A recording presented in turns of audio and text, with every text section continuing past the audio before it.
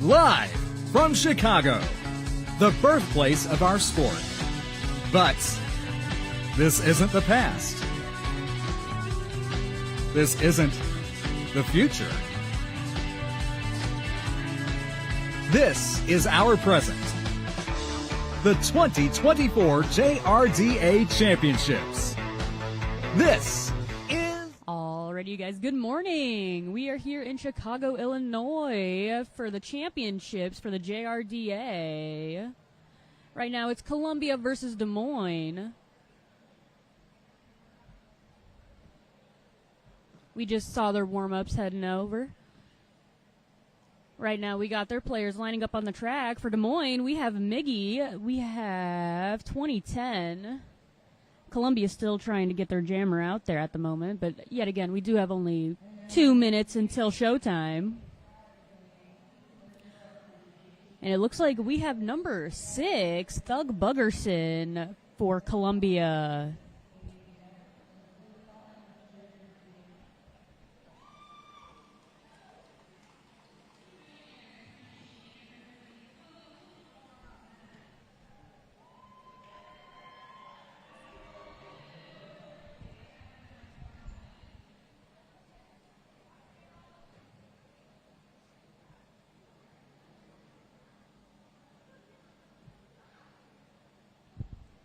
All right, and we have ourselves a roster for Columbia. Their players out there currently are Roland Riesma at the front with the purple helmet. Their pivot is number 7, Loki Crazy. For Des Moines, we have 51, Rose, and 111, Joe Mama, as well as Dusleya and Miss Mayhem.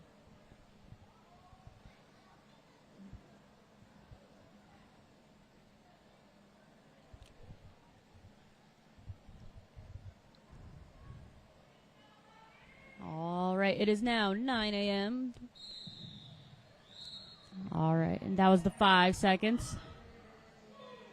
Looks like Columbia is packing up on Des Moines.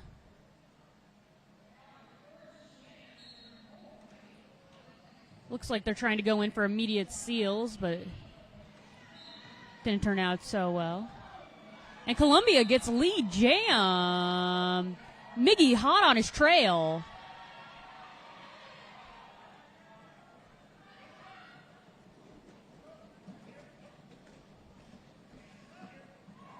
Oh, and they slide by. 4 points for both of them, making it an even jam.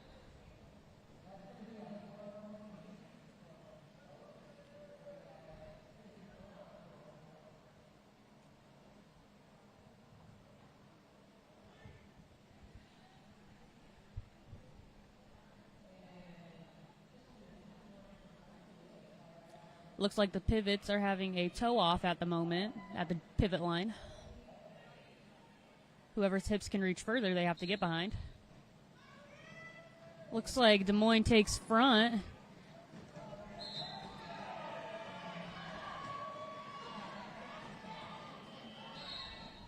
It looks like Columbia has lead jam. He's coming around on a point scoring pass. The real question is will he get it? And it looks like he is about to. Oh, and he gets knocked out. And Des Moines' jammer is in the penalty box. Looks like they are on a power jam for Columbia. Des Moines better get ready for those seals.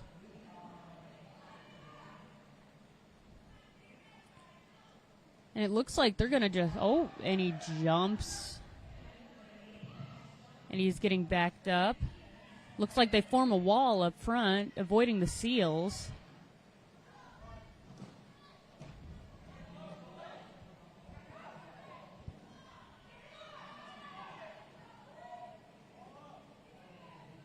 All right, and Des Moines' jammer is back in the game. Well, they go the full 2 minutes. And it looks like one of Des Moines' players is on a penalty.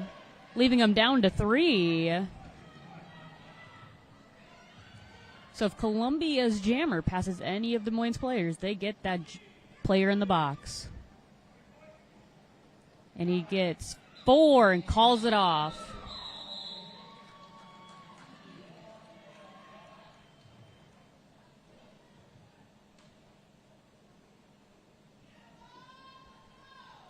We have a 16-4 matchup.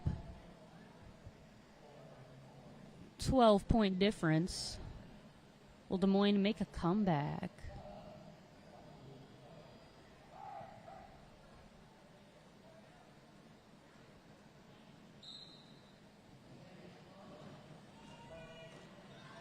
All right, and we got ourselves Mr. Valiant coming out hot with a lead jam.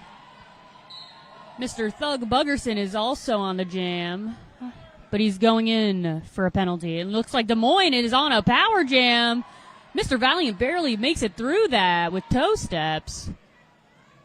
What is their game plan? All right, and they pick the side, and they're coming through with 4 points for Mr. Valiant.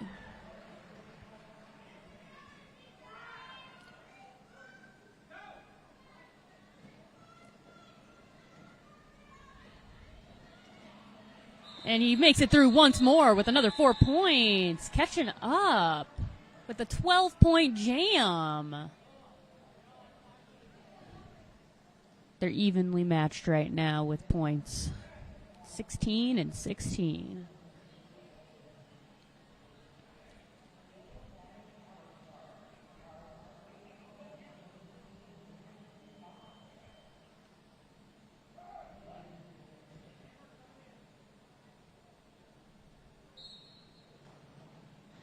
Looks like we have Thug Buggerson still in the box. He's coming out of the box. We have Miggy getting a lead jam almost instantaneously. And Thug Buggerson makes it out on a point-scoring pass, and he calls it off. Oh, this might be an injury.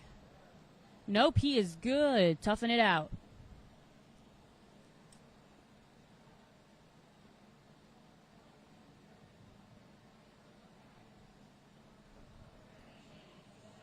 All right. And Des Moines got 2 points on that jam. It looks like we have Twig for Des Moines behind the jam line. And we also have Killman for Columbia.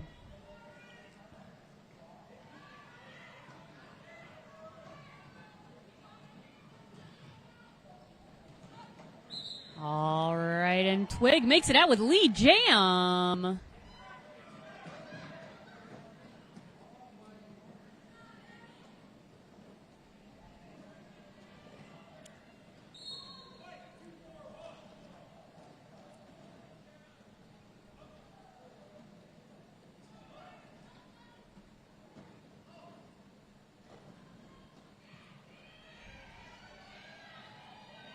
All right, and there was a panty pass. It looks like 007 is on for Columbia. And Des Moines gets another 4 points on that jam.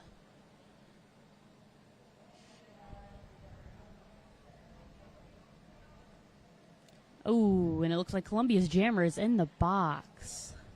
And it looks like we're starting on a power jam for Des Moines.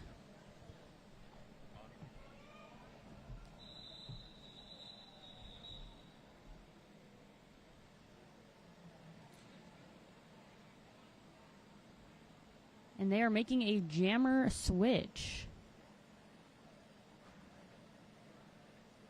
No, it looks like their jammer is back in behind the jam line. We have Miggy for Des Moines. And Thug Buggerson for Columbia. All right. And Miggy's pushing through those arms and gets out with lead jam almost instantaneously once again. And Thug Buggerson is right behind him. Will they be able to get points? And he gets by unscathed. Another 4 for Des Moines.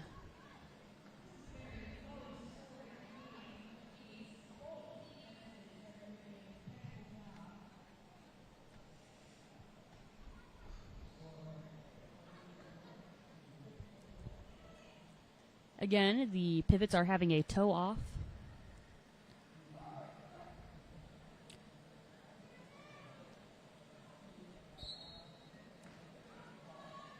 All right, and they're both running up, getting speed. And it looks like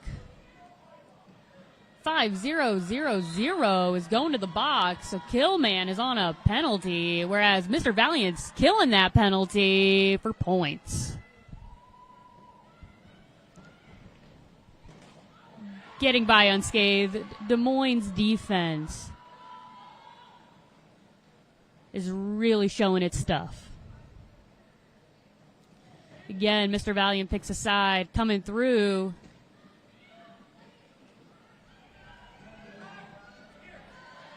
Again, getting another 4 points, making this an 8-point jam so far. Looks like Columbia's jammer is back in this. And he's getting backed up.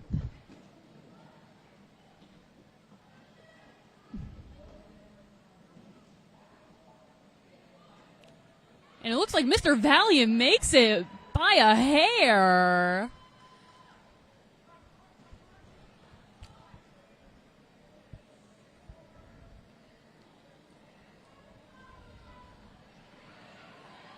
Again, making it around, making this a 16-point jam for Des Moines. Making it 42-16, leaving Columbia in the dust.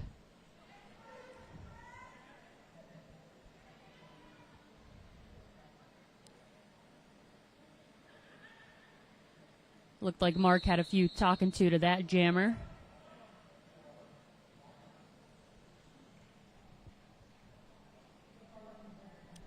It looks like we are on an official review or a team timeout. Seems like a team timeout.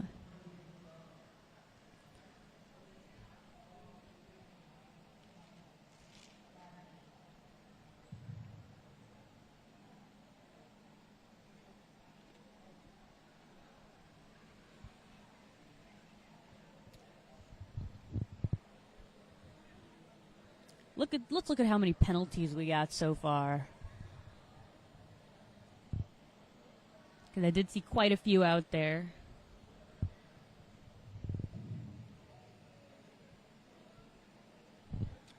All right, and for Des Moines, it looks like they only have 4 penalties so far, which facing this team last year was not the case. And it looks like only 3 for Columbia. They're pretty evenly matched on that front. And it looks like we're starting another jam with that 5-second whistle.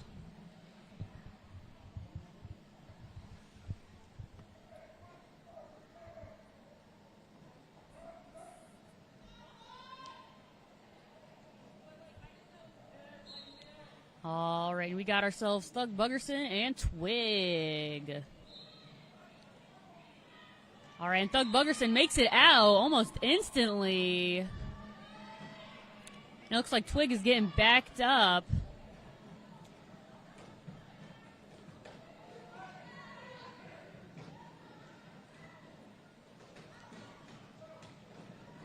Thug Buggerson makes it by with 4 points. Des Moines is down to 3. One's in the box.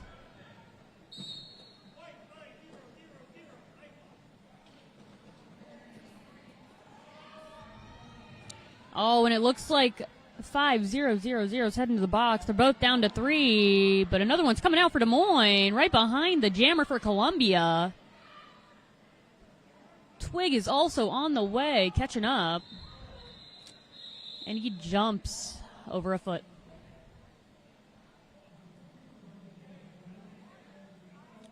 Looks like that was a 10-point jam for Columbia.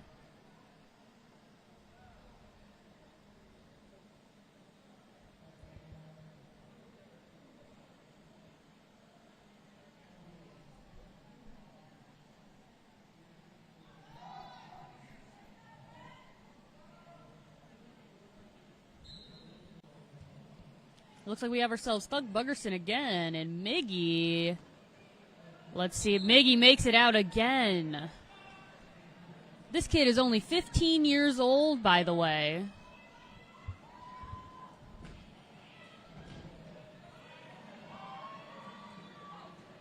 And Thug Buggerson makes it out. However, Miggy has a lead. And gets his points and calls it. That was a 4-point jam for Des Moines. 7 points.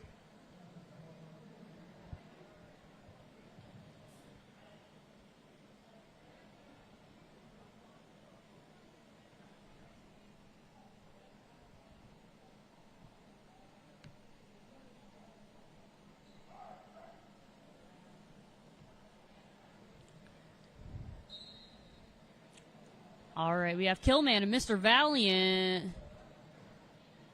Let's see what their goal is. And Killman gets backed up. And looks like Killman has the lead, leaving Mr. Valiant in the dust.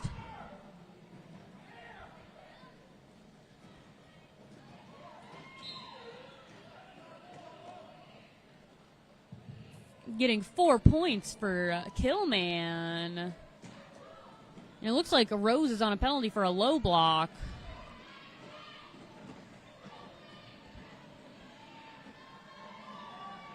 And again, another 4 points for Killman. Mr. Valiant's still not even on a scoring pass. He's getting knocked out, backed up.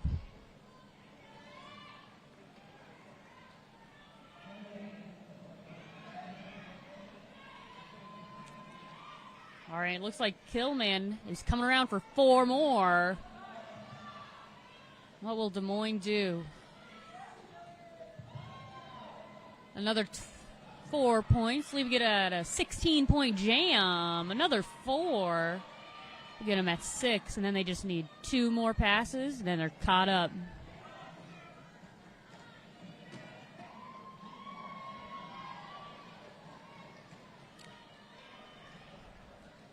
And it looks like 934 Tank is really showing his stuff right now, not letting that jammer by. A couple of times he stopped him dead in his tracks, even when he's had speed.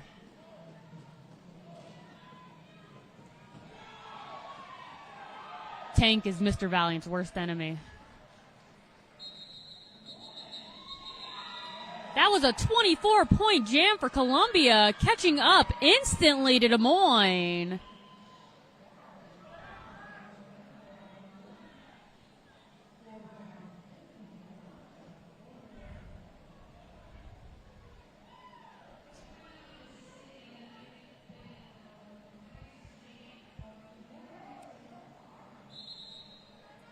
That was probably the most stressful jam for Mark, Des Moines' coach.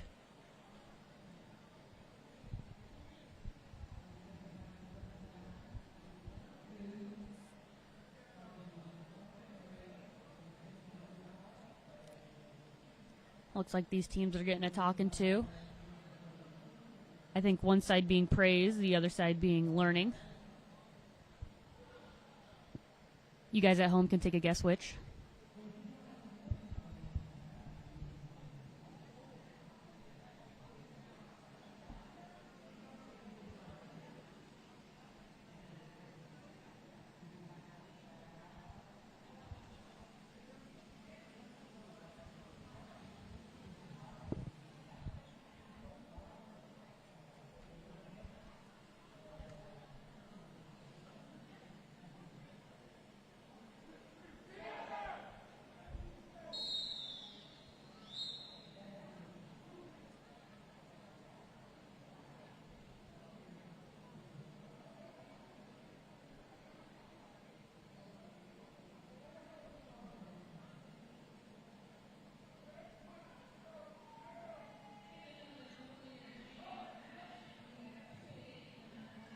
Looks like Columbia's going in for an early seal maybe on Des Moines with Twig and Thug Buggerson. Thug Buggerson getting backed out of the lines. I forgot what the lines are called. And it looks like Thug Buggerson makes it out with lead jam. Des Moines coming up to help their jammer, but will they succeed?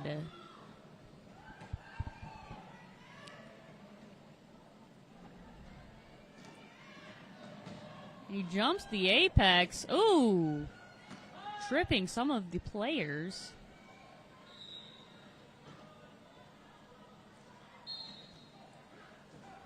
Oh, and it looks like Thug Buggerson is on a cut. Let's see this power play for Des Moines. Will they show their stuff?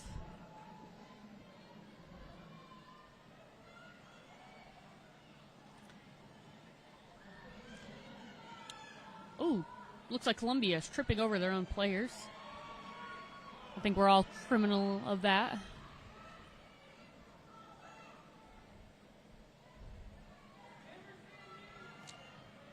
And it looks like the jammer for Columbia is standing, getting ready to go.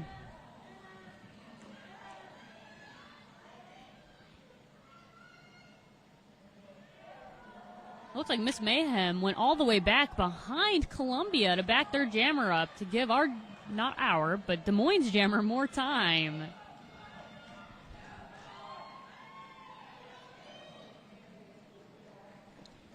Oh, and neither of them can call it. Since Thug Buggerson got lead jam and got a penalty, there's no more lead. So they got to go the full 2 minutes. However, there are only 3 seconds left, so lucky for them.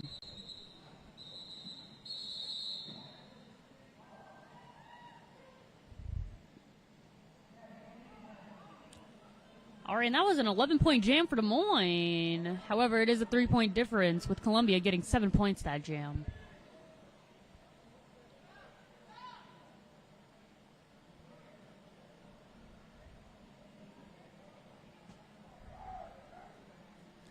And it looks like they are doing the pivot off again. Des Moines taking the front.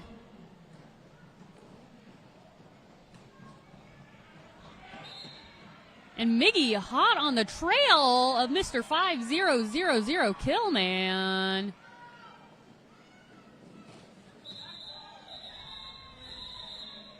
Oh, and it looks like Columbia's jammer is on a back block. Maybe.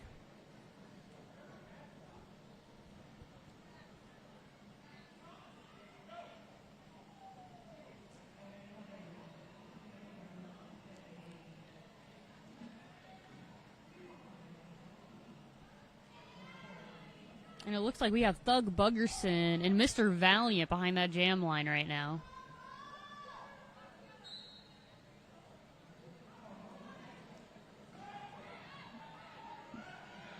Behind the line. And that was a cut for Thug Buggerson, leaving Des Moines on a power jam. Let's see if they could show their stuff. And Mr. Valiant makes it through. Ooh, and it looks like Miss Mayhem is on a cut, question mark.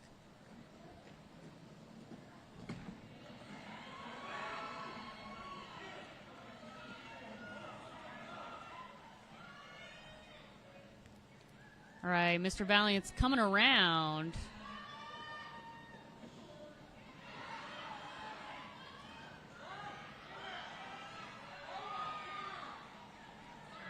Oh, and it looks like Thug Buggerson is back in this thing.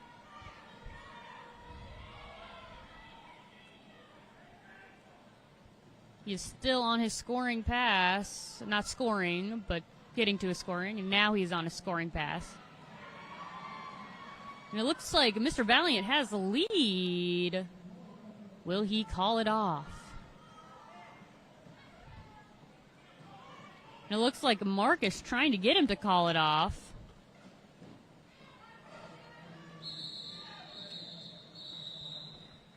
And he finally calls it off with 12 points, 14 for Des Moines.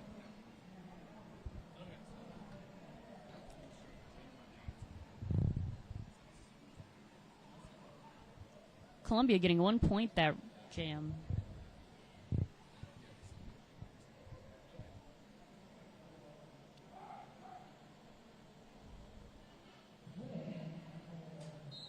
All right, we have Twig and Killman.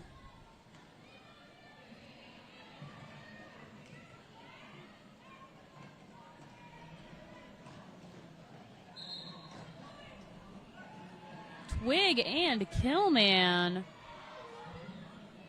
skating together like they're best friends.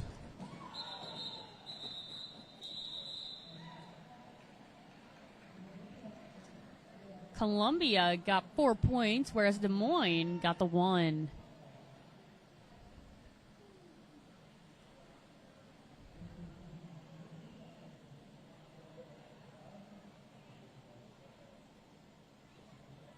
We have 10 minutes left of this half, so when we do get to half, make sure you guys at home go get snacks.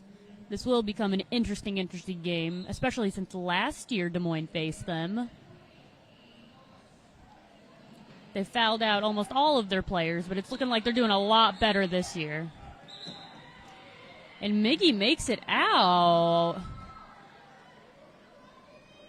Getting lead jam, but it looks like Doug Buggerson is also on the way.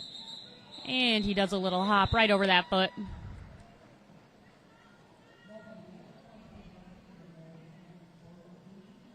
That was a 4-point jam for Des Moines. And it looks like Miggy is going back in for another round.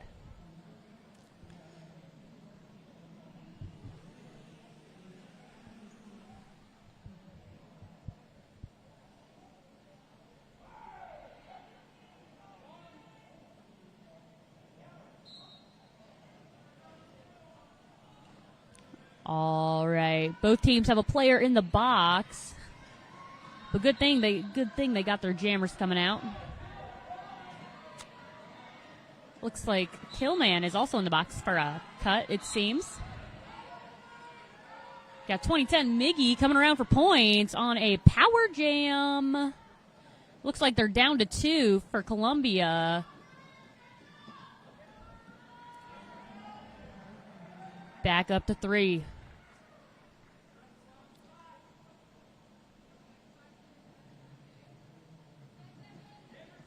And it looks like they are waterfalling around Columbia, giving Miggy an easy out. And the jammer is standing for Columbia, so they got about 2 seconds before that jammer's coming in hot. Or maybe not. Most definitely is still in that box.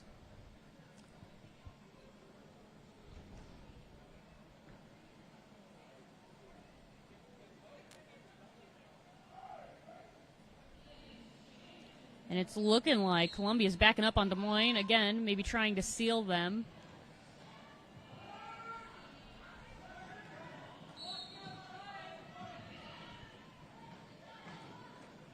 And it looks like Twig makes it out.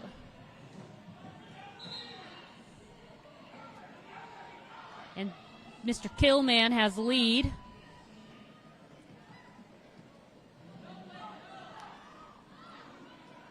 Twig thought he had lead.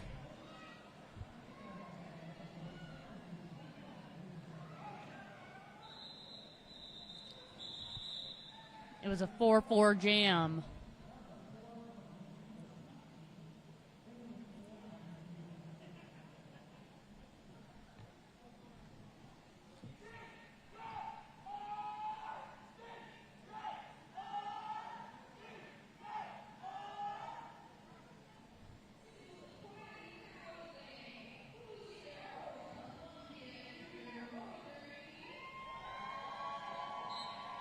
All right, we have Thug Buggerson and Miggy, both of which are extremely high-level playing jammers, but will Tank stop them?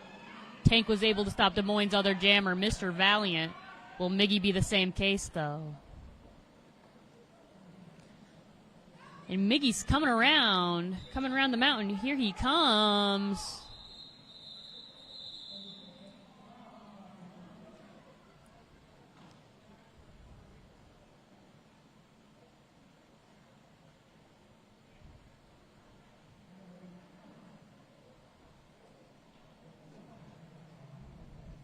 Two-point jam for Columbia. This game is neck and neck. Both teams play extremely high-level derby.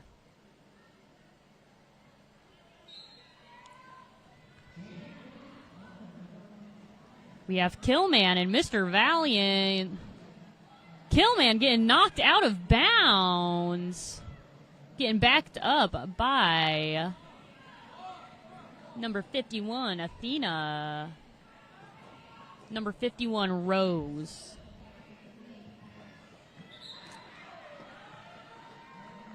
And Mr. Valiant makes it through with lead jam, but Killman is right behind him. What will Des Moines do? Coming in for Seals, but Killman right behind him.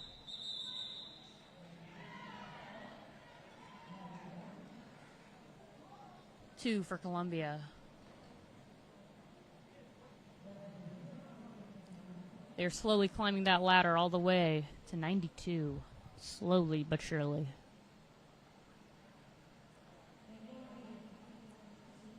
We have less than 5 minutes left in this jam, or, well, this period.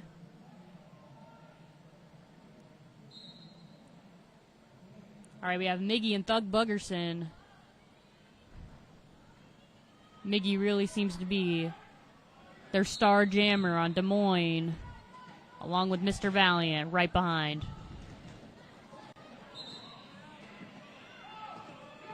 They might be neck and neck now.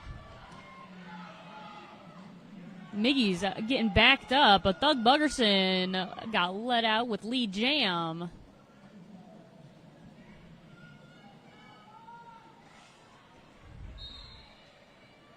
And Mr. Thug Buggerson is on a cut, going into the penalty box. That leaves Des Moines on a power jam with 3 minutes left in the period.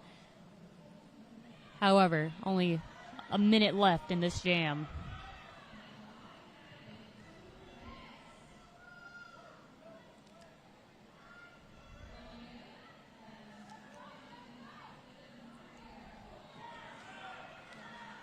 Hops around that foot. Getting 4, 4, and 4 left and right. Looks like Thug Buggerson is standing, getting ready to go back in.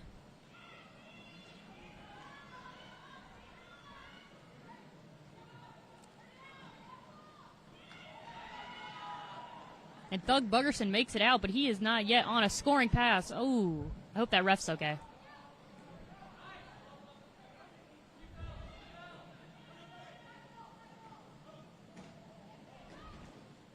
And Miguel makes it out.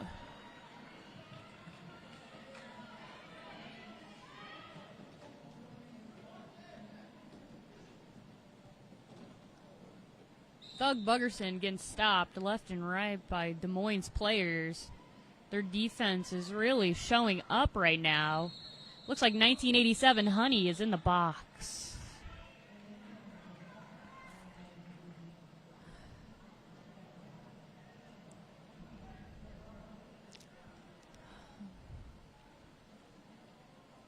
Looks like number 9, Twig, is up on the lineup at the moment.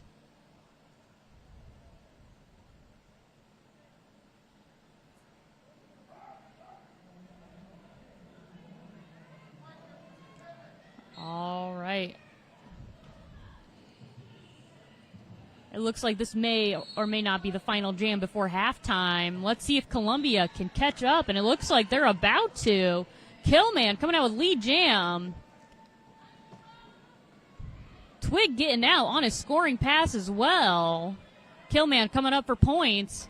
Will he get the... And he grabs those points, puts them in his pocket, and locks them in a box.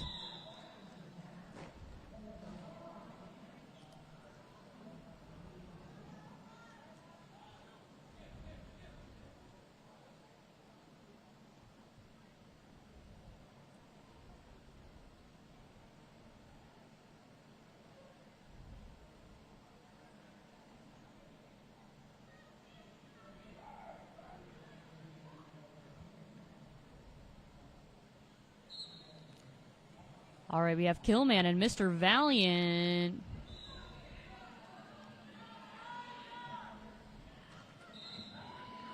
And it looks like Killman gets lead jam, but Mr. Valiant is right behind him. It looks like he's skating to pass him.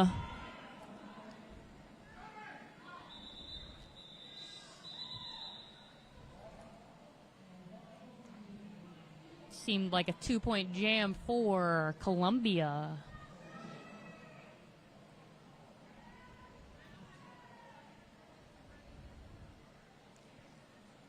It looks like Des Moines jammers are making the other jammers on Columbia sweat. However, these defenses are really making the jammers sweat.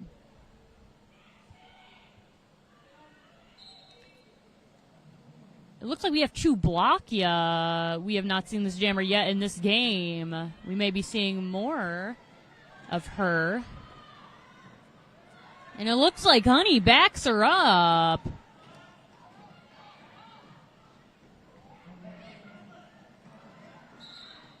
Chublakia is getting Lee Jam.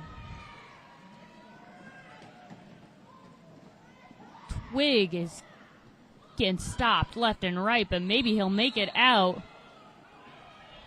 one way or another. Someone would call him Blondie.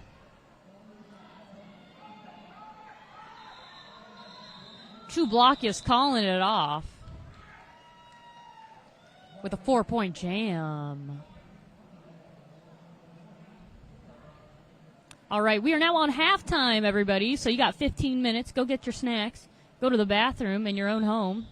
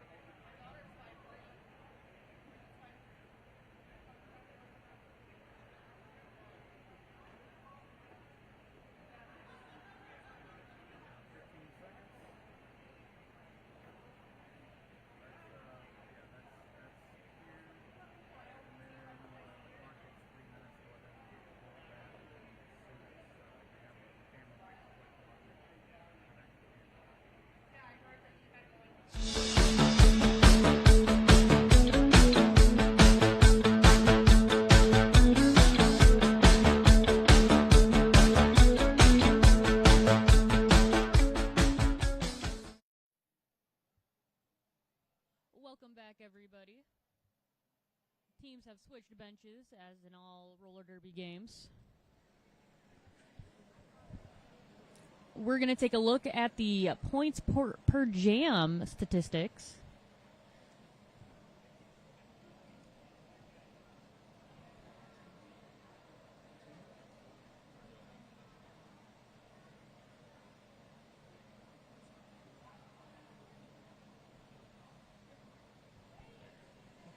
All right. And it looks like the highest jam we have so far is that 24-point jam with Columbia. Let's take a look at penalties coming out of half. And for Des Moines, they got quite a few penalties. Some of them will be in penalty trouble here in the next one or two jams. Let's take a look at Columbia. Again, same case with them. These teams are very well evenly matched. I think it's just only a matter of time and how many jams they get in. They're lining up for gear check at the moment, making sure everyone's safe and sound.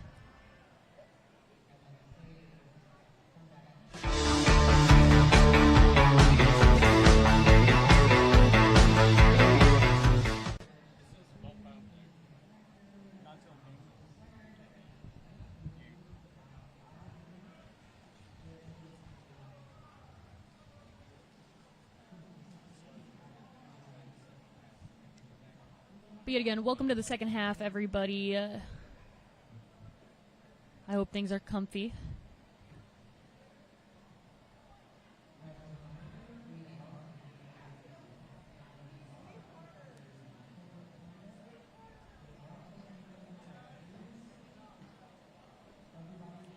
We have roughly 30 seconds until the game starts for this last period.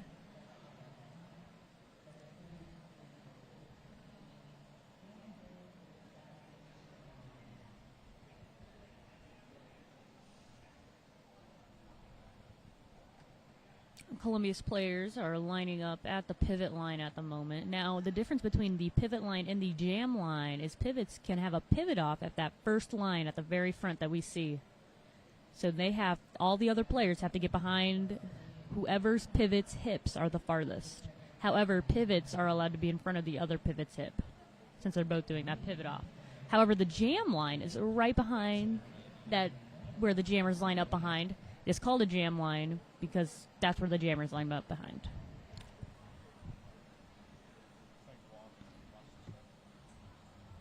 All right, but it's looking like we have Thug Buggerson to start this next period, as well as Miggy.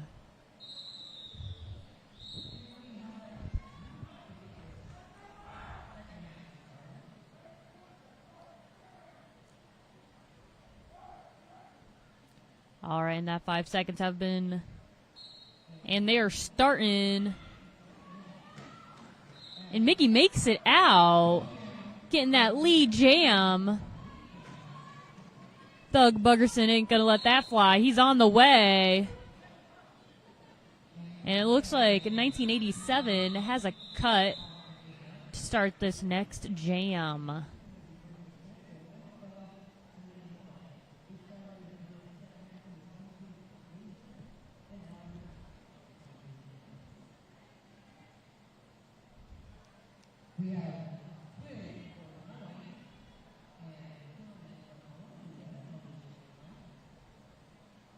We do have ourselves a Twig on that jam line. And Killman, he got a little bit of speed.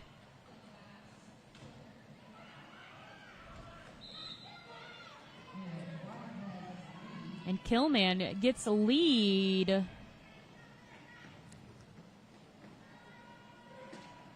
Twig makes it out, coming around for his scoring pass.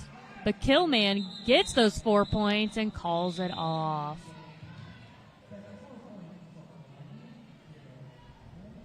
Jammers used to be worth points a couple of years ago, so they'd be called picking up nickels, and those nickels would add up.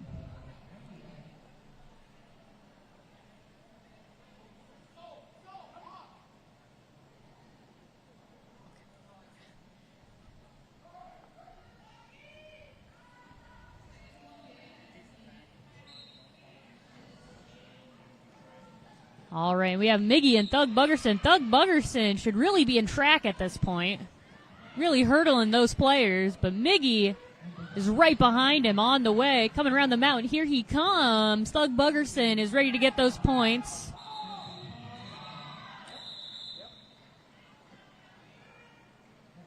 Columbia gets 4.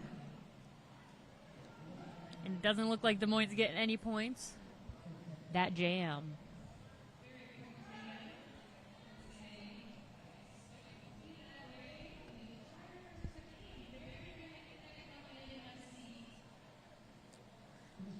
This game is literally neck and neck.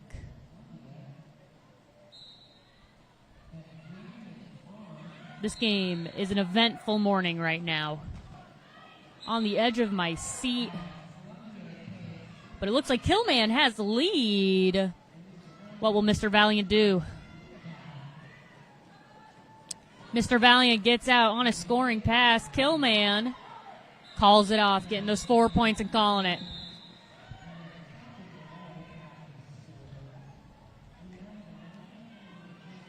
Columbia's game plan, picking up 4, calling it. Don't let that other jammer out. Very easy game plan.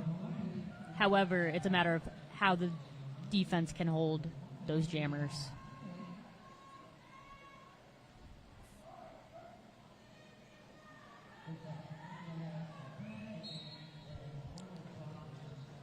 All right, we have Chublakya and Twig. All right, and Twig makes it out with lead jam. Chublakya, unfortunately, has been backed up.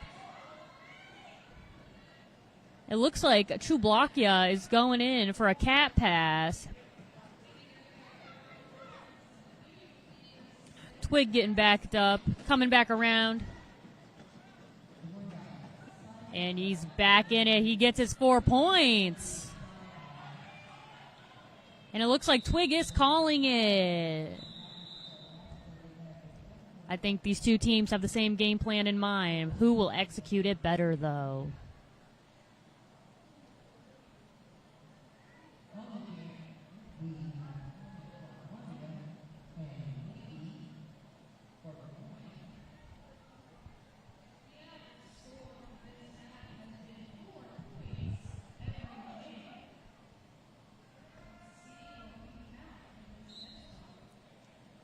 We have Miggy and Killman. Miggy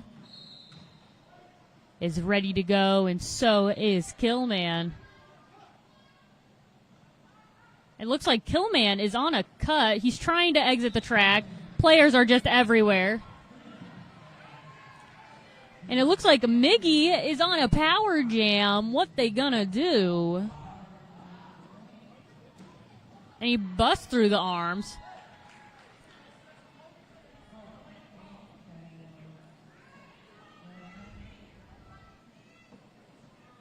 Again, going through those arms.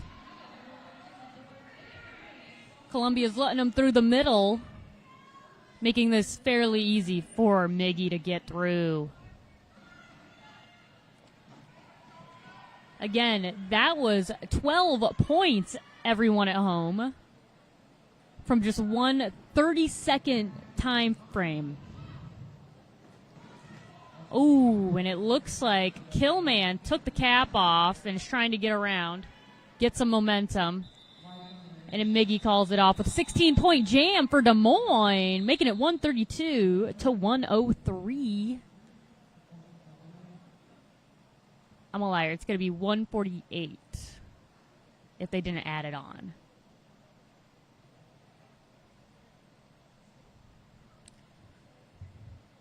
This game has been absolutely insane. Des Moines is better than they've ever been last year. Last year, there were penalty troubles. This year, they've gotten that under management.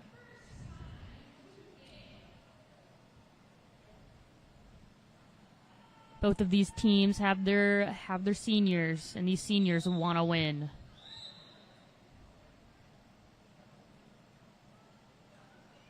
But yet again, I cannot commend these teams enough for how well they're doing and how well they're playing. I cannot give them any more praise than I have right now.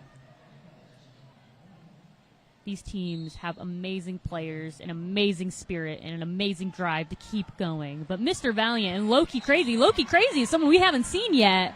Let's see it. And Mr. Valiant is right behind, and it looks like Columbia is tripping over some of their players, which is A-okay.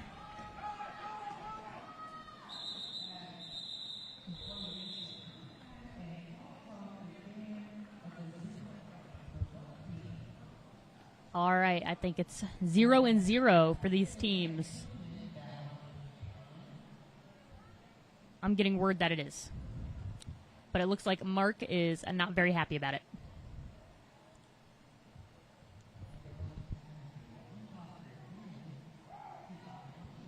All right, in 5 seconds. And here we go. They're running up, getting some speed. Ooh, and Killman is getting lead jam.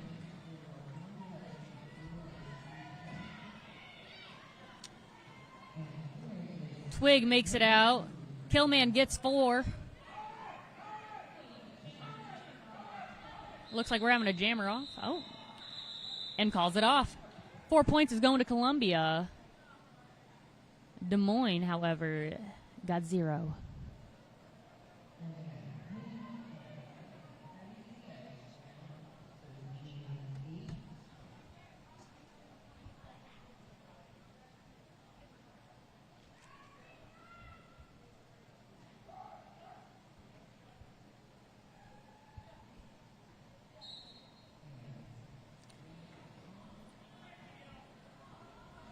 All right, and 1987 is coming back in for Des Moines. They're at full strength, both teams. Miggy's coming around the mountain.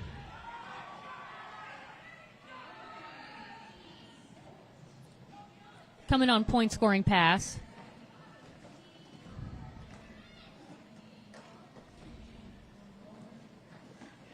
It looks like Doug Buggerson is really putting the works on Miggy.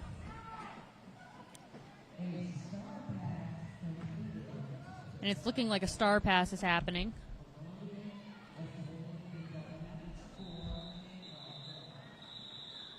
And a star pass was handed to Doug Buggerson.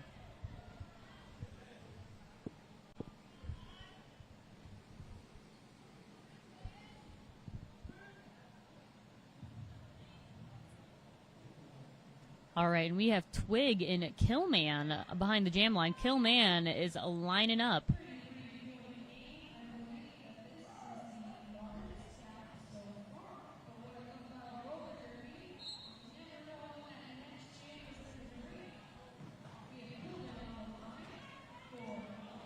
It looks like Twig is really pushing him.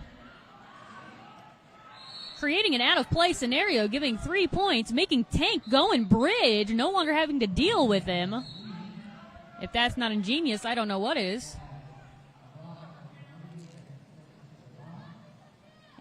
And it looks like they're sealing for him. And it's a power jam for Mr. Twig. Will he use it to his advantage? Let's find out. And it looks like he's trying to. And it's looking like the jammer is standing. Jammer is back in.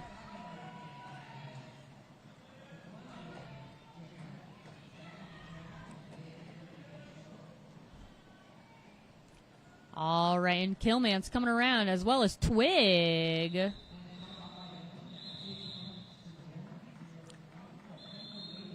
amazing jam. These teams are playing their hearts out. I don't think I've seen more passion than I have with these players in this sport. And it looks like we are on a timeout for Columbia. Discussing game plan.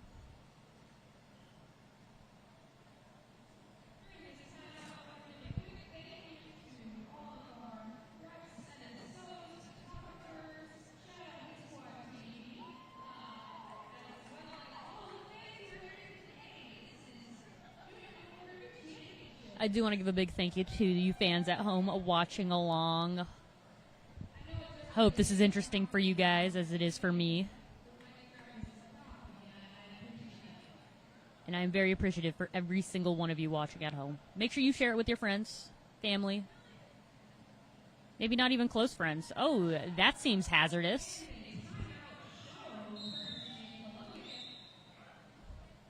It was very cool.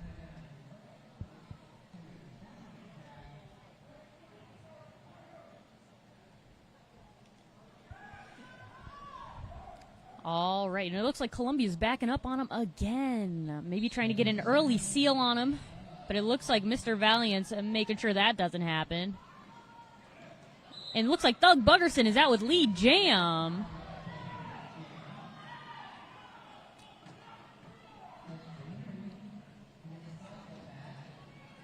Jukes around him from Mr. Valiant. A beautiful juke, in my opinion. Thug Buggerson got 4 points.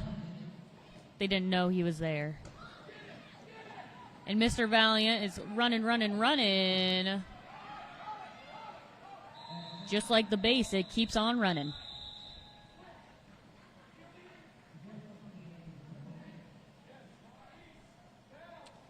All right, and that was an 8-point jam for Columbia. Slowly but surely, they are catching up. Just another couple of jams like that, and they'll be caught up. These two teams have their work cut out for them. Facing each other as the matchup we never thought we would ever see again until today.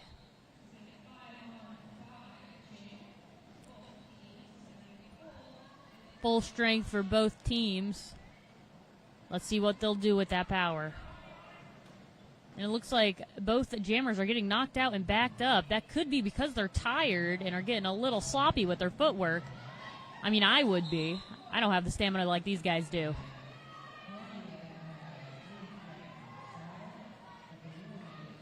These jammers are excellent, excellent players. They have the toughest job on anyone on that team.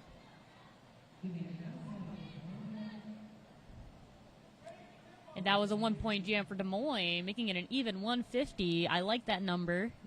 0s and 5s are the best kind of numbers.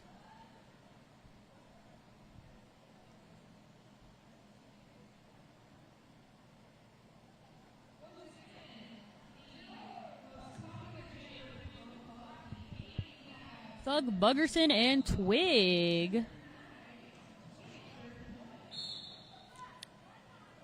And Honey falls down, leaving it able for Thug Buggerson to get around, just stepping over.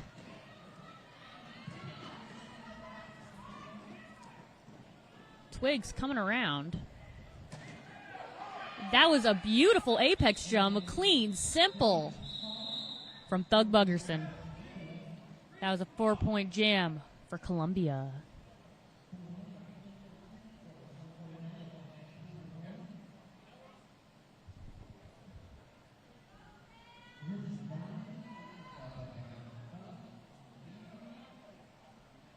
And they're both getting real close up on that first pivot line.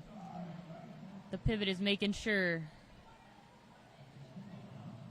And he is lunging for that. And he takes front. And again, makes it around. Clean cut. Ooh, there's a cut for Tank. Their greatest blocker. Tank is a force to be reckoned with, but it looks like Mr. Valiant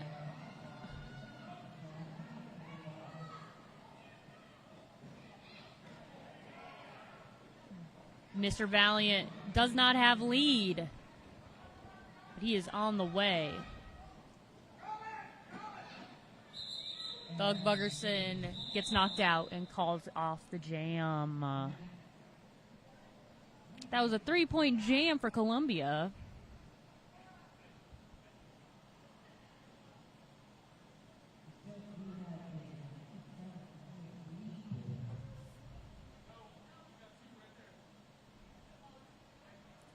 I can't believe it's already been 15 minutes in this period.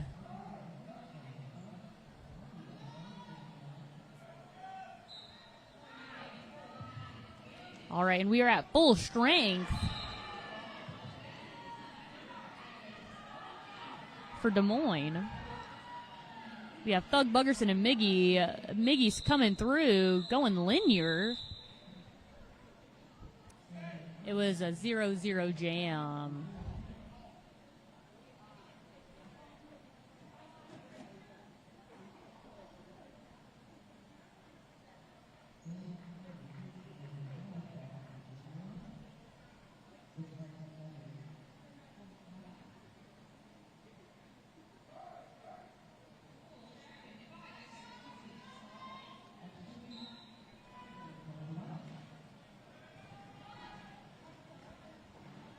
All right, and Miggy makes it out with lead jam. Thug Buggerson's getting backed up while this is happening. All right, let's see it, Miggy.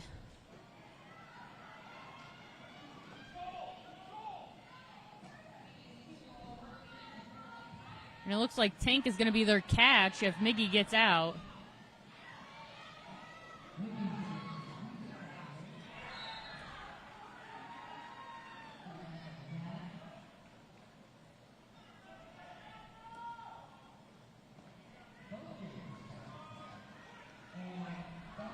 And it looks like Thug Buggerson makes it out.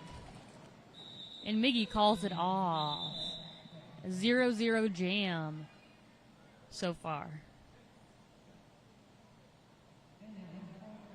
4 points go to Des Moines.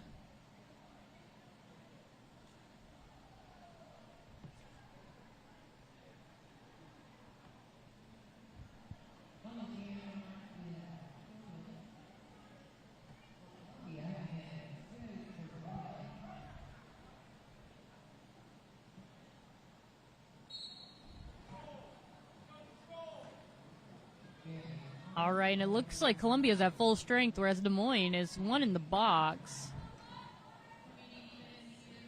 We have a... excuse me, guys. We have Twig. And it looks like Killman. Killman makes it out. Oh, but he's on a cut, so he has got to go in the box. He is in timeout for right now. All right, but it looks like Twig has got lead jam, and we are on a power jam for Des Moines. It looks like they called a no-pack situation. So they had to move up. Create pack again. Boom goes the dynamite. Des Moines coming in for those seals, giving Twig those 4 easy points. So will they do it again?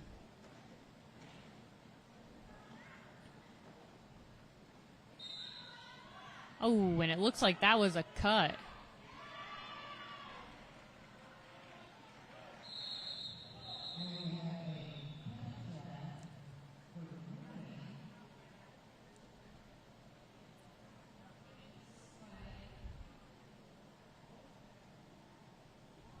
Leaving that with 4 points for Des Moines.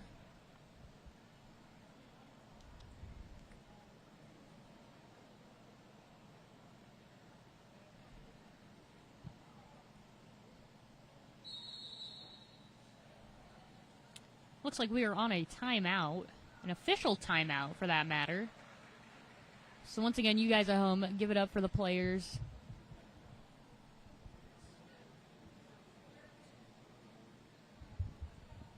All right, let's take a look-see-loo at those penalties, see what we are working with so far, see if anyone is in penalty trouble.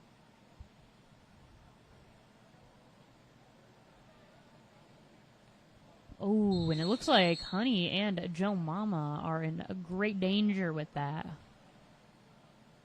7 is the max amount of penalties you can get before fouling out. Ooh, and it looks like Killman has fouled out of the game. Ooh, that's going to be rough for Columbia. He was one of their best jammers out there. Looks like we are going to need a parent escort for this.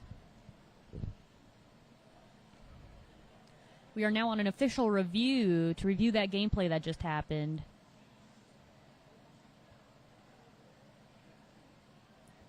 The official review that happened was probably about Thug Buggerson getting knocked out by one of Des Moines' players after knocking out Des Moines' jammer. And when Thug Buggerson knocked out Des Moines' jammer and got knocked out after, he no longer has grounds to back that jammer up. I think they're discussing that play right now.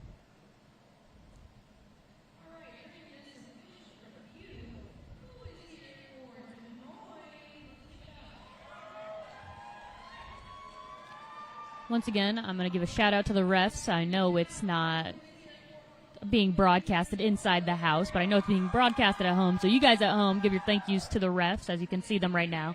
They'll probably feel it psychically, hopefully. Oh, it looks like they've come to a decision, letting the people over at the scoreboard know that.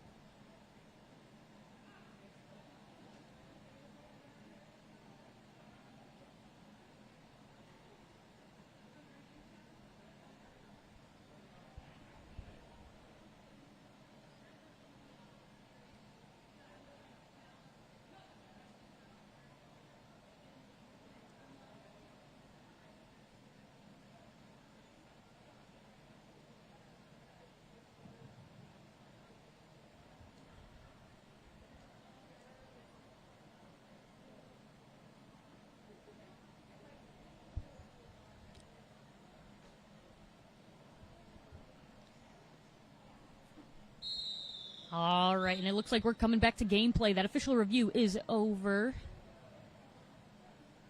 We are going to take a look at what that conclusion was here in a second.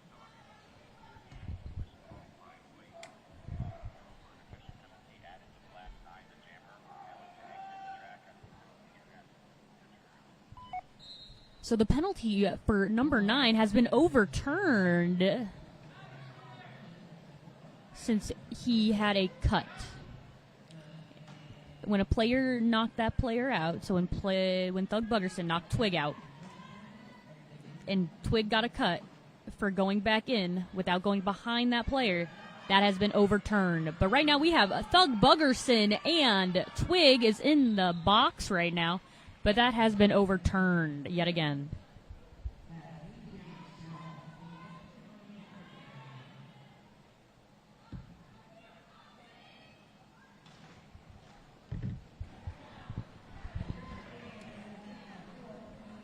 All right, and it looks like they are neck and neck here. Twig is catching up to him. Thug Buggerson still has the lead. And that was the 2 minutes. It was a 4-point jam for Columbia.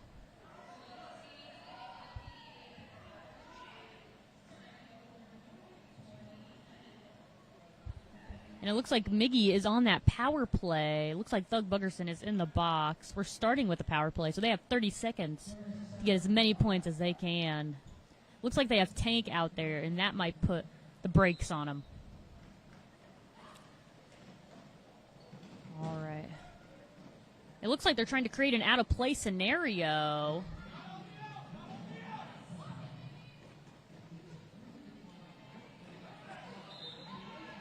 And Miggy makes it out with lead jam. Oh, and it looks like Columbia's jammer is standing at the moment.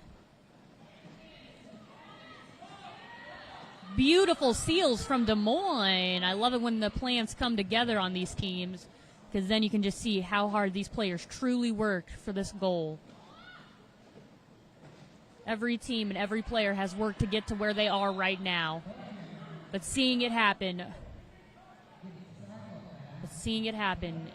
is truly amazing. And it looks like Miggy is in the box.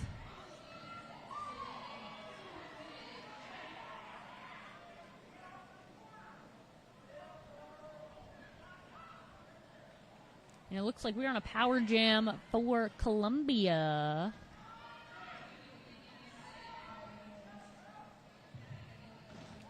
Jumping the apex beautifully clean.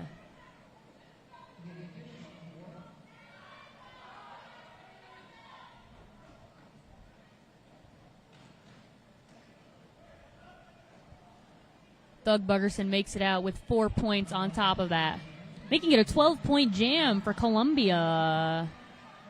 It seems like they're really trying to catch up at the moment.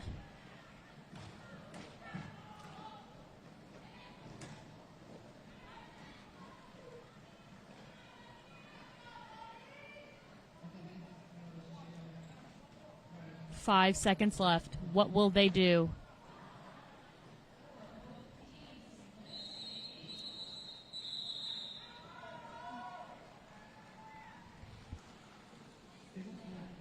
That was a stressful jam for both of the coaches. I cannot believe what these players are accomplishing right now. There's a 10-point jam for Des Moines, a 17-point jam for Columbia, making it 167 to 144. You guys at home can probably see that on your screen, but for those of us who don't have our glasses on or just looking at blobs, that is the score. It looks like we have Mr. Valiant and Chu Blokya. Ooh, that was peculiar. It looks like Mr. Valiant did a cartwheel over one of Des Moines' jammers. And Mr. Valiant makes it out with Lee Jam. Chu Blokya is dealing with Honey on Des Moines. Gets around. It looks like Mr. Valiant is on the way again with 4 points.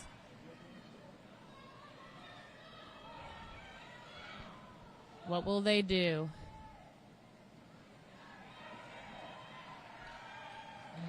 Looks like Chu Blokya is also on 4 points. It looks like Mr. Valiant is calling it off with only a 4-point gain for Des Moines.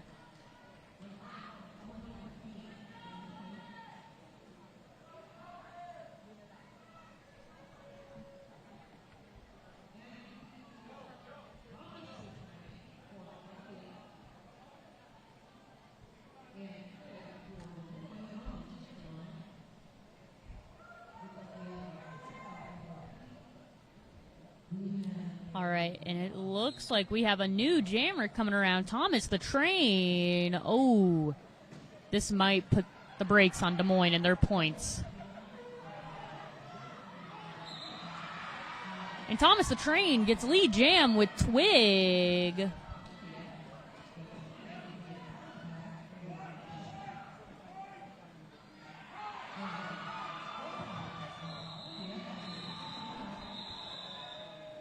For those of you at home keeping track, Thomas the Train is number 113, not 007. 007 is Mad Danger.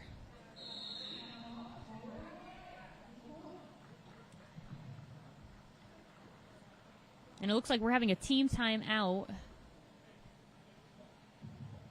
on Des Moines. Mark does not look happy. Looks like he is saying, hold the jammer.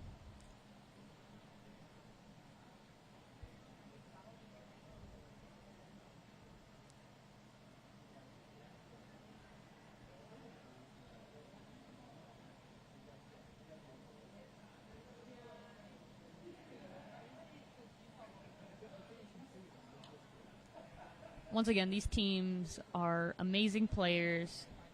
Oh, we have someone waving. Camera didn't catch that, unfortunately. I'm waving back. I don't know if they see me.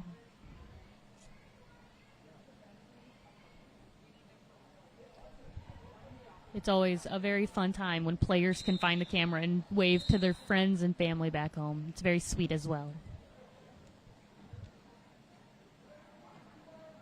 And it looks like we have Chublakya again and Miggy.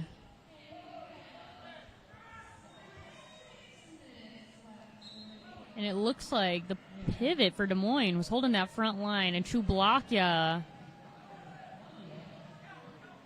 is really in that wall, and it looks like Miss Mayhem is trying to help.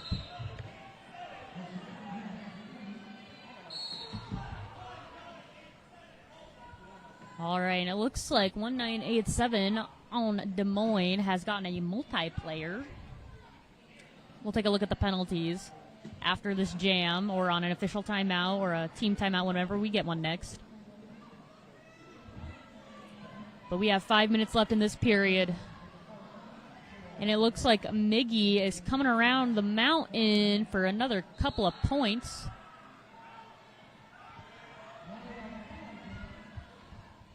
Oh, Chublakya is in the box, so it looks like Miggy is on a power jam.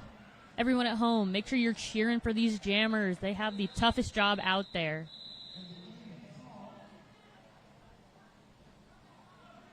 And the jammer did call off the jam with 8 points. All right, and it looks like Columbia has only gotten 3 blockers, giving Des Moines an easier time with seals on that power jam.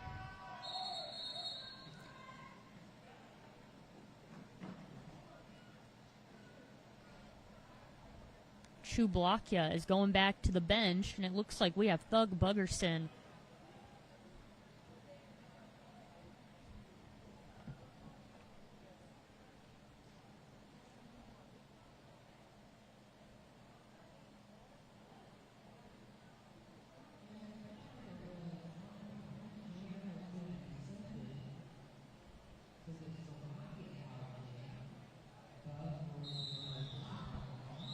All right, and that was the 5-second whistle. They're getting ready. They're backing up on Des Moines. Getting real up close and comfortable with them. Maybe they'll know each other's names after this. We have Twig and Thug Buggerson. And it looks like Thug Buggerson is getting backed up by Miss Mayhem. And Twig makes it out in a smooth turn with Lee Jam.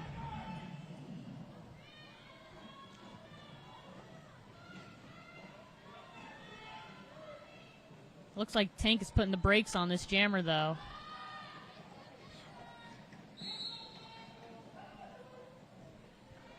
Tank has really earned that name on that team. Thug Buggerson seems to be in the box, and it looks like we're on a power jam for Des Moines. Yet again, will they take care of Tank, though, in the long run? And it looks like Miss Mayhem took care of him, but will he come back and reform? He's really pushing him.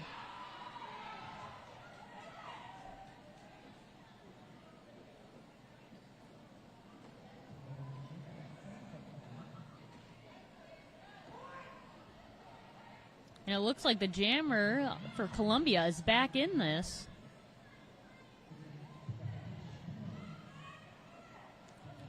Looks like they're backing him up.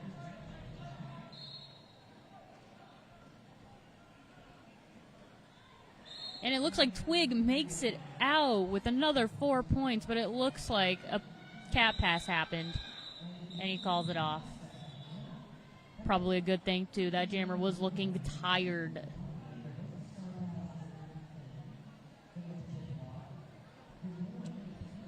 We do have 2.5 minutes left of this period.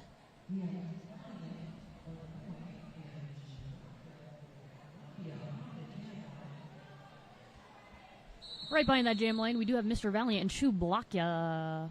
However, I do believe we are having an official timeout. I do think another player fouled out, so let's check those penalties and see what's happening.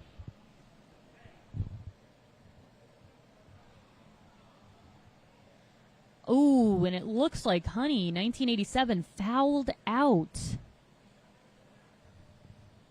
Oh, we thought she was sweet. She is no longer. All right, and it looks like Killman and Thug Buggerson have both fouled out from Columbia. It's a 2-1 right now. All right, and that timeout is over.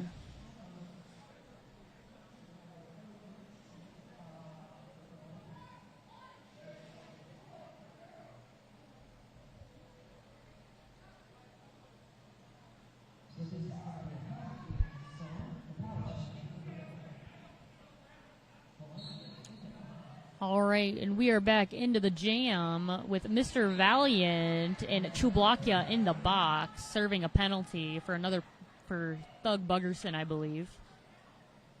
All right, looks like they are on a power jam. Will they complete the power jam? And they do. Mr. Valiant gets around almost unscathed. All right, let's see if they do it again. And they do it again. Mr. Valiant calls it off with an 8-point jam.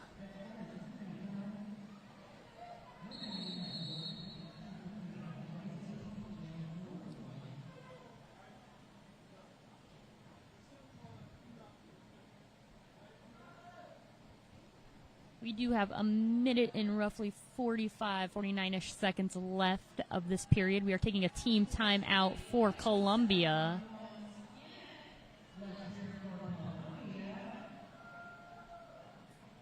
Is that Thomas the Train?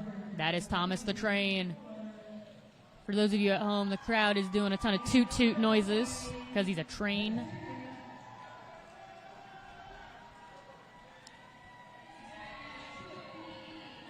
And it looks like Des Moines is talking to their jammers.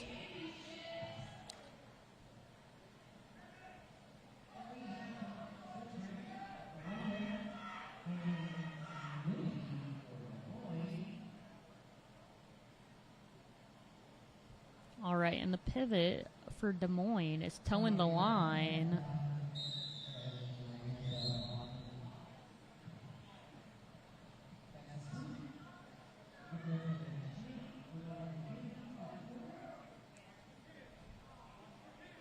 You have Thomas the Train and Miggy.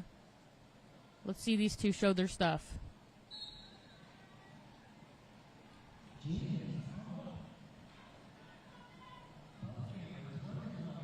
And it looks like Miggy is trying to eat the baby. It doesn't work. Comes back and just swerves around him, skating backwards. Really just looking at him. Thomas the Train is on the way around. Miggy puts his hand over his mouth like an oopsies. Did I do that? Oh, and Thomas the Train is getting backed up. All right. It looks like Columbia's paying attention to Miggy.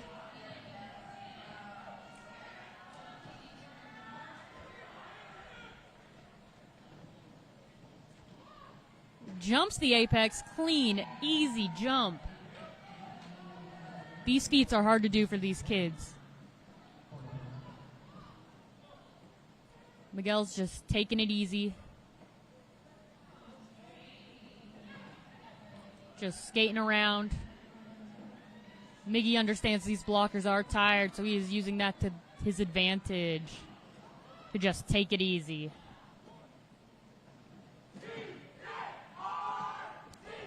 This has become a 20-point jam for Des Moines. This is the highest point jam that Des Moines has received so far.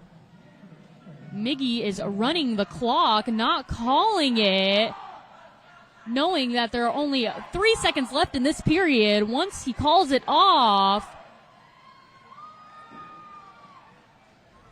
24-point jam for Des Moines, and he calls it off. An unofficial score is 223 to 156. Everyone at home, I hope you had a great time watching this game because I sure did. It was very fun to commentate on. These players really showed their stuff, beating Columbia, at least getting third for Des Moines. But yet again, that is the unofficial score. There could be some massive turnaround that we don't know about as the commentators.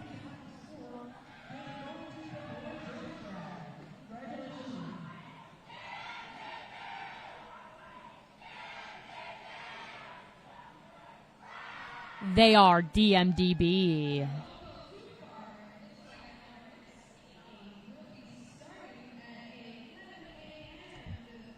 All right, we have 30 minutes until our next game at 11 a.m.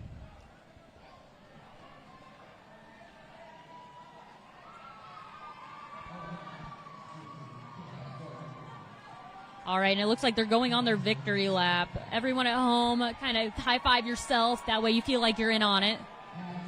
Just close your eyes and pretend you're high-fiving the players. All right, and the next game is at 11 a.m. It will be the Pixies versus the Foxtails.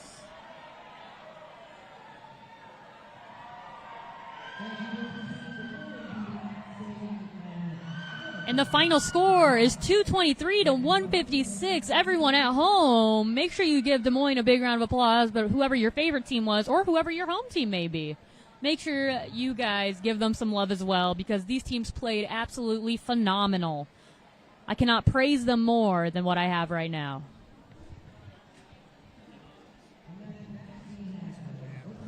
All right, once again, we do have the Pixies versus the Foxtails at 11 a.m., so make sure you join back. We do have the points per jam. 24 was the highest at the very end for Des Moines. 24 during the first half for Columbia was their highest as well. In the penalties for Des Moines, we have one fouling out and two very close to getting there. They just needed two more penalties to foul out during that game, but they did not, luckily.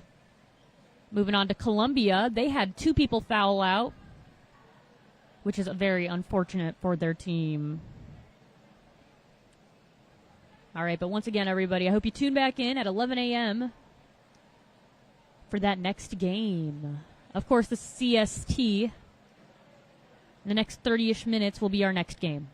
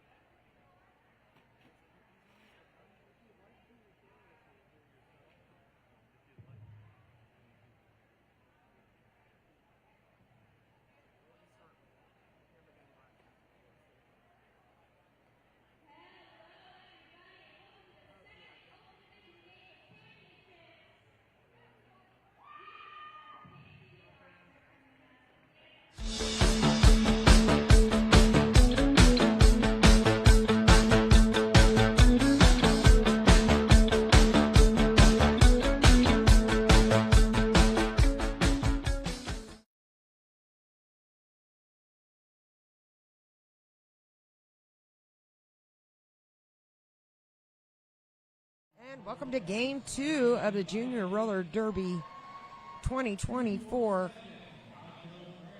Championships. We're coming to you live from Chicago, Illinois. Actually, it's in Palatine. This next bout is going to be up against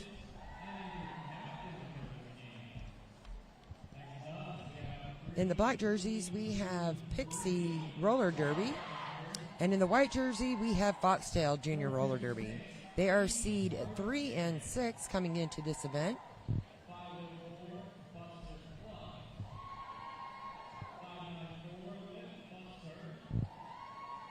This is sure to be a good mashup if you just tuning in. Last game, game 1, went to Des Moines. We'll be playing again at 5 o'clock today against Philly.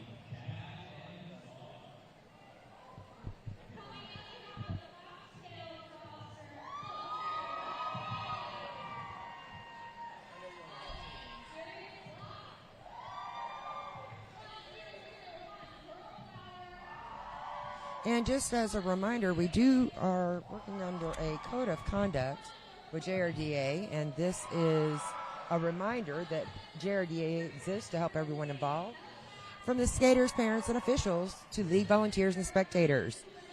Learn and grow in a safe, fun, and supportive environment. In order to facilitate that, the JRD has a code of conduct that will be enforced this weekend. Here are some highlights of the JRDA expectations.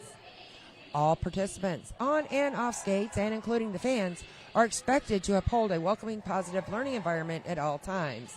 That's in the venue and when we're streaming on live in the chat, to make sure that we have mutual respect and support and encouraging all participants to be treated with respect.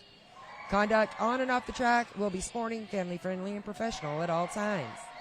Participants, again, including fans, even in streaming, will not engage in any behavior that will endanger the health, safety, or well-being of any attendees on or off the track.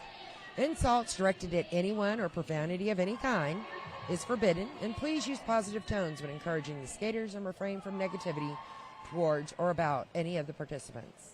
And finally, let's have a great time today and enjoy some junior roller derby.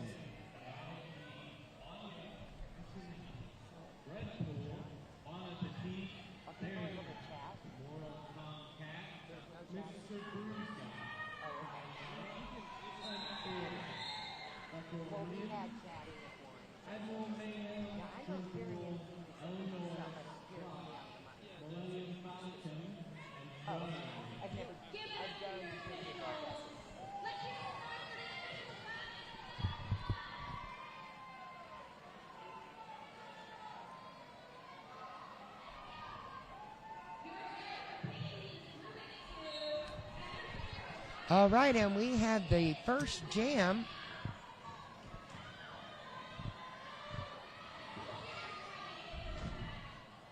We have Rubik's Dude for Pixies and Sweaty Baby for Foxtails.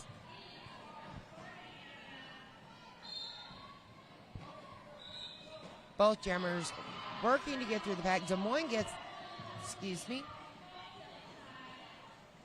the Pixies get lead jammer.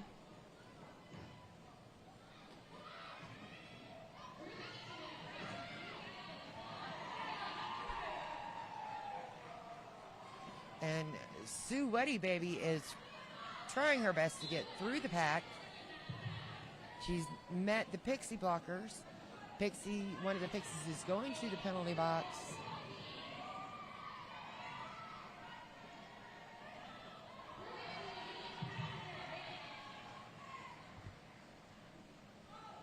And Pixies has made it through on the outside.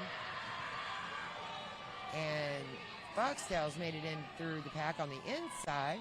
And the Pixies are going to be calling off that jam.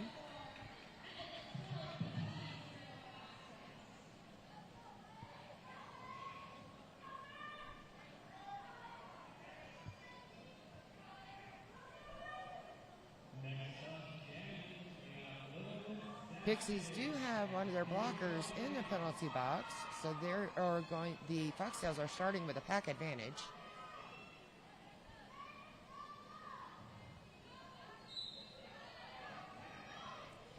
Little Miss Savage is jamming for the Pixies, and Tears of the Lynx for the Foxtails.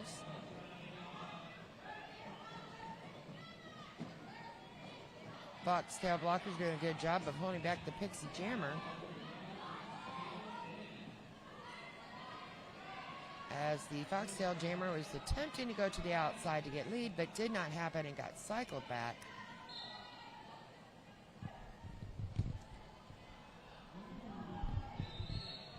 And we have a Foxtail pivot and blocker both going to the penalty box. So this is going to be a pack advantage for the Pixies. Pack advantage by 1. So we have one blocker for the Pixies and a blocker and a pivot for the Foxtails in the penalty box. We are on an official timeout.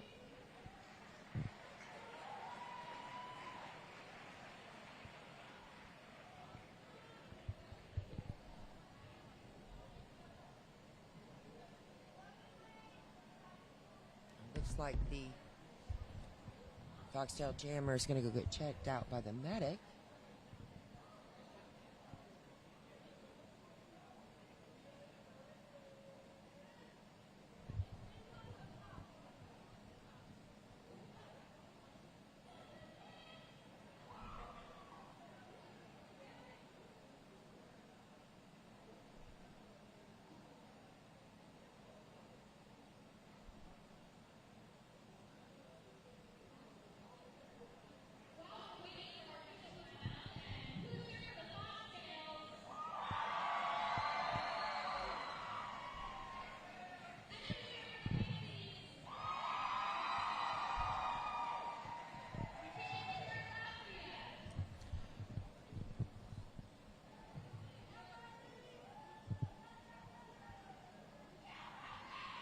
So going into jam 2, that was a 0-point jam for both teams. We are on an official timeout, waiting for the refs to get back on the track. Looks like the skaters are ready.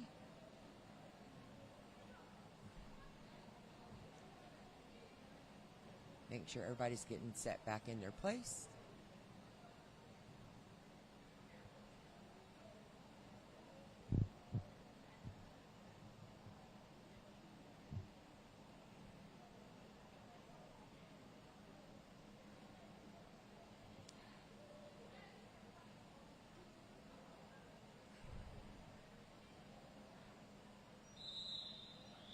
And there is the swoop.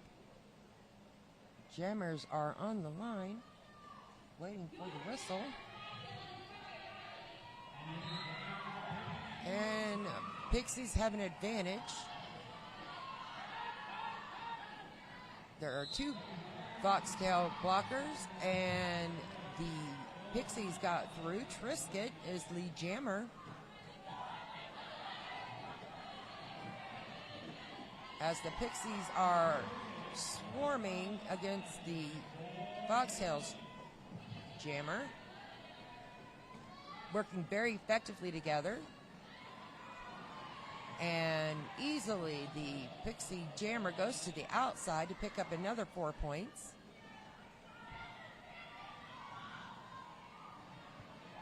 And the Foxtail jammer is meeting resistance, but made it through on the apex jump to get an initial pass.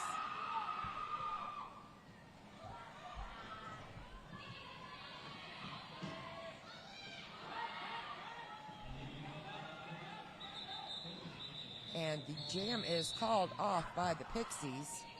That's going to be a 16-point jam for the Pixies and only a 2-point jam for the Foxtails.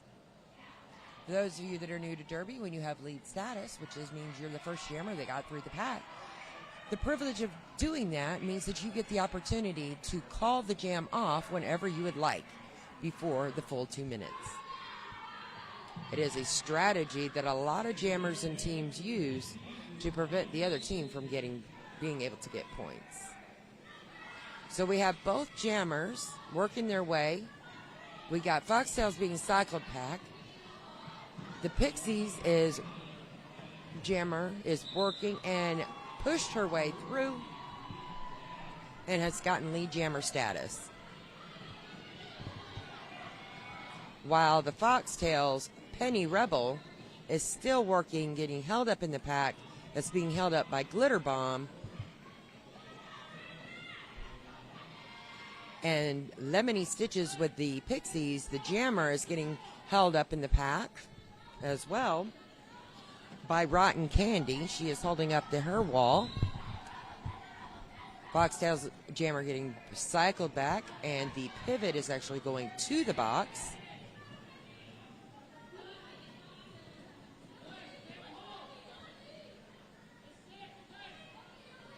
And again, the Foxtails is getting cycled back.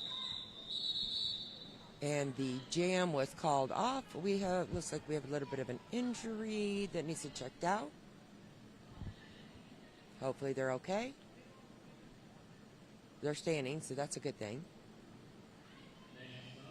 Hopefully it was just a funny bone hit and all's going to be fine. So now we have the jammers back on the line. We have a pivot for Foxtails in the penalty box, so they're going to be down a man. And we have another official timeout. And as you can see, the players are chatting on the track, having a good time. That's what part of being in roller derby is about.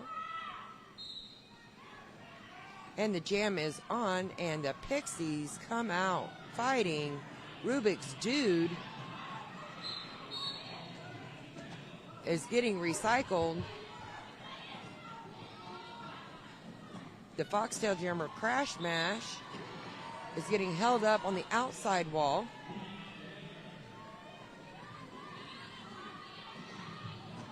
This Pixie wall is tight. They are holding the Foxtail jammer back as the Pixie jammer, Rubik's Dude, is making it through the pack, picking up an additional 4 points. Rubik's Dude is doing a lot of juking out there on his skates, having the ability to go back and forth without allowing the Foxtails to be able to pick up what his strategy is.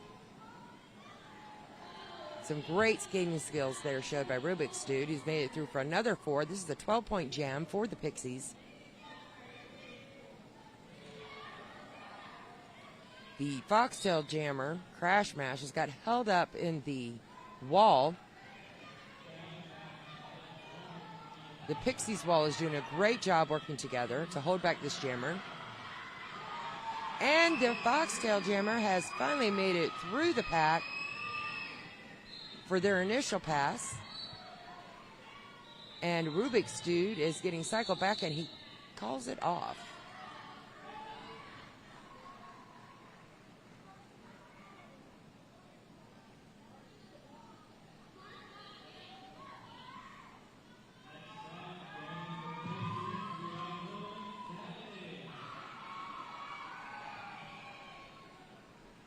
For those of you at home,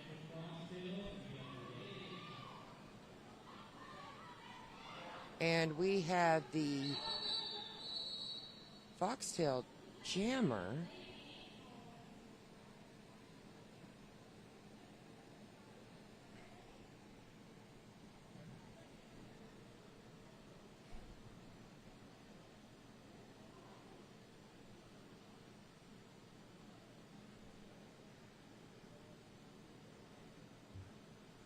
for those of you at home, we're in an official timeout.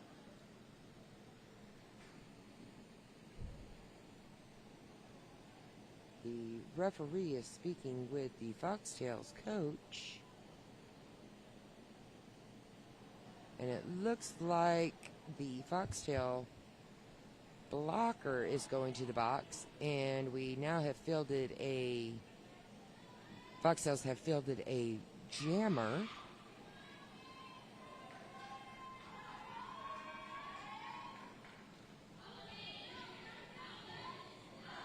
So the Pixies are at a one-man advantage on the track. Well, nope, that is incorrect. It is, both teams are down 2 blockers. I'm going to see how well each of these teams work together, these players, to hold back these jammers. They're both doing an excellent job of working through the pack. And we had the Pixies jammer, who is Little Miss Savage, get a cut track and sent to the penalty box. So the penalty box for the Pixies is loaded. And 1 blocker comes back out for the Pixies. And we have the Foxtails getting a whip around the apex. And they have 4 points and lead jammer status. This is a power jam for the Foxtails. And a slight little hop jump and gets another 4 points for legs. This is going to go the full 2 minutes. Little Miss Savage for Pixies had lead jammer status and lost that status when she went to the when they went to the penalty box.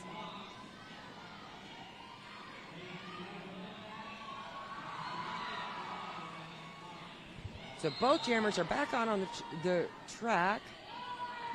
Foxtails jammer is getting recycled, whereas the Pixies tried to pass on the inside with a failed attempt and getting cycled back.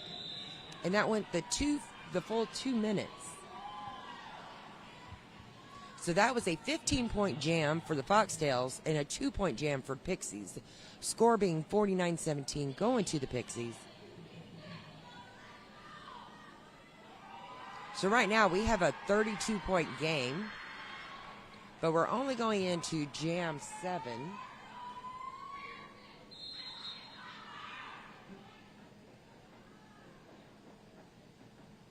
Looks like we have a timeout called by the Foxtails.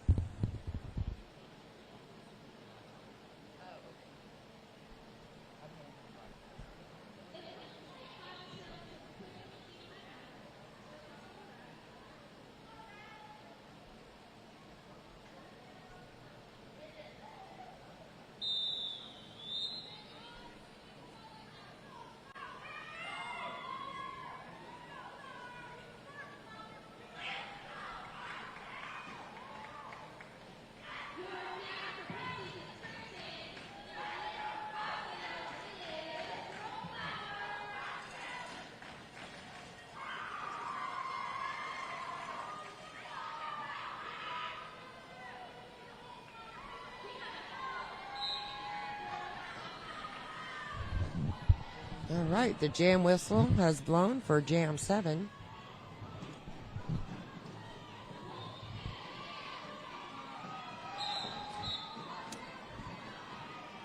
Both of these teams are pretty well matched so far. And we have the Pixies, who's taken lead jammer status. Excuse me, the Foxtails. Girl Power had the lead jammer status on that. But they called it off, and there was a 0-point jam.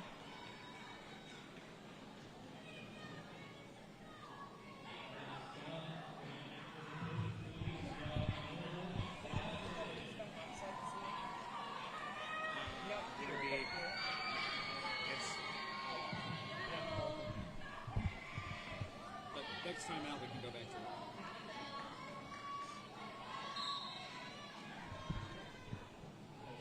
All right, we are going into jam 8.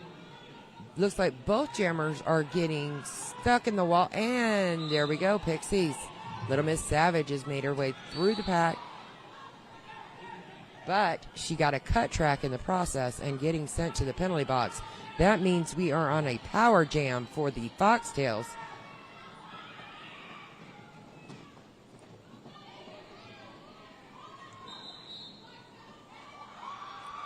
So there is lead status for Penny Rebel for the Foxtails. And she's getting some offensive assistance from her teammates to get through the pack. And the Foxtails have called this jam. They left the Pixies have their jammer standing in the box. So this technically is a power start for the Foxtails. And they have pack advantage.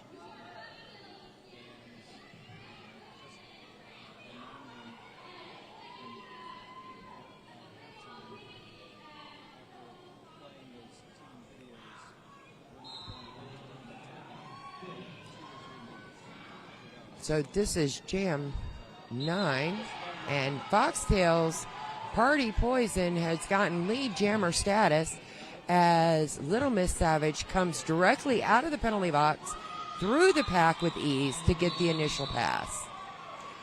But Foxtails shuts them down and calls off the jam before they're able to score any points. But Foxtail gets 4, Pixies are 0. Scores 49-24 going to the Pixies with a 25-point lead.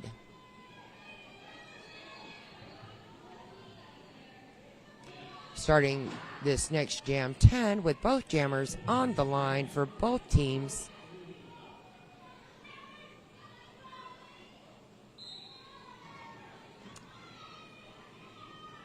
Both jammers looking for a hole to get through the wall. And Wreck-It Riley for the Foxtails got knocked out, recycled.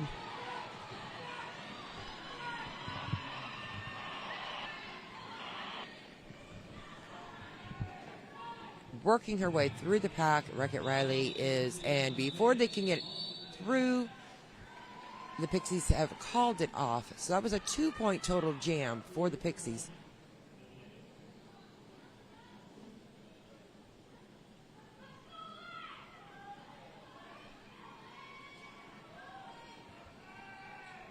Now these teams are coming into this particular game, Game 2 of the JRDA 2024 JRDA Championships. The Pixies is coming in at seed 3, and the Foxtails are coming in at seed 6. But the Foxtails have made it through. Nope, and cut track. Foxtails is going to the penalty box, so we now have a power jam for the Pixies. We have 2 Foxtail blockers trying to hold back Pixies, but they make it through, gaining lead status.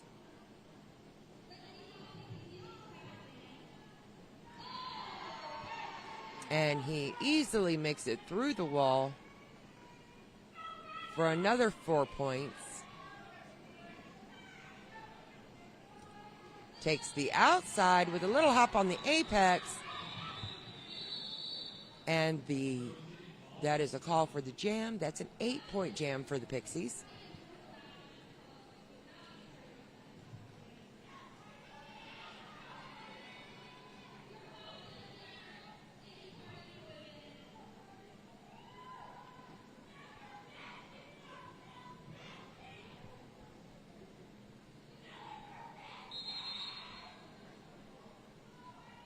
And we have an official timeout.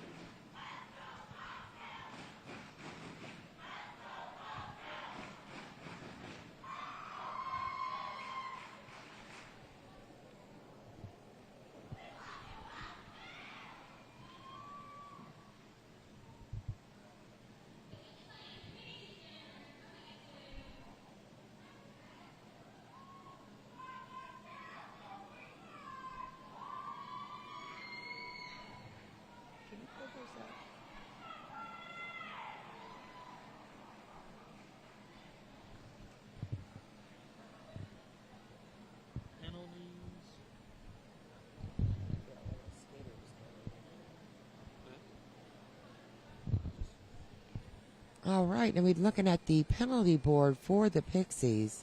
Right now we have Thunder Breeze has 4 penalties gone to the box. For those who aren't new to Derby, once you reach 7 for the game, you are removed from the game and ejected for penalty point. And then for the Foxtails, we have Hellcat, who's got 3 penalties. But they've had 7 players that have been sent to the penalty box versus, I think it was only 4 players for the Pixies.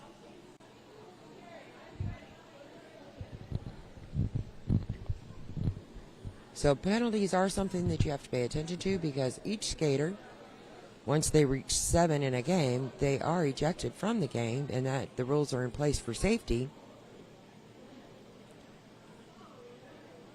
And anytime there is a penalty that can't be distinguished of who on the track or any outside penalties, those will actually be issued to the captain. So the captain has to be a pretty clean skater because you never know when they're going to be able to have to take on a penalty for something for the team. It's rare, but it does happen.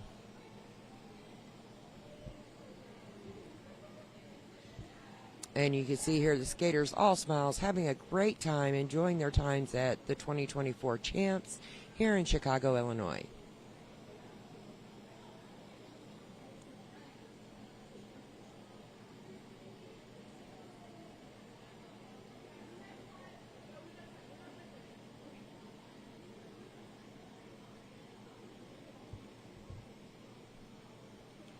And it looks like the Pixies are having to redo some of their numbers.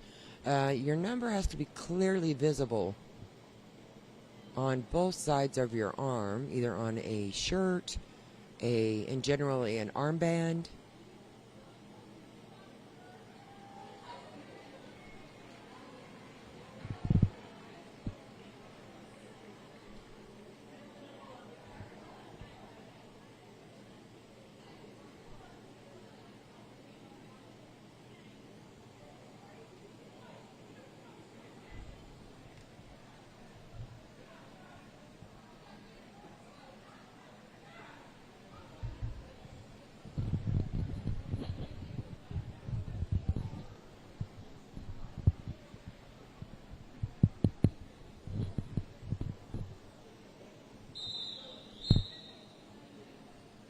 And that is the swoop. We're getting back into gameplay here at the 2024 JRDA Championships, where we're in Game 2, the Pixies versus the Foxtails, to see who's going to move on.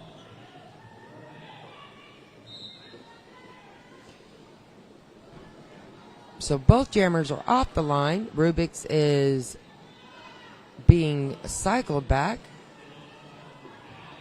Rubik's is being held up by the Foxtail wall as Party Poison is getting cycled back by the Pixies. And Rubik's Cube has made it through getting lead jammer status, working both sides of the track. Party Poison is looking for a hole, so she needs a little bit of assistance from her blockers to help her with an offensive move to get through. And Party Poison has made herself through and then was reconnected with the blockers from the Pixies. And the Rubik's Cube made it through, picking up another 4 points. This Pixie wall is working very well together and being very effective. Party Poison has got knocked down, recycled back. And we have Penny Rebel, 144, doing some offensive moves and switching back and forth between offense and defense, helping her jammer and blocking the other jammer.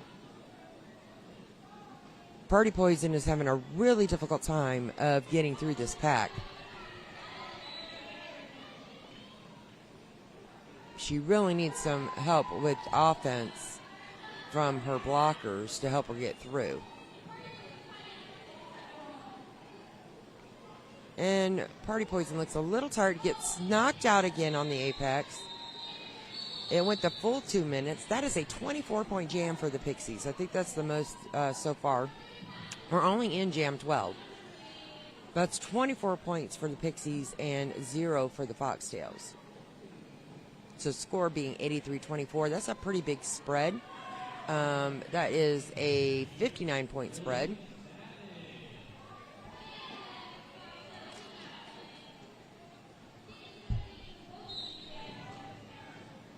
And the jam is on. We have legs for Foxtail and no pass, no penalty. She doesn't get laid jammer, but she didn't get penalized either. And so the Pixies were able to get through cleanly, and they got lead jam status. And the Foxtail jammer has gone down on the outside, got cycled back. And easily, Little Miss Savage has glided to the inside past the Foxtail jammers.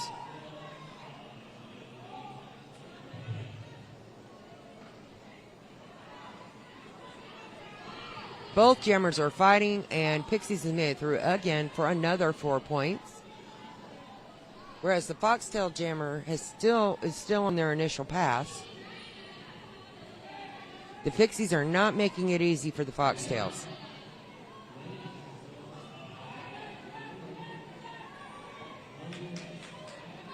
And as you see these skaters, when they branch out about every 10 feet, they can only be 10 feet from a player on their own team.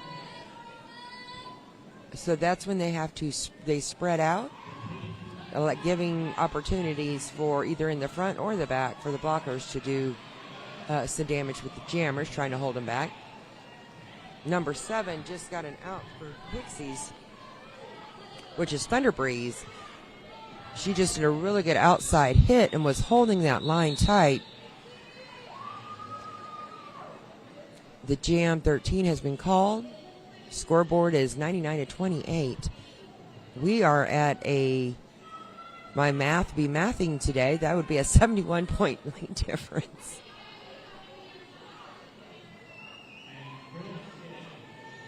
It looks like the blockers are getting together, coming up with a game plan.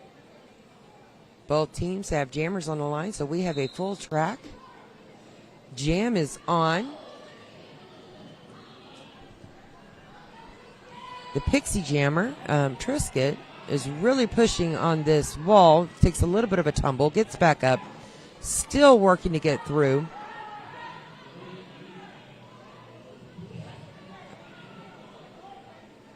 And then the Foxtail jammer, looks like they got cycled back.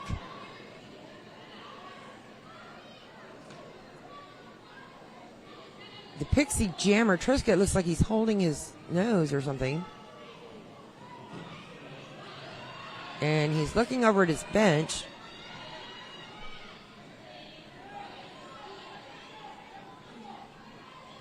Wreck-It Riley is trying to get through this Pixie pack. Keeps getting cycled back, getting knocked out of bounds. So both teams' jammers are getting held up in the pack. Both walls are doing their job.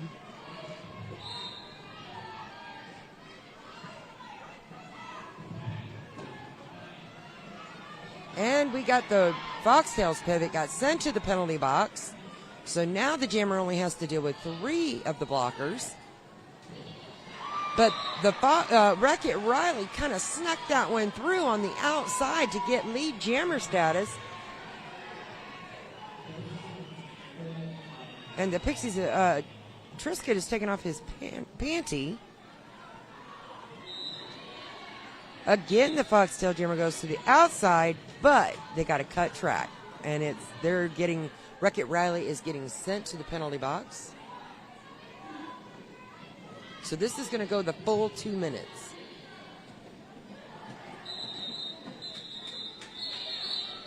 Which wasn't very long.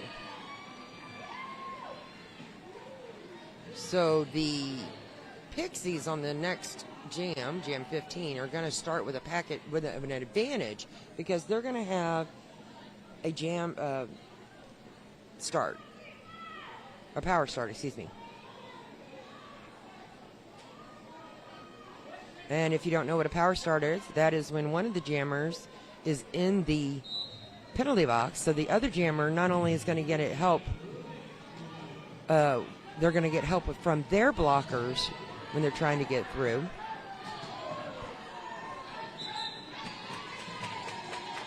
And Rubik's Dude got lead jammer.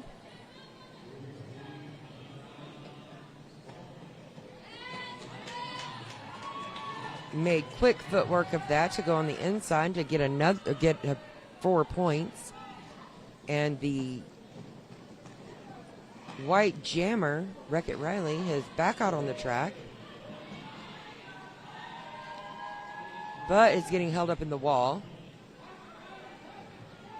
Trying their best to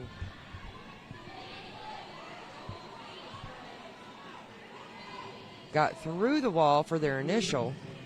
Now they got to quickly come around the track and try to get back through before it gets called, with no result there. Pixies called it off. That was a 10-point jam for the Pixies. We're now at 109-30. That's a 79-point point difference. We have 7 minutes left in the first half.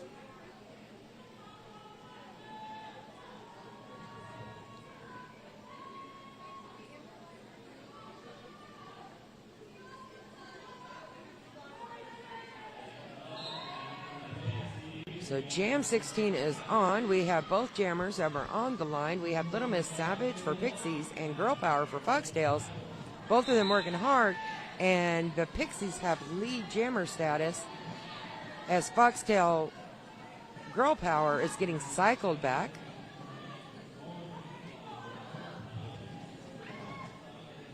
And Pixies jammer comes in, hit that wall hard to pick up another 4 points.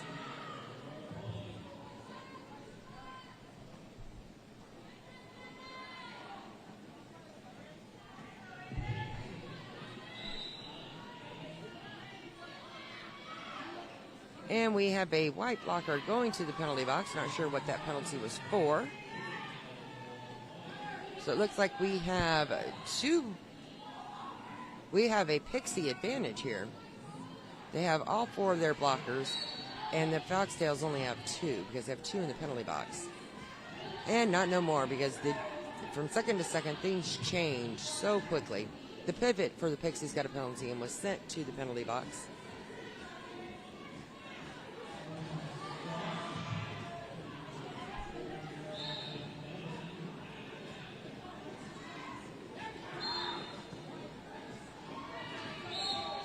So it looks like we have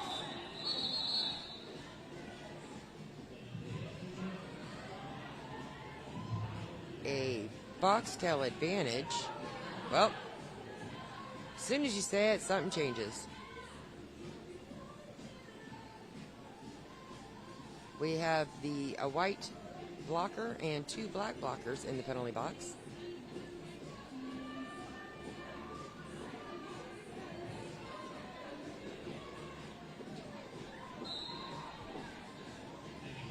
Actually, this is the power jam. We have the white jammer is in the penalty box.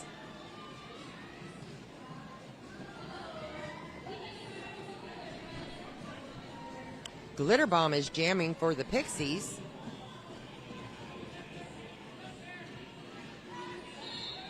And she got knocked out by number 37 with the Foxtails being cycled back.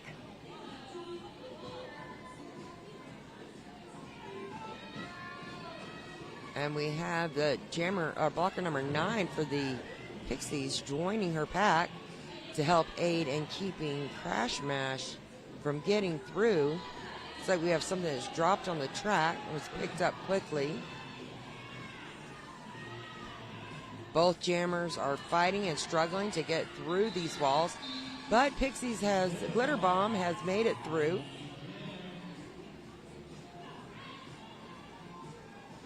And we have a Pixie blocker going to the penalty box, and we have a Foxtail blocker coming back onto the track out of the penalty box. So they're just like switching places here.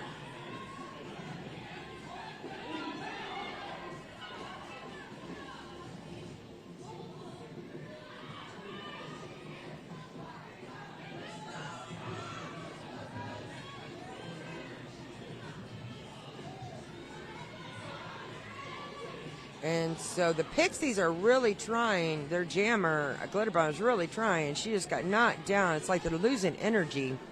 Cycled back. They're waiting for Glitter Bomb to come back onto the track, and she re-enters in the back of the pack.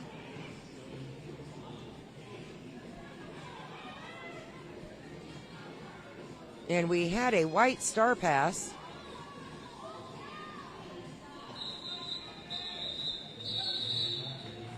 And that was called.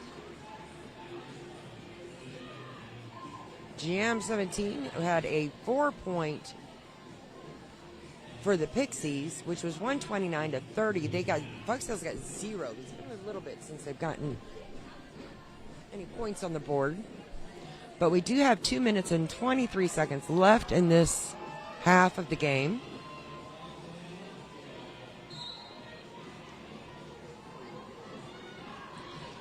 Both jammers come in full fury into these packs.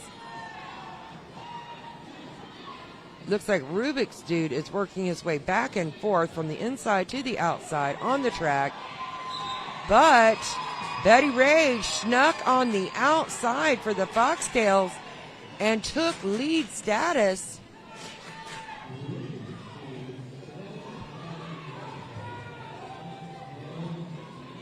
And Rubik's Dude from the Pixies got caught in the pack. He's taken off the panty and has done a star pass to his pivot.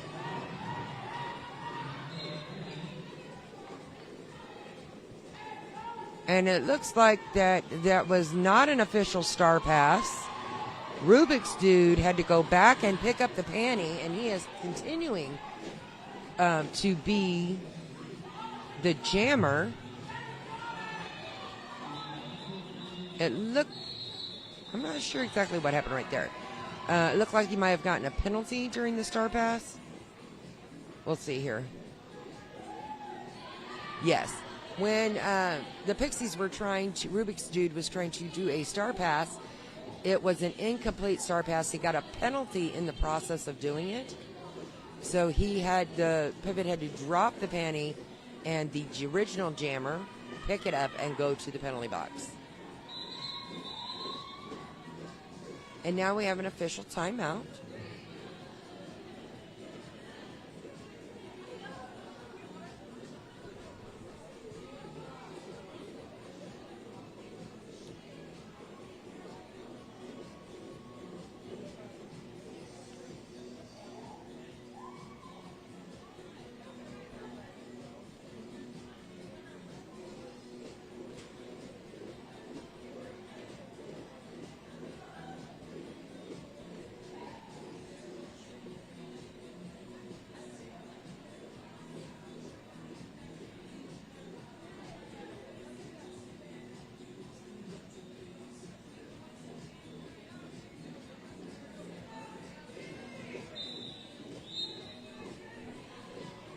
And there we have the swoop.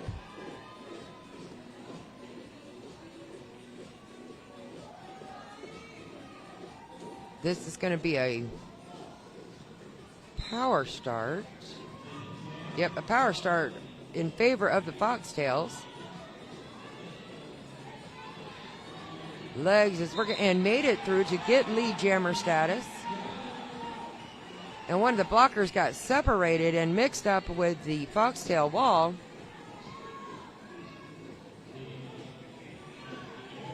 The Foxtails are really working well on their offense, helping their jammer out, and using this power jam as to their full advantage.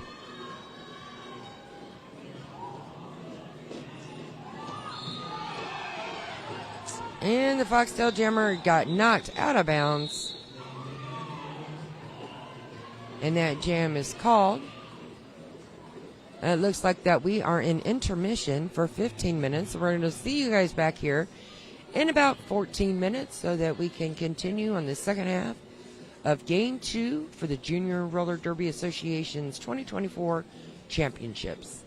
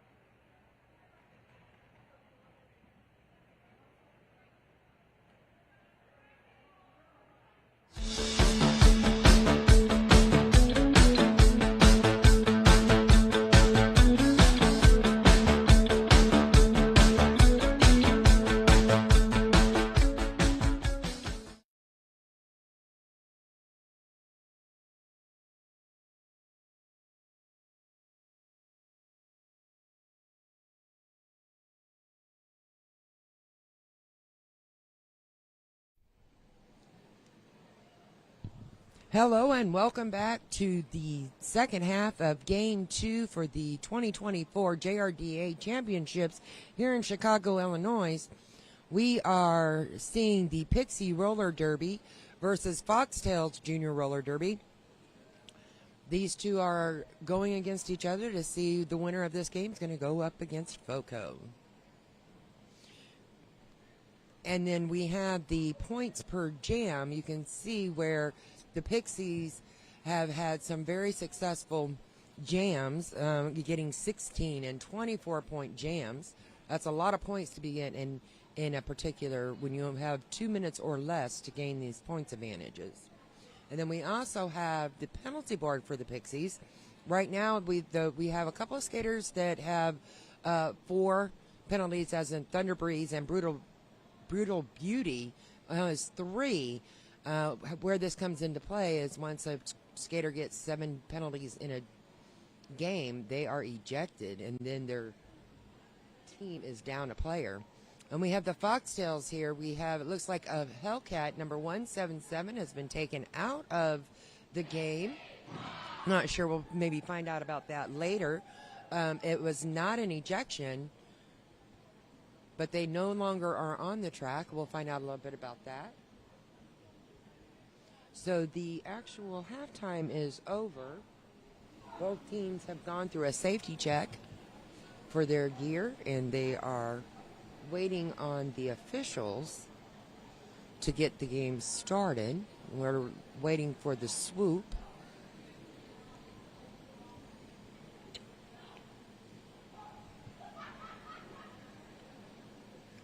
Right now it's a little quiet as everyone is anxiously awaiting for this second half to get started. In our area for the parents of these teams, that is very packed over there in that area. And then we have a lot of cheering and good sportsmanship coming out of the parents, rooting on their players. And there is the swoop we've been waiting for. That is the official notice to let the players know we're getting ready to start again. Need to get on the track. We have well, we are starting this one off with one of the black blockers in the penalty box for Pixies. So Foxtails are going to get a pack advantage. And it looks like actually this is a power jam. That is the jammer sitting in the box.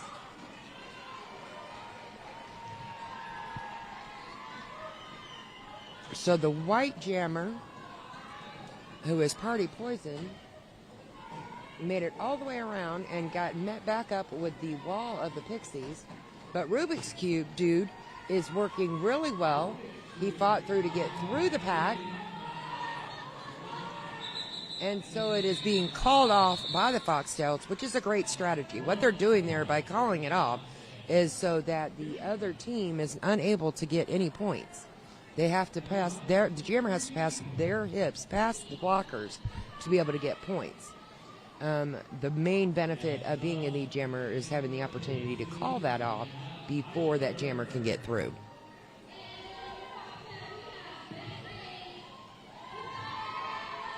All right, we have a full track. Penalty box is empty. It looks like both jammers are working up against a heavy wall for both teams. Hyper for Pixies is working to the outside but got knocked out and cycled back before coming back into the pack on the inside. Then we have the Foxtails jammer,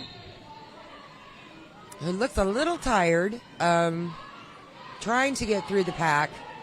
They need to do a better job of pushing and changing things up just a little bit.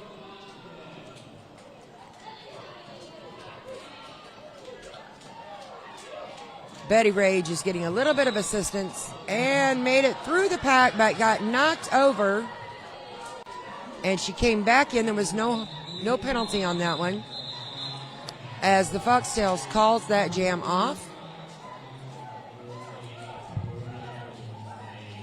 911 for Foxtails having a little bit of trouble getting through that pack. Betty Rage.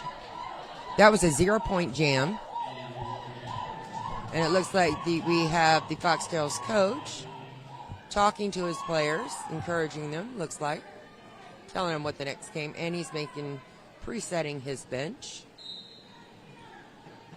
And the Jam 3 is on. We have Hyper in the box for Pixies. So this is a power jam.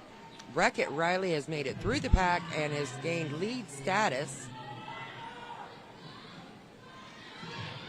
Number 7 for the Pixies, which is Thunder Breeze, is doing a great job of blocking and preventing the jammer from going through, and it was called off.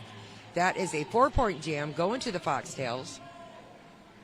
They're doing a great job of slowly picking up each jam, the 4 points, and then calling it off whenever they get lead jam to prevent the Pixies from scoring. We do have an empty penalty box going into Jam 4 of the second half. Both jammers speeding off the line. A little blocker on blocker action there to prevent them from coming in. And Trisket was trying to go to the outside, but quickly called it off before the Foxtails was able to pick up any points. So that was only a 1-point jam.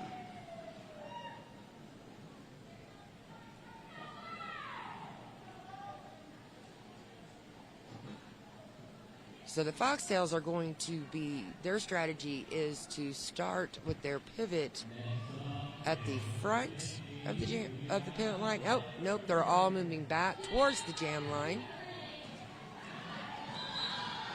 And Legs made it out very quickly to get lead jammer status for the Foxtails. All the blockers are scrambling to try to get the block in, and it is called off by the Foxtails, but not before they were able to get 4 points on the board.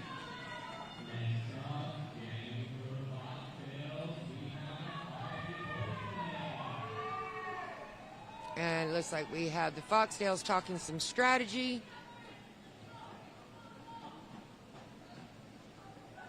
And the Pixies have quickly sent their jammer out onto the track. So both jammers, looks like the Foxtail jammer, Party Poison, had a little slip there off the jam line. And there was some quick movement there by Rubik's Cube to go around the blocker and make it to lead jammer. And a little bit of hop skip around that apex. And again for Rubik's Cube as he adds 4 points to the scoreboard.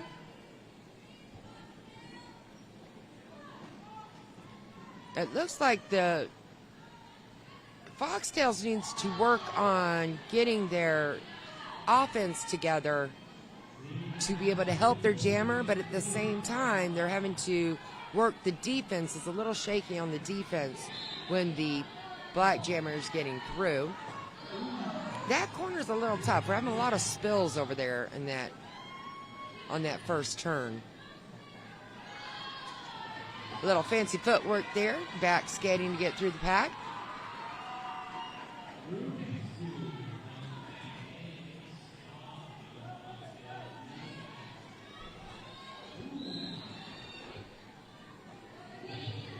And we got both jammers being cycled back. Back onto the track. They got a little dead load. And Rubik's Dude made it through.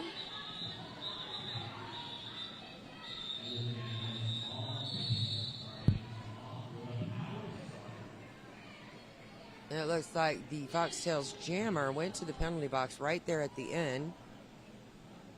So this is going to be a power start for the Pixies. They're going to have the advantage. They really could work together and use this to their advantage and have their blockers work some offense on the Foxtails so that they can get out into the lead. And it looks like that's exactly what they did.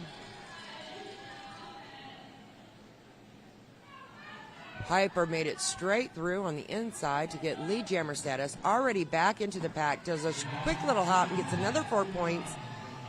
Looks like the Foxtails need to get together and group up to work on their blocking wall.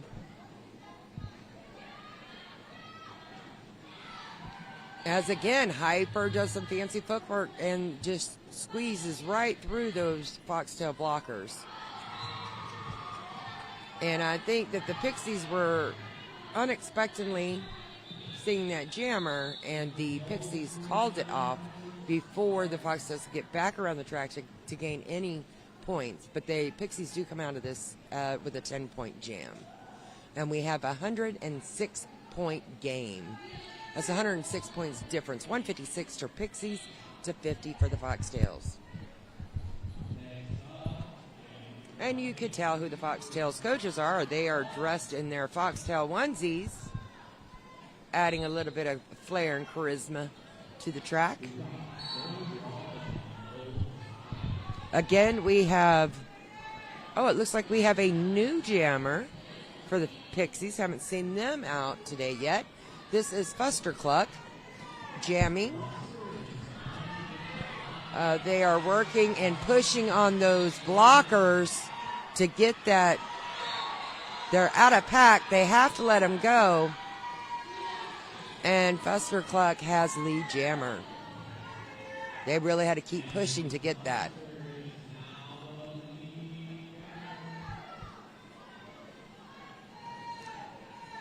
And it looks like Foxtails need to group up and work together.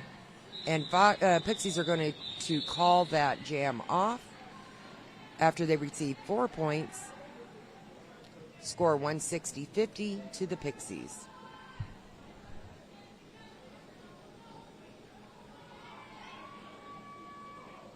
We are going to be starting this next jam with advantage for the Pixies because they do have a white blocker in the penalty box.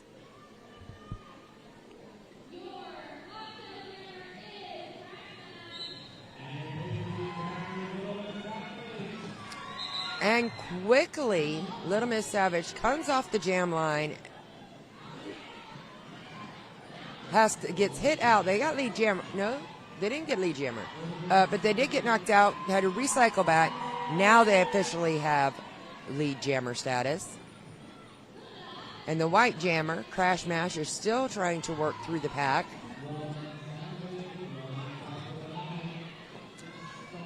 Pixies are doing a great job on that tripod wall. And now they have 2 blockers working on the white jammer to hold them back. They're spreading out because you can only have 10 feet between you and another teammate.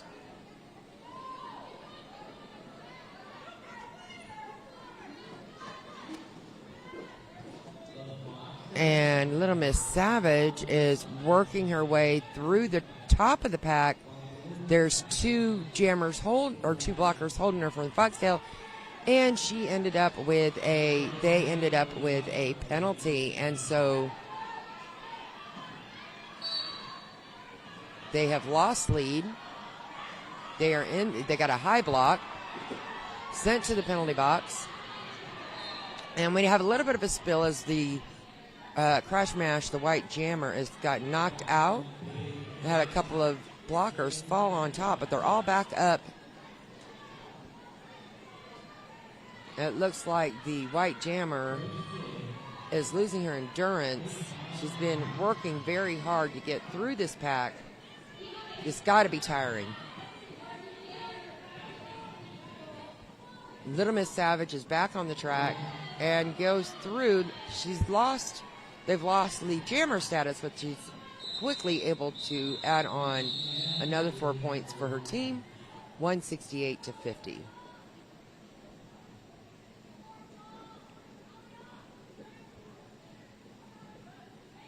And we have the Foxtail captain coming to the center of the track. It looks like they're either going to do a timeout or an official review. Guess we'll find out in just a moment what they're going to be doing. He's going to do a timeout for the Foxtails. So while they're doing a team timeout, the Foxtails are the coach is talking to the refs. This may turn into an official review. After they get clarification, we will find out. But they're discussing the penalty or lack of penalty that was given to a player.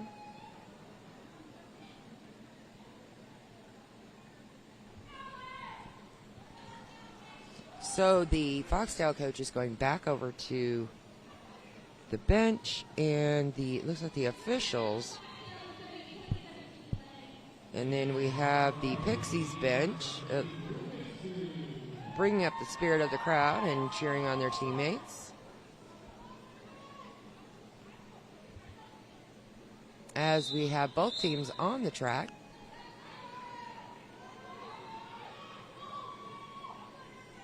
So it really wasn't an official review. I guess they were just getting clarification on a call that was made.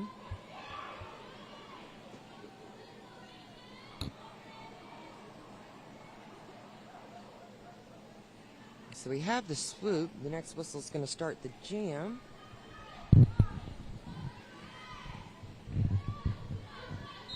And jam is on. We have Rubik's Dude versus Legs for Foxtails. They're both working very hard against these blockers. The blockers are doing a very good job. And Rubik's Cube has saw an opening and went to the outside, but Foxtails circled back around and was able to stop. But they had to let him through. 209 is being sent to the penalty box for the Foxtails. Sue Weddy Baby. So we have two players for the Foxtails in the penalty box. So we have a Pixie advantage. The two Foxtail blockers really need to work together and stay together on this jammer.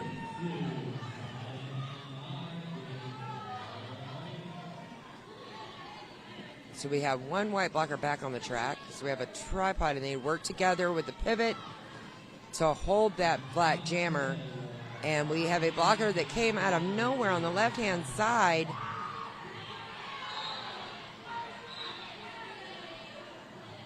And the white jammer looks like they got a penalty and was sent to the box for a forearm. And so now we are going to have an official review, and it's probably on this last call that was made, because it was their jammer that was sent to the penalty box on the forearm. Whenever you see a coach come out on the track like that, that's normally what they're going to be doing, is official review. So the Foxtails coach is speaking with the referees, and we should find out what that call is.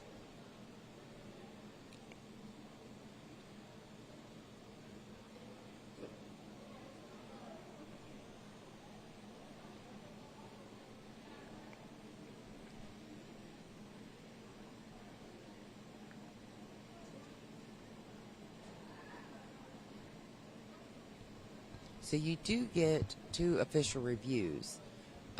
If the official review is determined to be granted, then they will get one opportunity to get it back, to get their official review back. But that can only happen one time per period. So now we have the refs who are discussing the situation as a group to see who saw what and what call was made.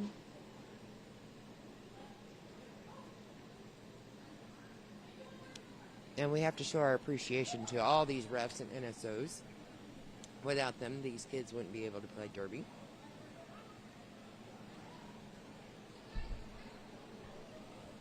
So the ref is now discussing with them of what their decision was. But it looks like we have the Pixies grouped up, and they're just having a discussion and discussing gameplay. Really like these uniforms. They are very bright and colored with the black and the fuchsia and the blue. Even have some players' hair color matching their uniforms.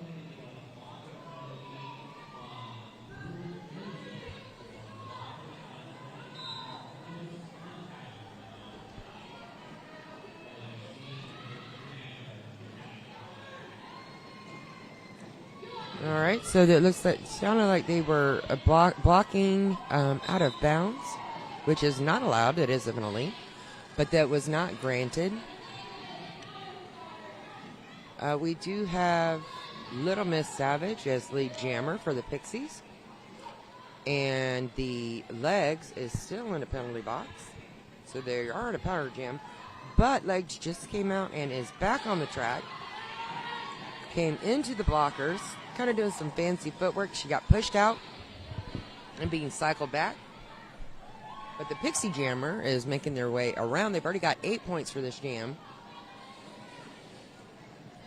And they were hip checked, and they were able to stay in bounds.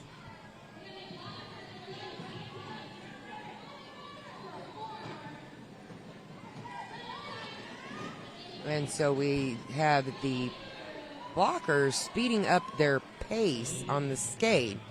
And the point behind that is the jammer has to work even harder to get to the pack before they can get through it. So if you can wear them out a little bit.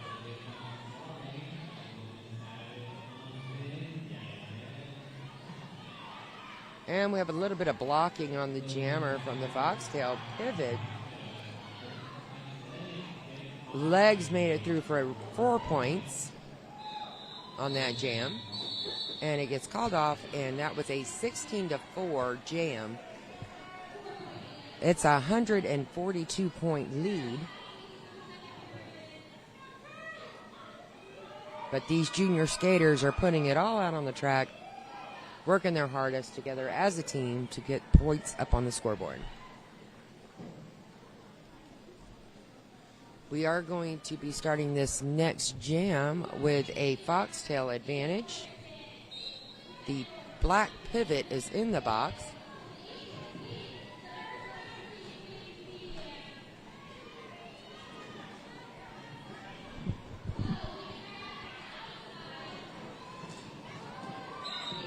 And the white jammer got knocked out and down, but they come back in. They have to come back in behind the person that knocked them out. Triscuit has lead for the Pixies. He's looking for a hole.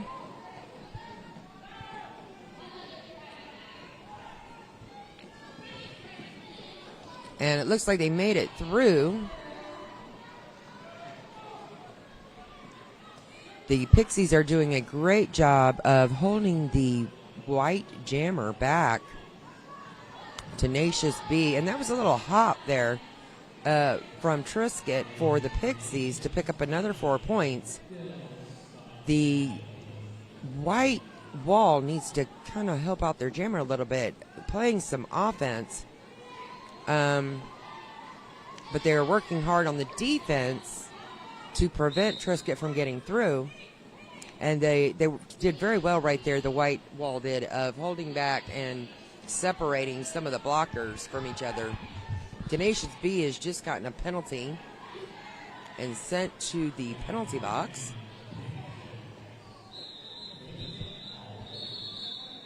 So this next jam is going to be a power start in favor of the Pixies.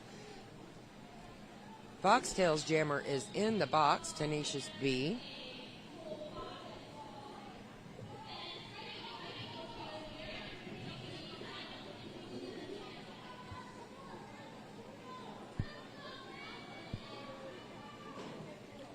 All right, it looks like the Foxtails had a little bit of power meeting right there. And we have Striking Viking. We have a new jammer out for Pixies. First time seeing her this game.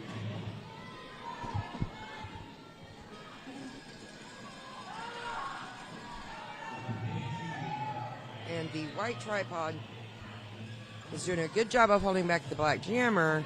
They just got disrupted by the black jammer blockers, excuse me. But their white blockers are doing an awesome job of holding back the Pixies jammer, but they have had to let her through. White jammer has gone through. Striking Viking for Pixies does have lead jammer status, so they have the opportunity to call this off if it gets called off before the 2 minutes. And it looks like she is going to call it off. That way the Foxtails cannot pick up any additional points.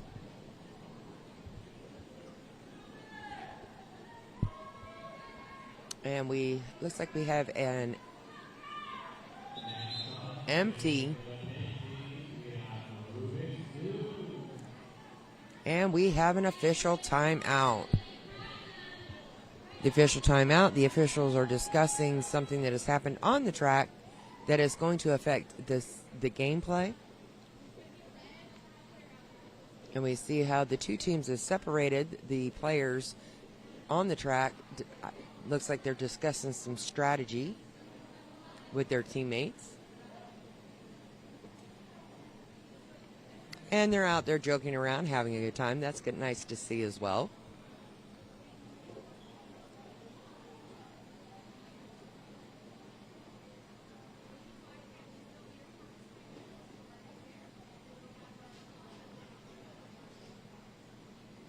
And the team getting together. And a last minute support each other.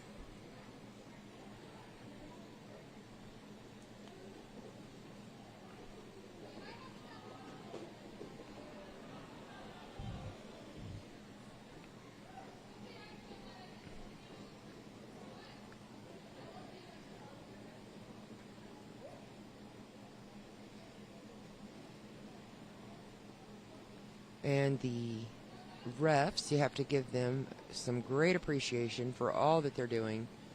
It takes approximately 22 NSOs and refs for every game for this to sanction gameplay. So we do have to show our appreciation to these refs who have dedicated their time and their skills so that these juniors will be able to compete this weekend.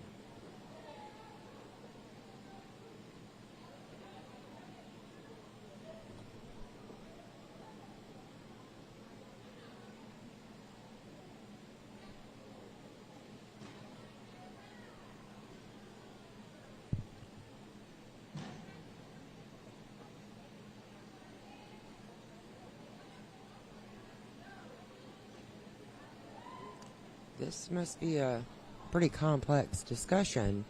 It's taking a little bit of time.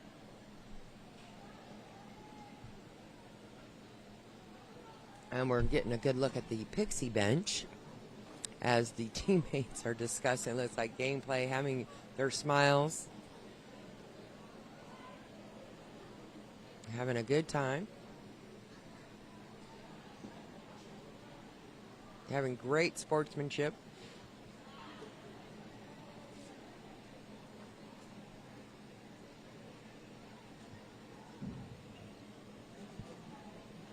Okay, it looks like the two teams are coming together with a discussion from the ref to find out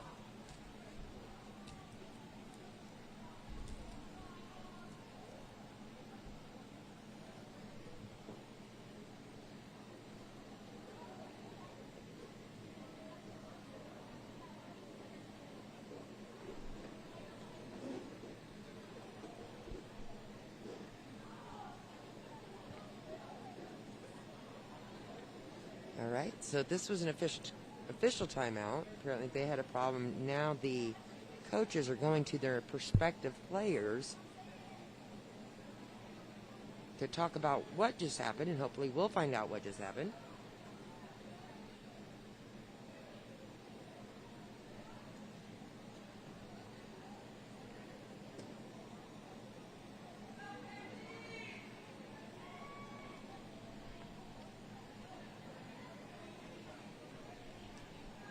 We have about 10 minutes and 51 seconds left in this second half of the game. There's our swoop, telling the players to get ready for the next whistle is going to start the jam. And we do have our audience members cheering on their players here in the arena.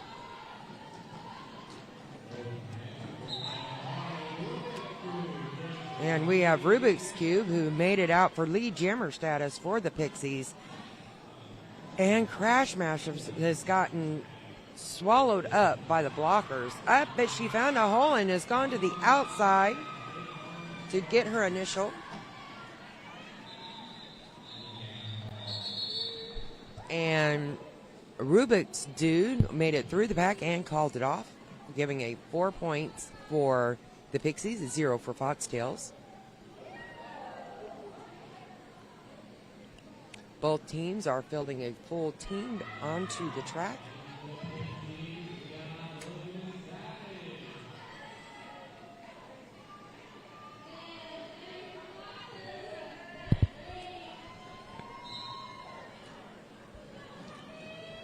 So we have both jammers pushing their way through, and it looks like Betty Rage from the Foxtails made it through seconds before Pixies did. So they had lead jammer, and they immediately called it off when the Pixie jammer came within striking distance. That way, no one got any points on this particular jam.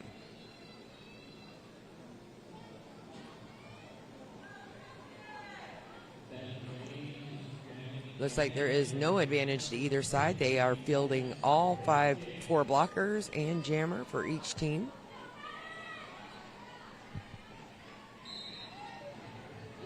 And the jam is on.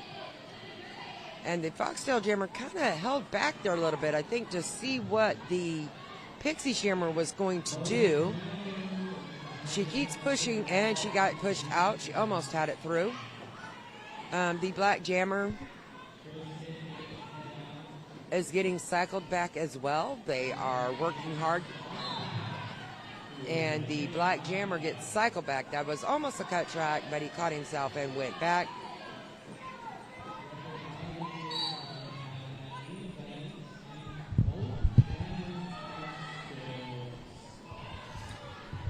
Trisket is not giving in.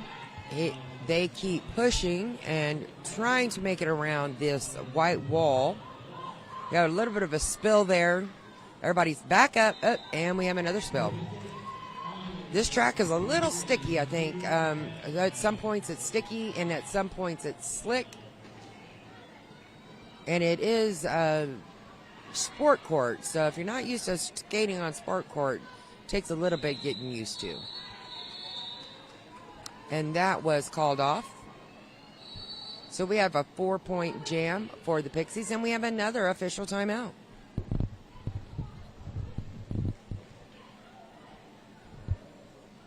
And it looks like we have a down skater.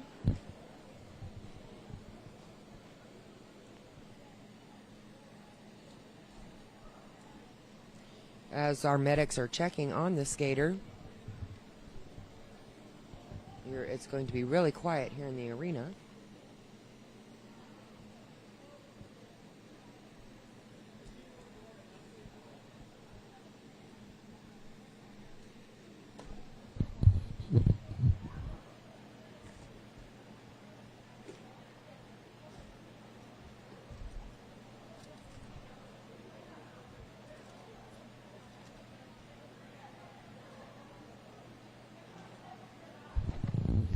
Kind of whatever happened in this kind of a blind spot for us up here. But at the end of the day, we just want to make sure that all of our skaters are safe and well, and they have the medics over there checking on them.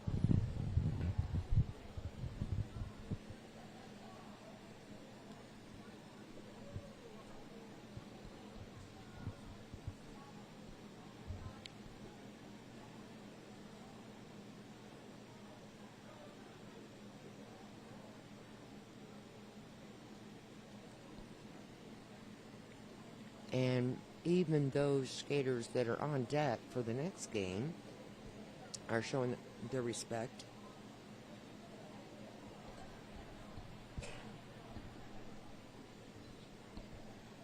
Whenever we have something like this happen, we try to keep it down. And the skater is back up on their skates and going back to the bench, which is always a good thing. That's what we want to see.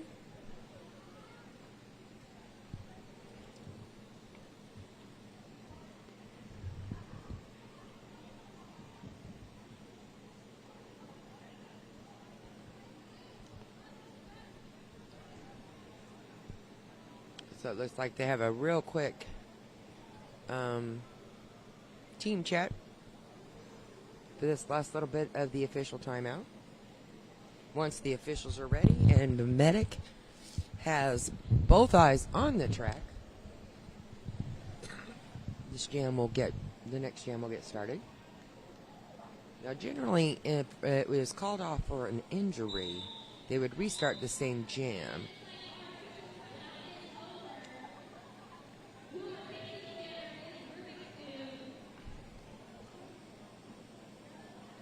So it looks like they are going to start a new jam versus continue the last jam. The Pixies are on the track.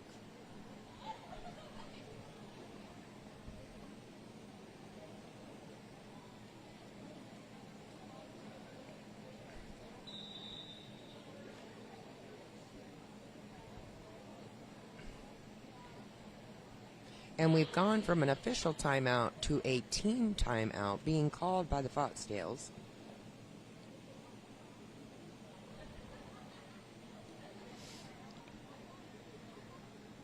Looks like they're having a discussion with their jammers to come up with a game plan.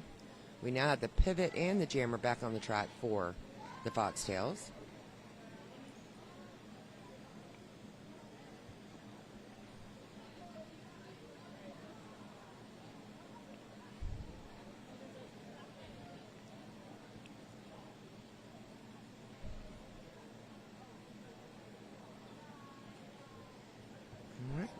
Looks like they're letting the timer run out for the 1 minute. If they call a timeout, they only get 1 minute.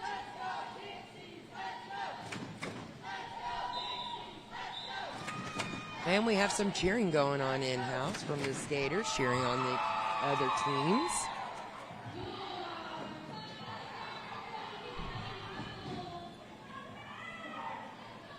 All right, so we are back on.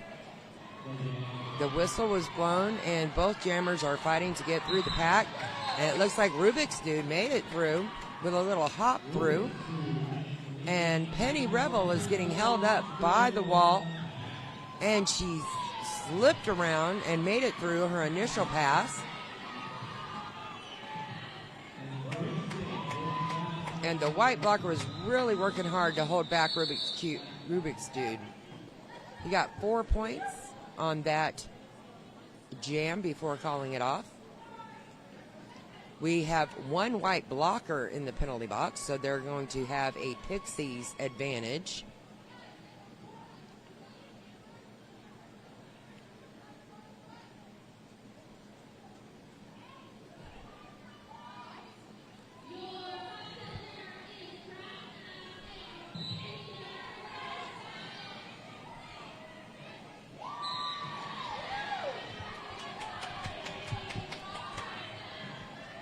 All right, we got Little Miss Savage as lead jammer. She's with the Pixies. And Foxtails Crash Mash made it through in the initial, but Little Miss Savage is wasting no time getting through that pack to pick up another 4 points. And Crash Mash is meeting point for point at this moment. And Savage is calling it off so that Foxtails do not pick up any additional points. They did get 7 points in that jam, goes to the Pixies, and only 4 points to the Foxtails. They're doing an excellent job of keeping the score down on the Foxtails, calling things off to make sure that they don't pick up any stray points.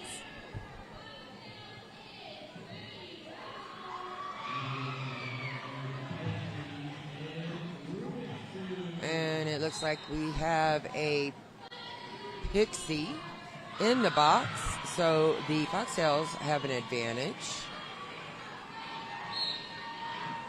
And Foxtails immediately comes out as the lead jammer.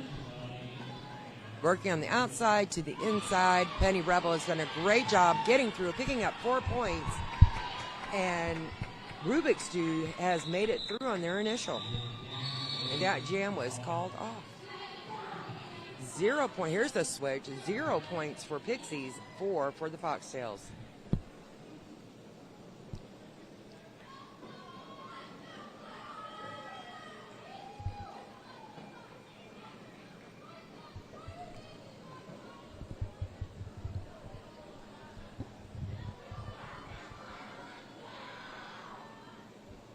We have some cheering going on here in the venue in support of both of these teams.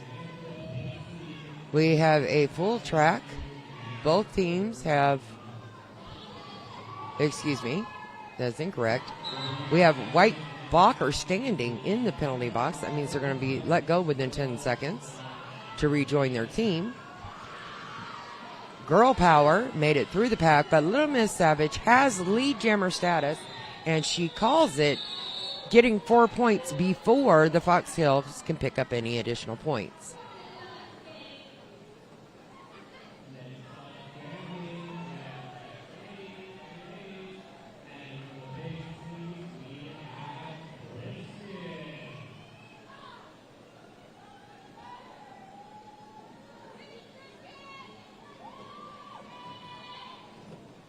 And the Foxtails have decided that they want to be on the upper half of the pivot line to block the jammer from the Pixies. And that gives the opportunity for the Foxtail jammer to get through and get lead jammer status. Foxtails coming through on the inside, does a shoulder block, gets through 4 points, and calls it off before the Pixies jammer can get through. They are holding their ground, trying to hold the Pixies back. And they're doing a great job of doing so, working well together as a team today, both the Pixies and the Foxtails. We have 3 minutes left in this particular half. And we have some skaters out there doing a little bit of dancing on the track, showing their excitement for the game. We do have a Foxtail advantage because we do have 2 blockers from the Pixies in the penalty box. Rubik's Dude is pushing hard on these blockers and went to the inside middle and has made it through to get lead jammer. And as he did that, Wreck-It Riley went to the outside and made it through the pack. So this pass, both jammers were getting points. Rubik's Dude looking back and noticing that the white jammer was getting ready to make through, get some points, and he called it off real quick. That is using your lead jammer status effectively.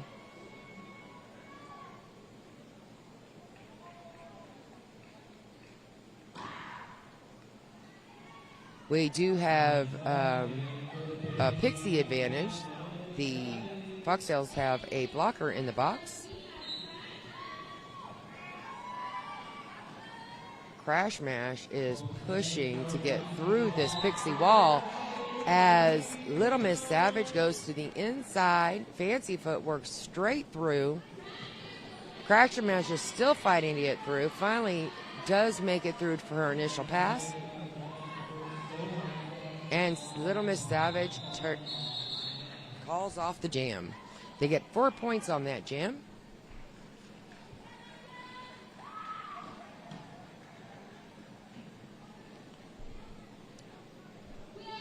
You got to consider the skaters, they have a lot of talent going on out there on this track at any given time. They are on 8 quads on a sports court, and many of them have their home rink is wooden or concrete. So it's a whole different effect of trying to skate on this sports floor. Getting your grip takes a little bit. And we do have some one-on-one jammer blocker action right there between the white jammer and the black blocker. Looks like they got a penalty and was sent to the box. White jammer has lead status through all of that. And we have a little bit of jammer on jammer. They're like right on each other. And they both get pushed out, cycled back, and white jammer is trying to get through, taking a little bit of a breather, and then glides around to the outside to pick up 4 more points.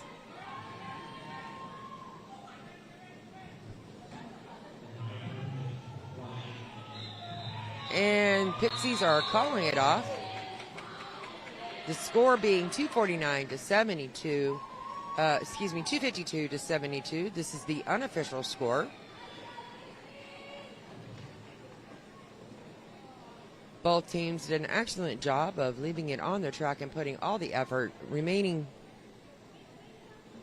And here's our points per jam. The Pixies, the highest jam that the Pixies had was a 24-point jam, and that was in the first period.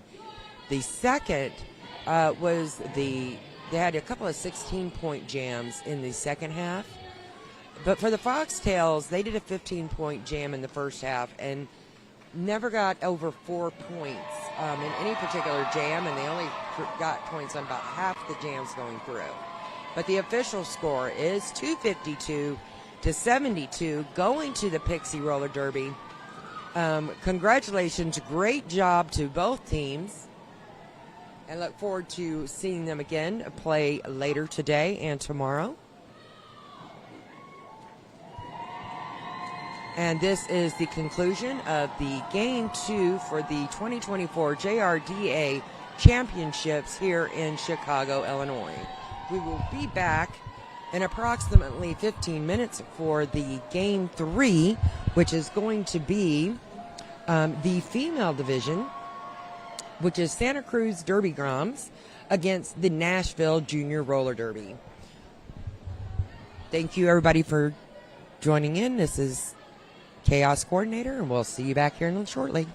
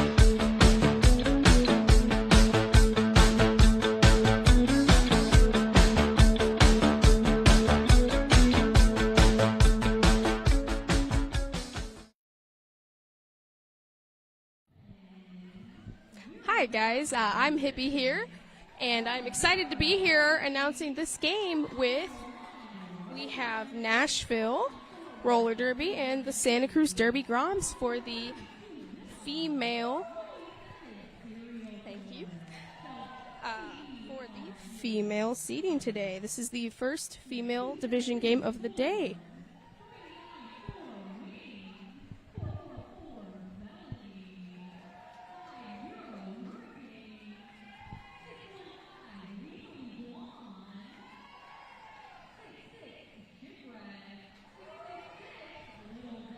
Alrighty, and on the Santa Cruz Derby Groms, I'm going to go over some rosters here. We have Alice in Thunderland 066, 105, Dolly Darko, 1234, Charismatic, 17, Sin Arin, 20, Wrecking Bell, 50, Vidi Vendetta, 70, Fleetwood Smack, 781, Awesome Sauce, 975, Ragin, 0815, Monkey Wrench, 120, Tinker Hell, 1330, F-Bomb, 1958, Speed Demon, 376, Crom Bomb, 666, Skull Crusher, 719, Curl Crusher, and 963, Willow. And on the Nashville Junior Roller Derby team, we have 09 Lunatic, 101 Roadrunner, 143 Q-Zilla, 272 Thorn, 444 Felony, 615 Lethally Blonde, 666 Little Devil, 814 Lunar Flare, 999 Little Misfortune, 10 Queen Bee, 141 Poison Ivy, 187 Serial Killer, 394 Wings, 50 Hurricane, 66 Shipwreck, 79 Toast, and 916 Mighty Duck.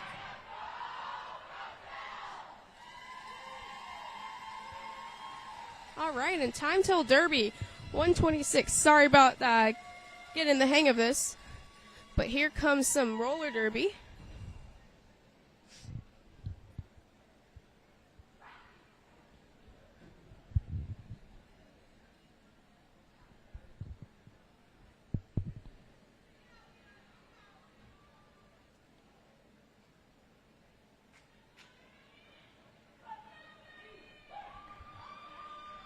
All right, and I'm sure you can hear it on the streams as well, but we have a very, very loud crowd out here for both teams.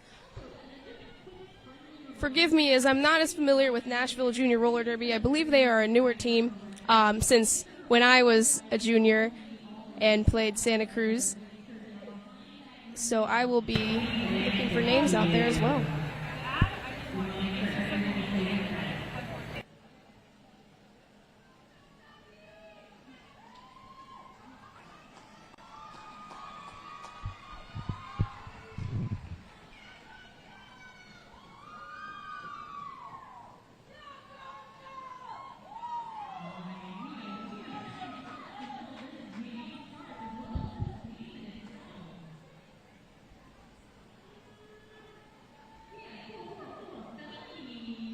It looks like jamming on the line.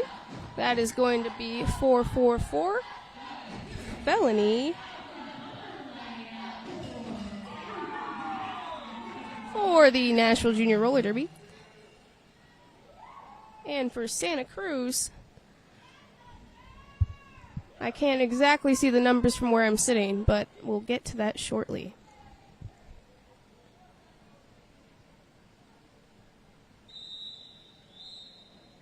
And that is that first whistle on the jam.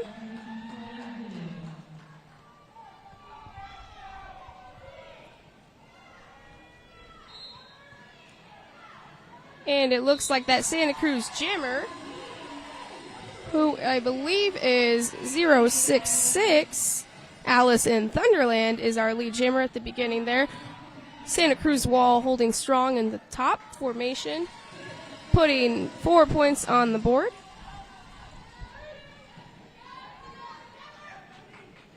And an apex jump right off the bat. But good reformation from Nashville and some attempted offense there.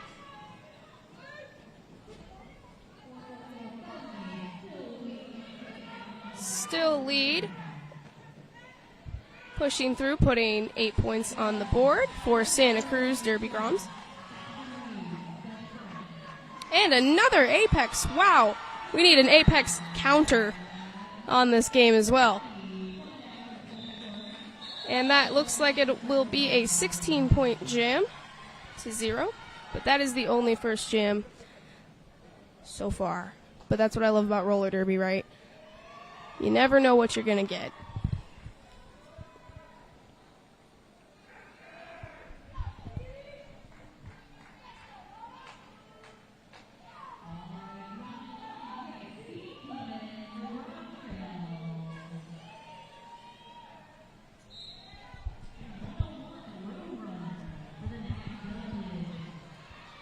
All right, and we're back at the derby action.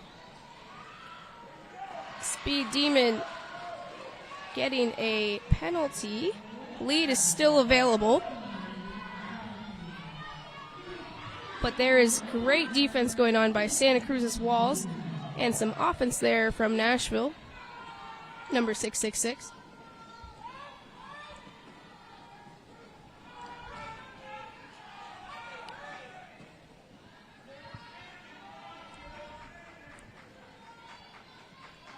Very solid tripod in the back.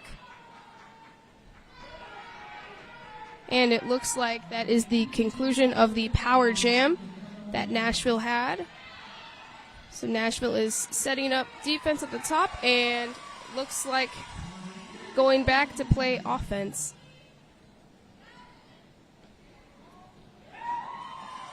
And another sweep there for Speed Demon, putting some points on the board.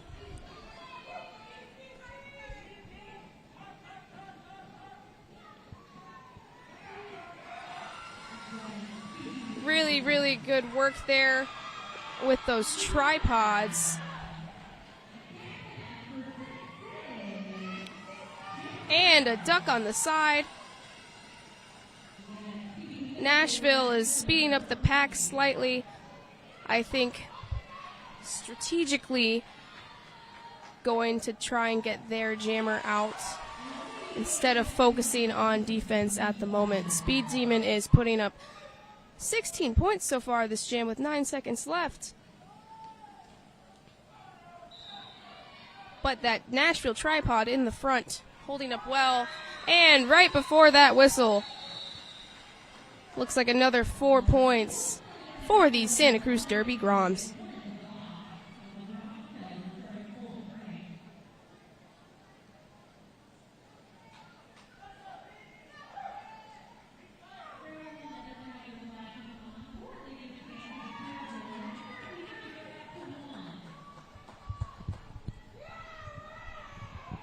It looks like Santa Cruz has the pack advantage as Nashville has one blocker in the pack. Jamming, we have Cinnarine for Santa Cruz, who is going to be our lead jammer for this jam. And a juke on the inside.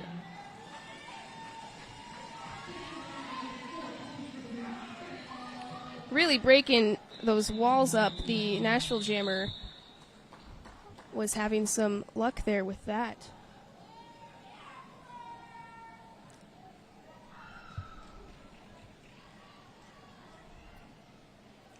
That puts 1 point on the board there for Nashville Junior Roller Derby. And we are at 40 for Santa Cruz Derby Groms. There is one blocker per team in the box at the moment. Jamming, we have 444 for the Nashville Junior team. Felony up against Clairsmatic. Amazing bridging work there, pushing the pack out of play. Really good strategy, as that is the first time lead jam has been called out for Nashville. All right. Putting 2 points on the board and calling it off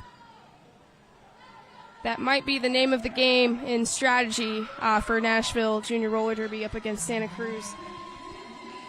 It's getting those points and then calling that off.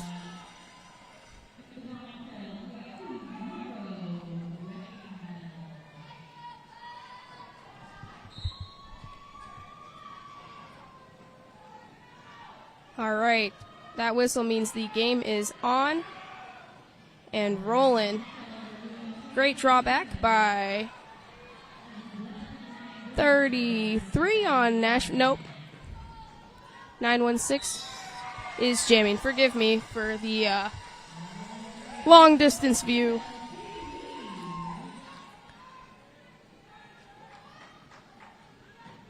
Wrecking Bell crashing through that upper tripod, putting 4 on the board there.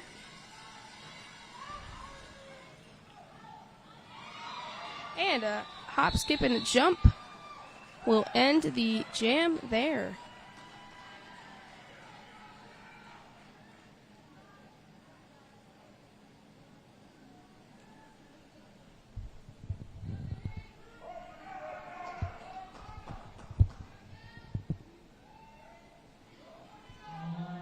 This is going to be a full pack advantage game for both teams.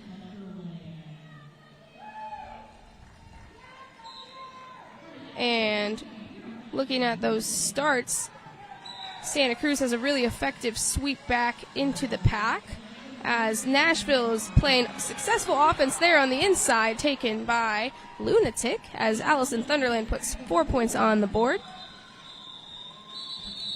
And the jam is then called off.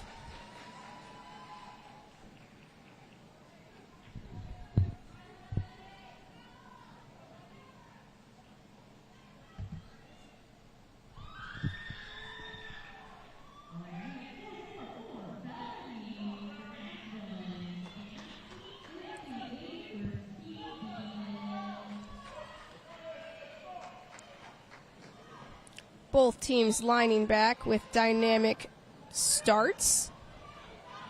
And it looks like Santa Cruz has a really, really good hang of the drawback bridge staying in play, allowing their jammer Speed Demon to get through lead. Nashville holding a solid 2-wall in the front there. But Speed Demon takes those points and calls it off.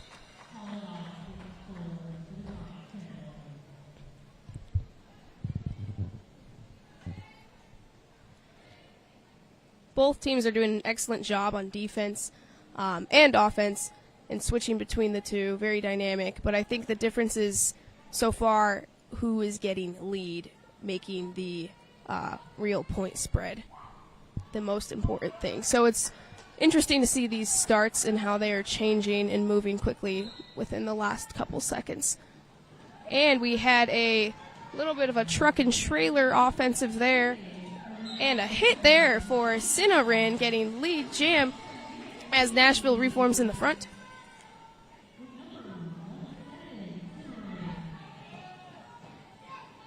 Staying within play, keeping pack, holding a solid wall.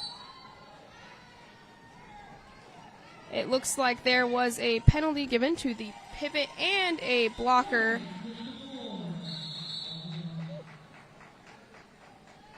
for Nashville there.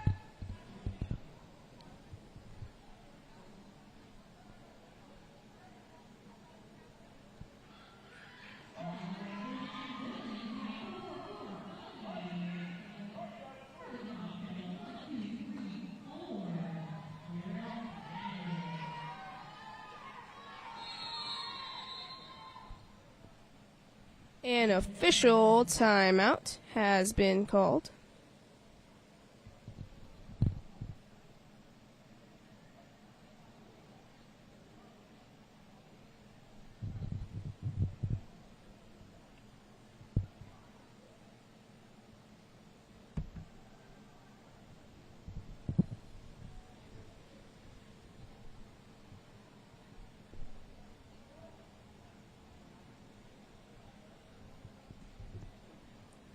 Once again, it's an honor to be here. I am Hippie, who used to skate with Foco. So I cannot be biased during this game, at least. But I'm very, very glad to be on the mic watching junior roller derby, which, as someone who's skated in the juniors and adults, I feel that junior roller derby is just something I hold so fond and dear to my heart in the level of intensity, gameplay, and strategy that you can see here today and this weekend at JRDA Champs. But enough of that, we are back to the gameplay, and it looks like that is going to be lead jammer for Santa Cruz Derby Groms, Charismatic. And Felony has the star again for Nashville, trying to do a little bit of jammer on jammer defense there, but Charismatic swoops by and calls it off.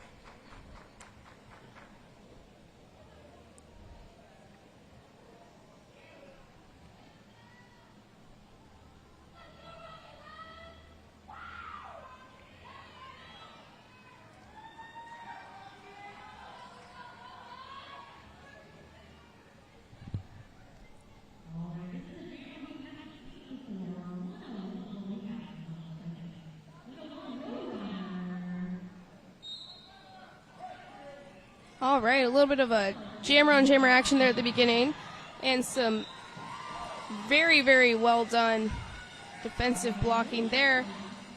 Looks like there is a penalty called for the Nashville jammer, as Wrecking Bell takes a spin and calls that off.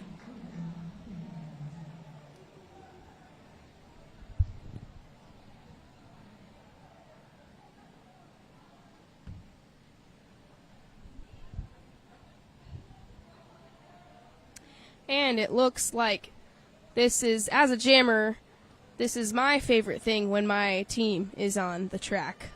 But Nashville has the disadvantage here in this situation. But Alice in Thunderland is going to capitalize on that with lead jam right away. But calling it off. A strategic play, keeping the jammer in the box for the next jam. It looks like there was a timeout called on the Nashville Junior Roller Derby team.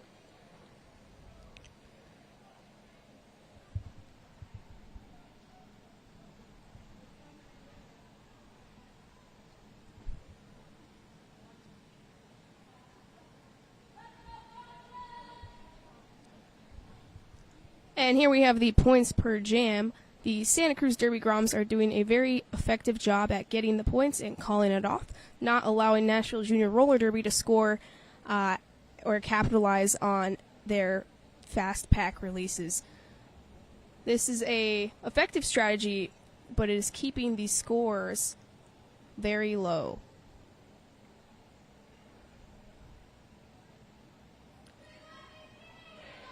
And this is JRDA, not USARS. So a little bit less of the speed skating in circles and keeping that energy for the remainder of the game.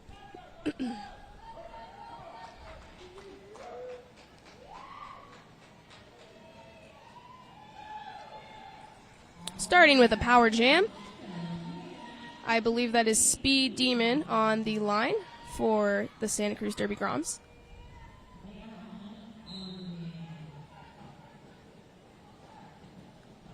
And no offense was needed there as Speed Demon hits out and cuts in, putting a lead for Santa Cruz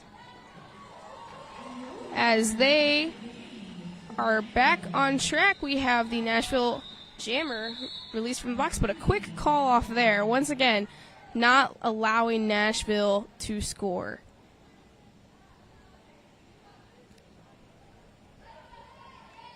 Which can be very, very mentally draining as a jammer not in control of the jam when you are getting out of the pack and cannot score any points, but it is a very effective gameplay strategy. Another official timeout.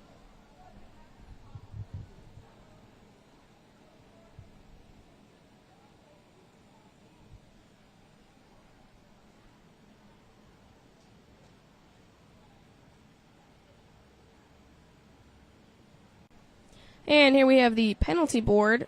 Looks like this is overall a lower scoring penalty game than the last Open Division games that I have been spectating and announcing for as well. It looks like Nashville Junior Roller Derby is having a little bit more blocker penalties and jammer penalties there, such as that last jam, keeping them in the box. But it looks like at the moment we are clear of penalties, and this is going to be 5-on-5 roller derby the way it's supposed to be. So skate clean. A lot easier said than done.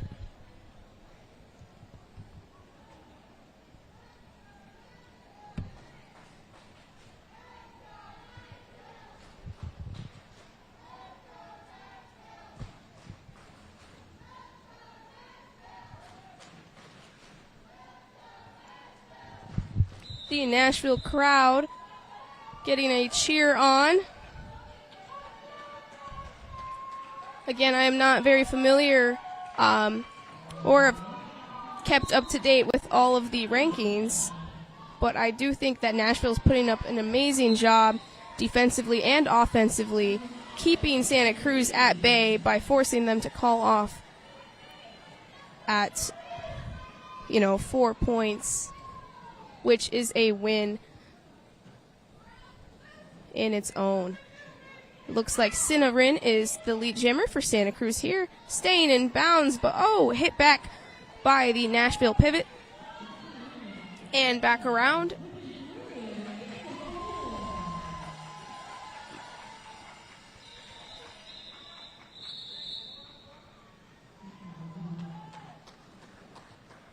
Again, a 4-point jam and a call off.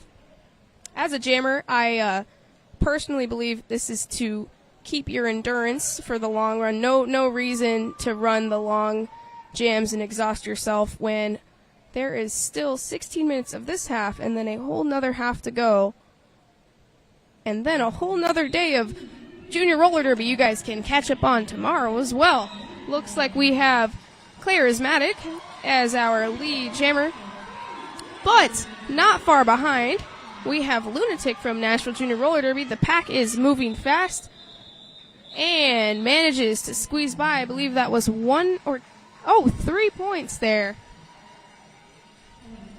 for Santa Cruz.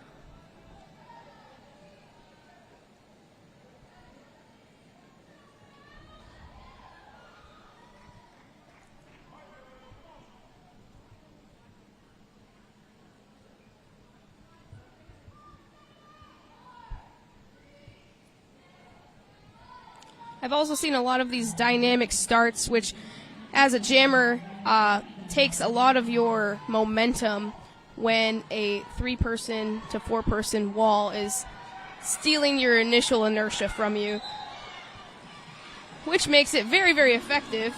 But both jammers are being very successful. That was a close but safe call for a 0-0 jam there. With those fast packs, there's always a little bit of risk versus reward.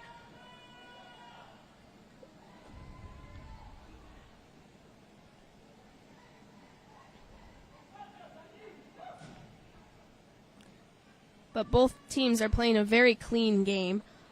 We have an empty box to start again. And jamming on the line, we have Alice in Thunderland for Santa Cruz, up against Road Runner for Nashville.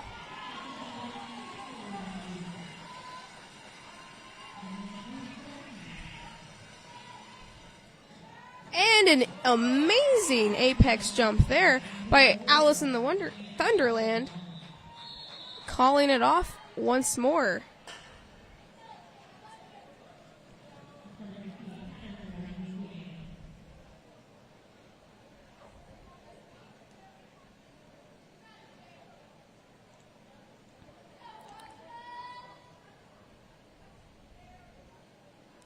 Nashville Junior Roller Derby, putting out, I believe that is 444. Felony up on the line again. Up against Speed Demon with a very fancy speedy spin there.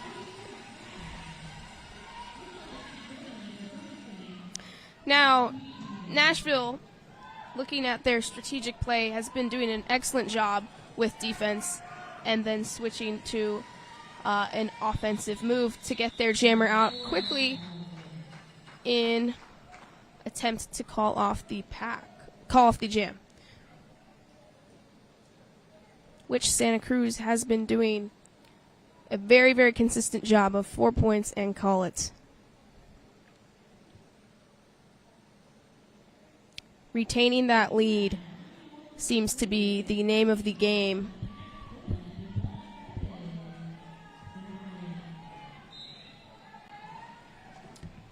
And that lead jammer status is going to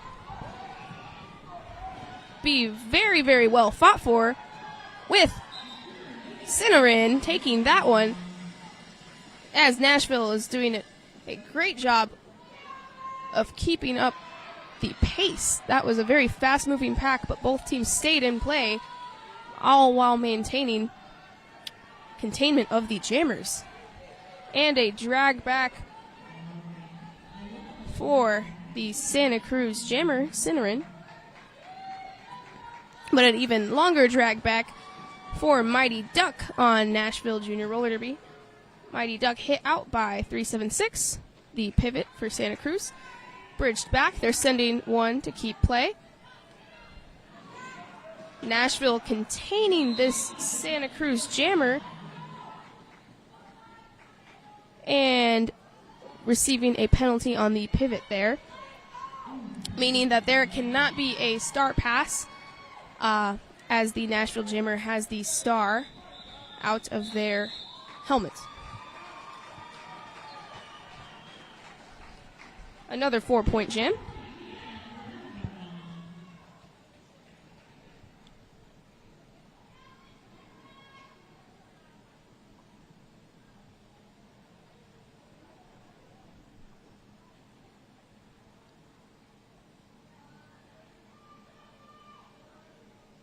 Both teams here fighting for the front and then switching in the back.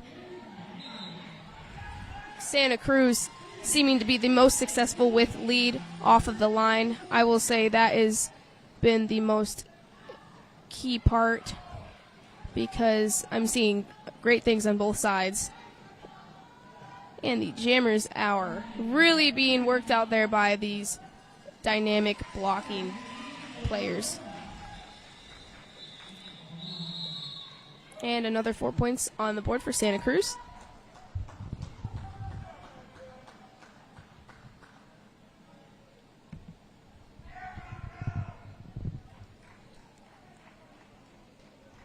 On the jammer line, from what I can see from up here, we have, is that going to be a new jammer for Nashville? Roadrunner has jammed before. Taking the star once more with number 20 on Santa Cruz, Wrecking Bell. Both walls stuck there at that corner. And some great one-on-one defense there by 272 on Nashville. Star is in hand, but jam is called off regardless.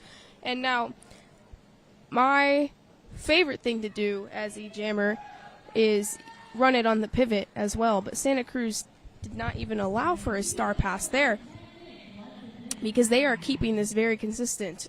4 points and call. But there is still a lot of time left in this game. And Nashville is starting with a new startup, having a dangle there to catch that jammer.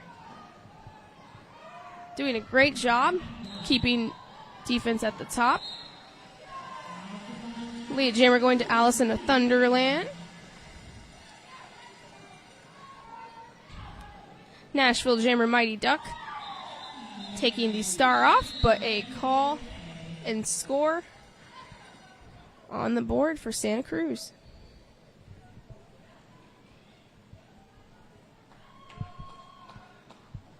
It also looks like Santa Cruz has the pack advantage of this next jam, as 2 blockers from Nashville are in the box. Speed Demon is on the line for Santa Cruz Derby Groms.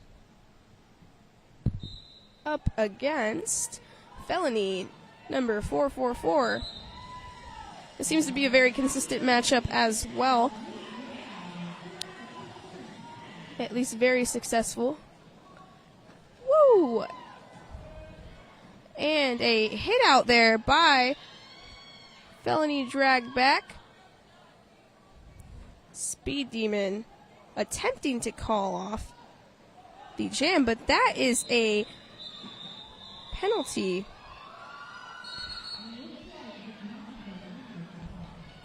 There was an official timeout.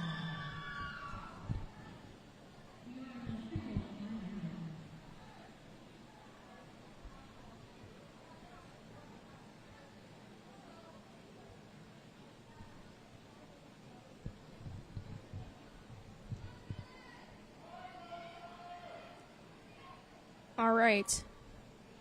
Now, I wish I could say I know exactly what is going on, but from up here I cannot. It seems that they're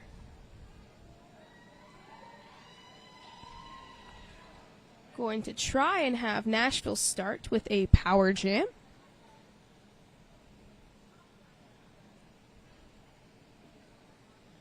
To which hopefully they will be able to capitalize on the lead advantage that Santa Cruz has been maintaining throughout this first half of the game.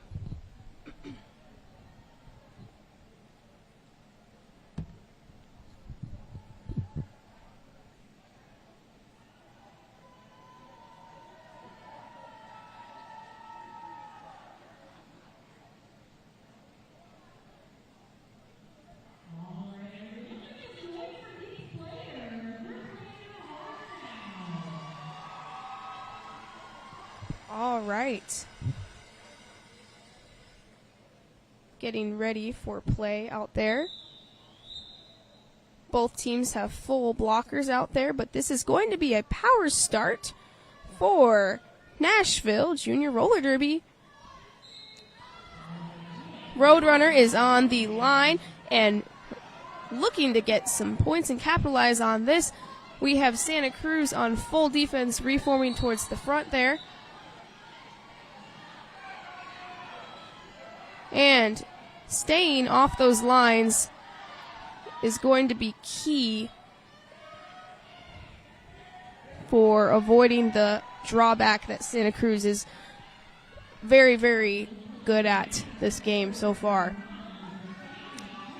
Nashville getting ready for the Santa Cruz Jammer, which is Speed Demon, coming in through with speed and will be taking lead for this jam. Amazing defense there by Santa Cruz, holding a whole 30-second power jam start. It looks like Star is in hand of our pivot, but again, 4 points and called off before the pivot could capitalize on that as well.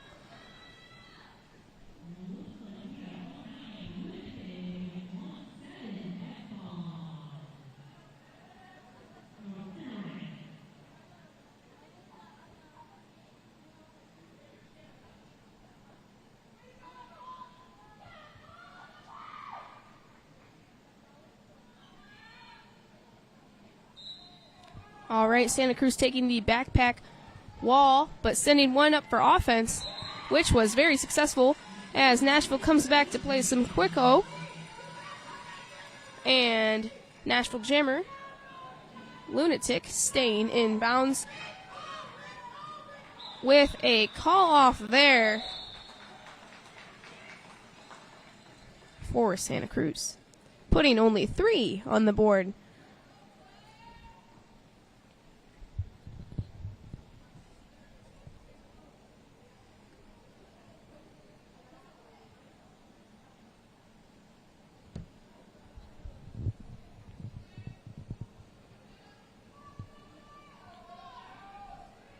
It looks like Nashville's taking the backpack this time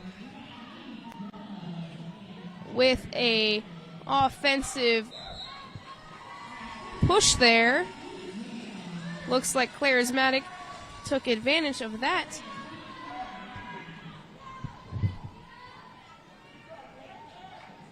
Again, both teams have great defense and great offense. It really is just about who is getting out of the pack first.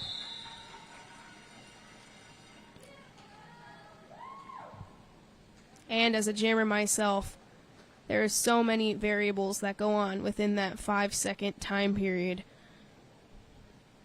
that you have to account for.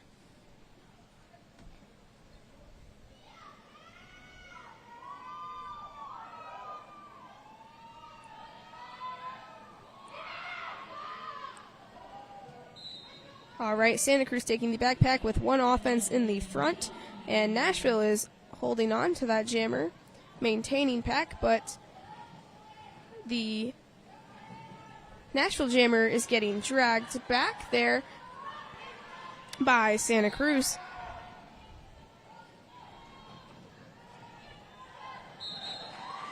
Santa Cruz, Wrecking Bell, will be the lead jammer.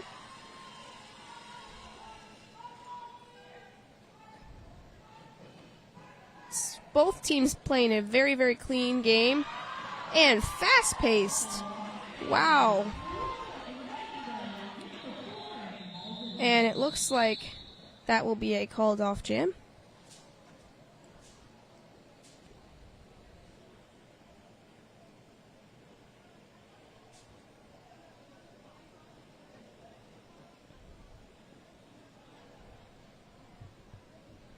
Once again, thank you guys for tuning in and bearing with me, having to talk to myself and watch some roller derby.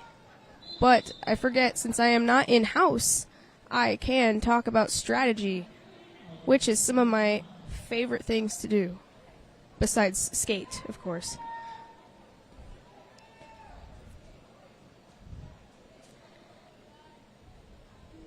There was a team timeout for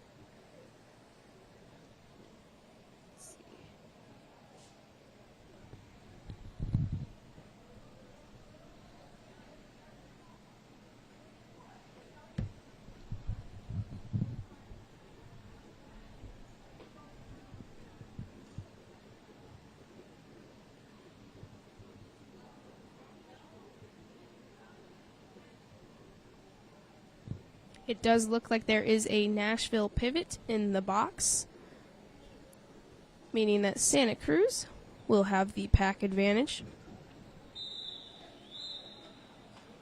Running into jam number 26.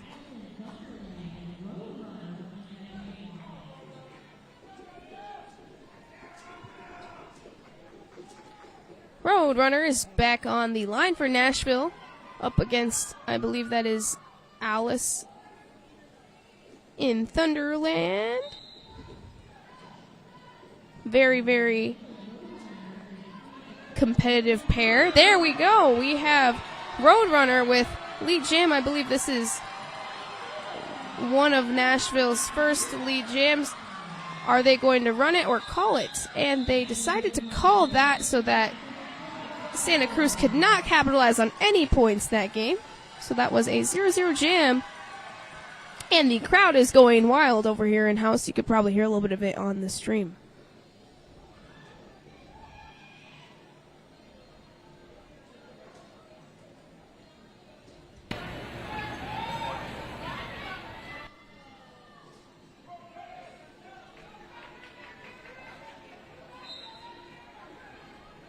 We have Mighty Duck on the line up against Speed Demon. A little bit of a player's dominoes there on the first turn, and some offense sent in from Santa Cruz, and a jump. Speed Demon retaining lead jam.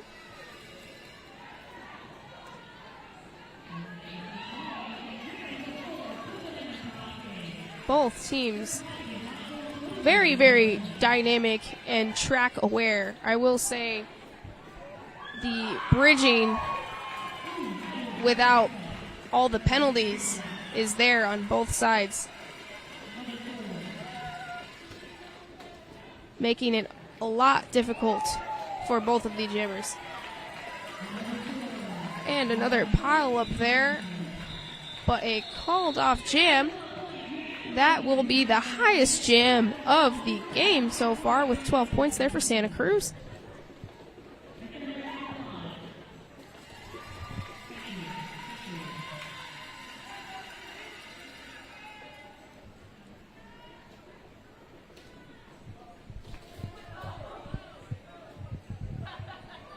All right. This could very well be the last jam of the first half, with 56 seconds left in the period.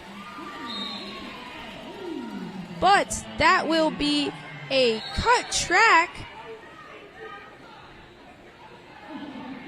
on the Santa Cruz jammer. Both jammers are on the track at the moment, with defense there on that first corner. And Cinnamon is unable to get lead jam on that because of the penalty, but is still putting points on the board there.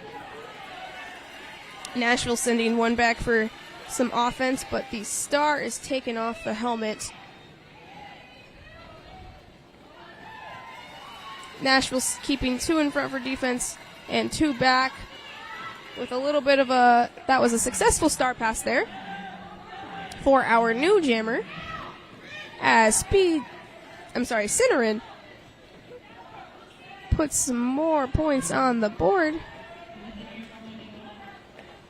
Comes back to do some defense.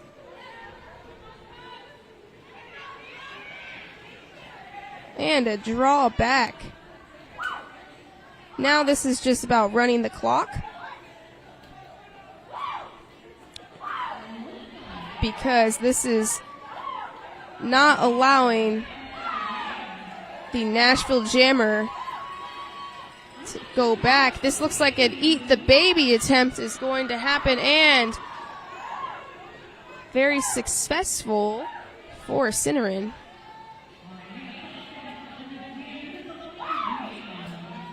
And the jam clock is done. Wow, what a last jam, with a 16.2-minute long jam to conclude the first half.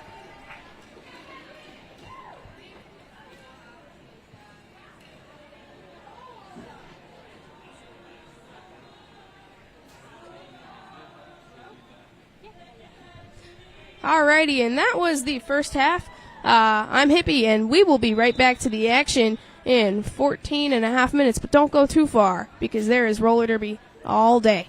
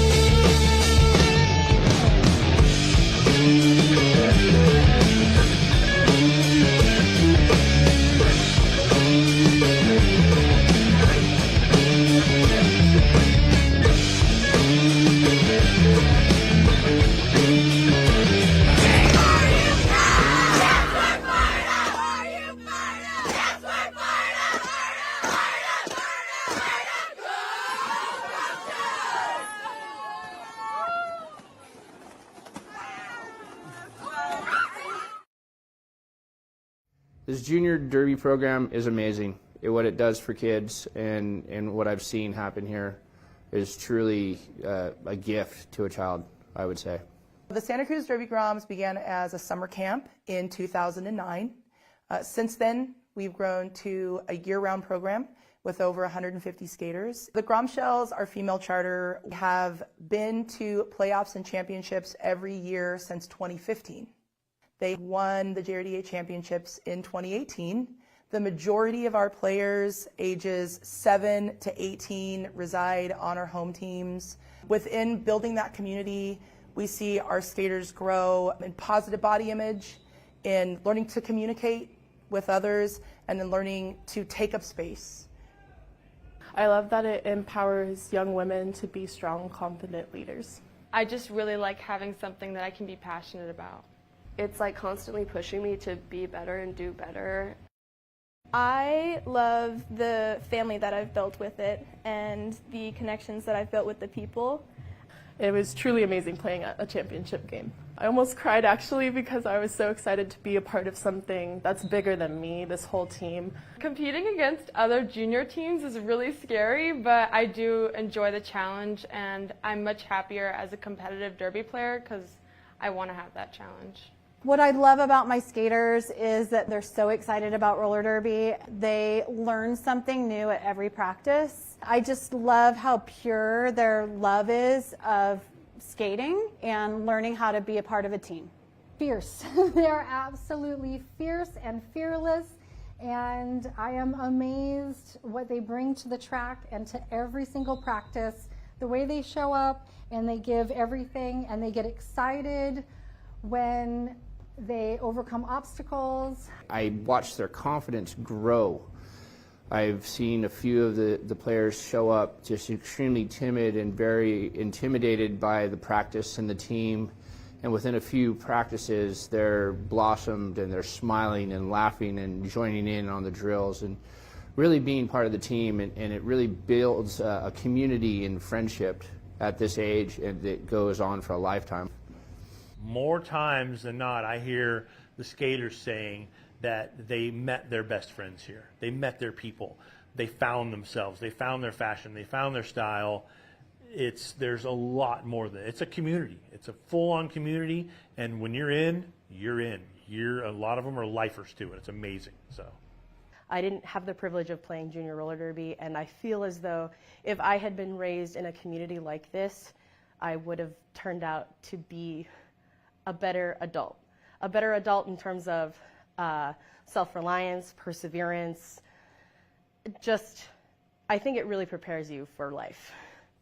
We strive to make a very inclusive environment and encourage each other, recognize people's successes as they move forward and advance on roller skates.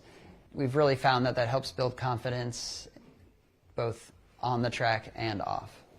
It's a lot more fun if we win. It's sad if we lose. They're truly amazing, and I can't explain it to you. You're going to have to come and watch a game and join the program yourself to find out.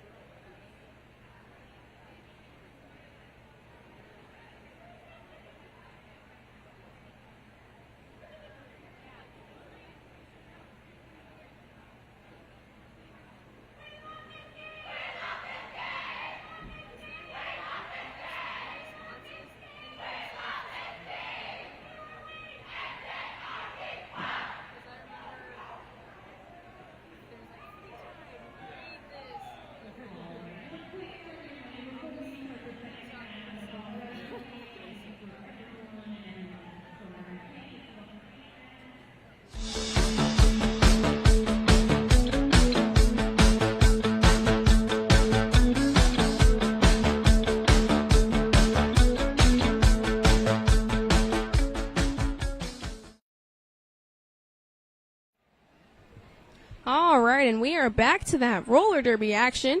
I'm Hippie, older, aged-out junior skater, and we have these junior skaters here with the Santa Cruz Derby Groms and the Nashville Junior Roller Derby still at it. We have our second half, and they are doing gear checks, something I have not done in a while, because they don't do that in adult derby. And we have our points per jam, the Santa Cruz Derby Groms, keeping a very, very consistent 4 points and calling it off. But towards the end there, we had a little bit more fun with 12 and 16 points there. And penalties all around have been super, super clean. We only have a couple on there at cut track for Speed Demon, and not very much there for the blockers. Very impressed with that. The Nashville Junior Roller Derby team having quite a few more, but still no one is on the verge of fouling out, so it looks to be that we will have all of our players for the next half.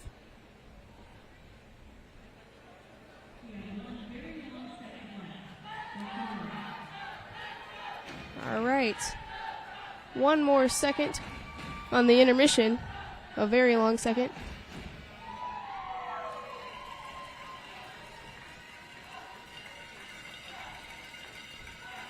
Let's see if Nashville Roller Derby will regroup and try some new things, as well as if Santa Cruz decides to keep the 4 points and call it off method, or if they decide to start running the clock.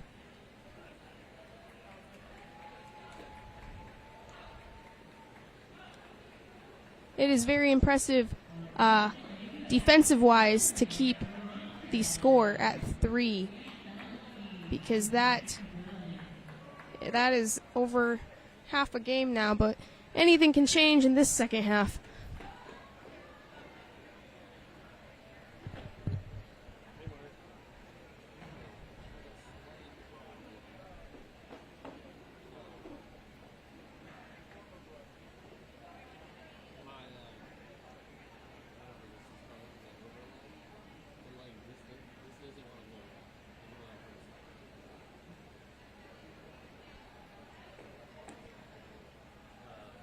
All right, and we are still on this intermission, but don't go too far.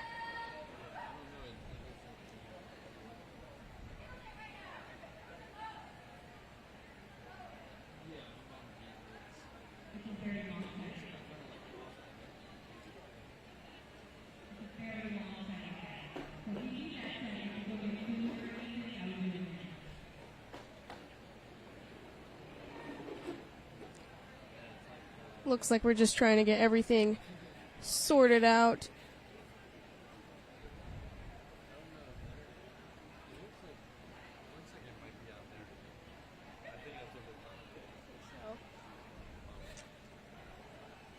There may be some technical difficulties as to why this intermission is having a very long 1 second.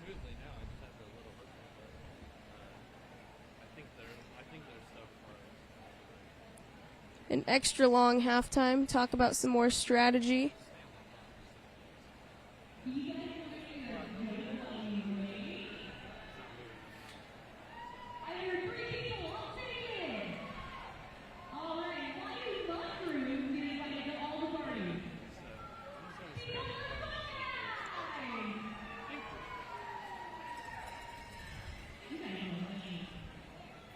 Again, I'm very impressed with both teams' defense, which has been great throughout the first half, and I'm sure will stay within the second half. Overall, very, very clean game so far.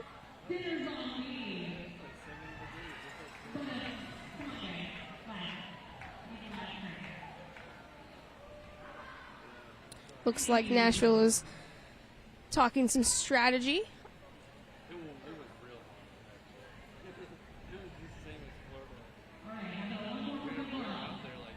And still waiting on some technical difficulties, frozen scoreboard, etc.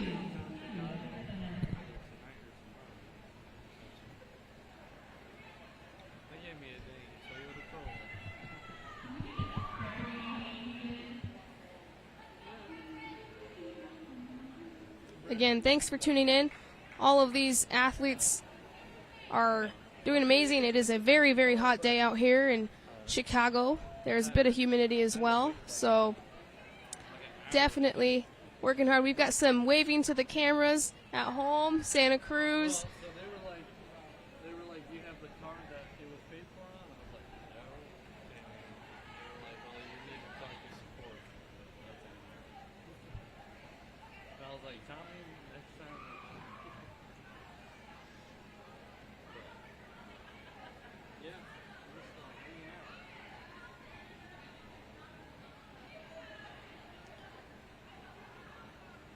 Again, still waiting.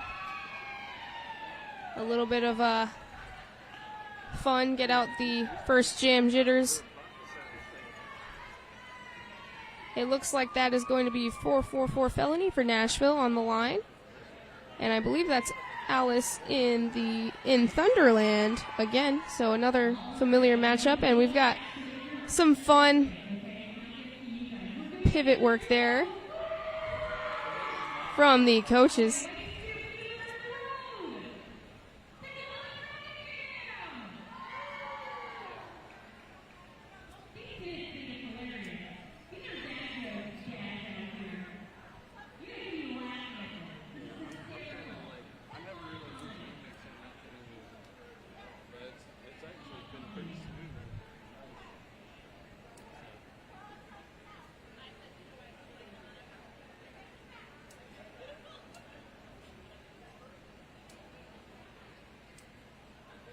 Again, apologize for the delay. I'd like to let the Derby speak for itself, but we've got a lot of hanging out at the moment.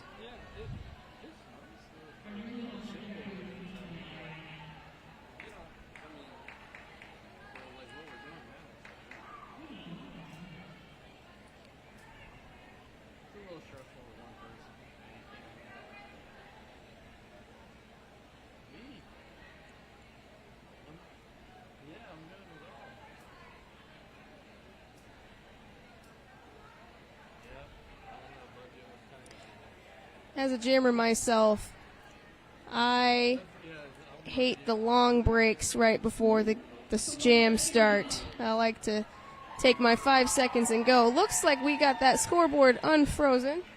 So we are back and ready to roll. All right. Some push-ups going on in the side there. Got to stay warm after that halftime. Like I said, athletes.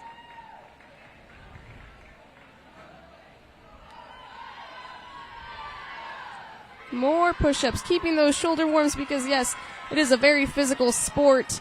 And there are a lot of shoulder injuries. But if you make sure to train and maintain, maybe that is the secret that Santa Cruz is trying to show us here.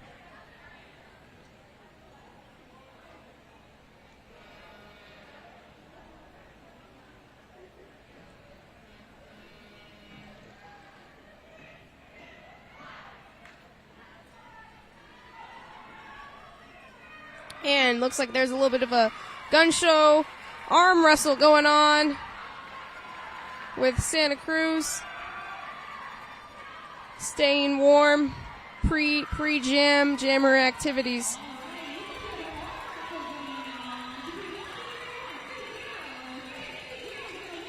In the elbow pads, though, I assume the coefficient of friction is a lot lower.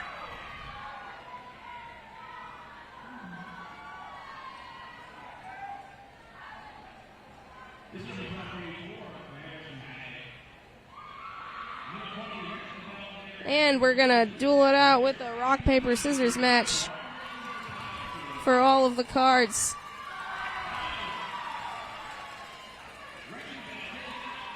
And the rock, paper, scissors arm wrestle competition going to start us off on that next half.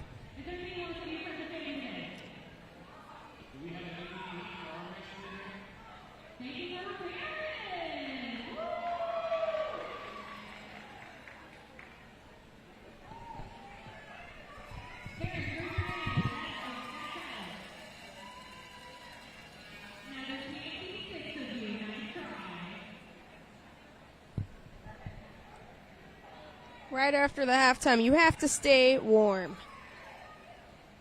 So these skaters are doing a great job of either huddling up or arm wrestling. Keep that blood pumping.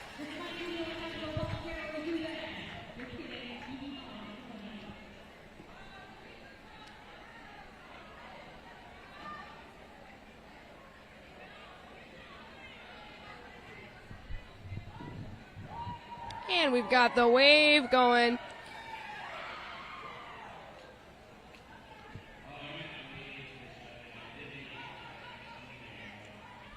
The wave for the team with a wave on the jersey. Oh, and the photographer is having the crowd involved in this.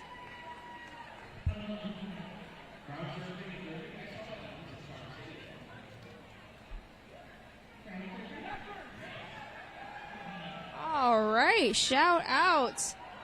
We got the wave going. The crowd is here. We are amped, making the best out of this extra long halftime.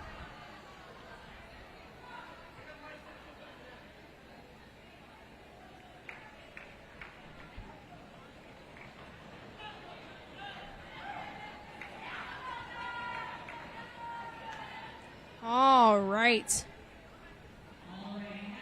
Seems like we are going to get back to that derby action very soon.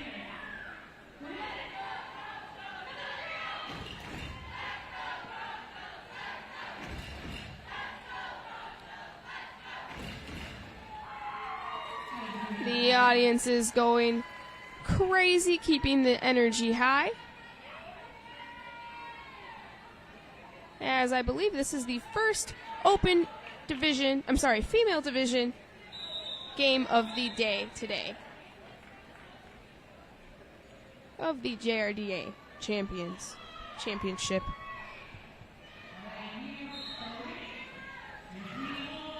All right, and we are rolling with a great defensive wall there with Nashville, but Allison Thunderland keeping it going right where they left off the last half with lead jam status for this jam. Looks like that is 4 points on the board. Will Santa Cruz call it as Felony just was released from the pack? Or will Santa Cruz run it? All right. Calling it off. Great start for both teams. And no one in the penalty box, which is always very nice. All right, it looks like that is going to be Roadrunner, our Jimmer for Nashville, up against Speed Demon for Santa Cruz. Speed Demon starting off very, very speedy with a little duck on the outside corner. Nashville sending back some offense for Roadrunner. Roadrunner breaking apart that tripod, but Speed Demon on the outside.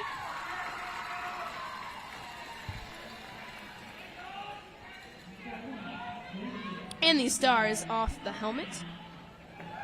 With a good hit there by Nashville.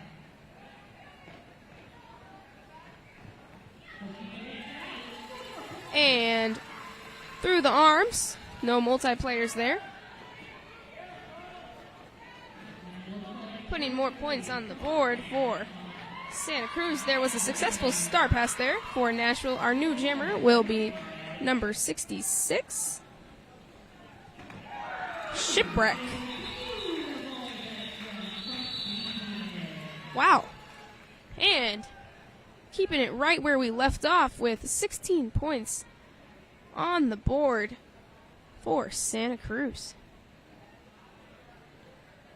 Both teams keeping a very high intensity, high level of playing, even throughout the very long halftime.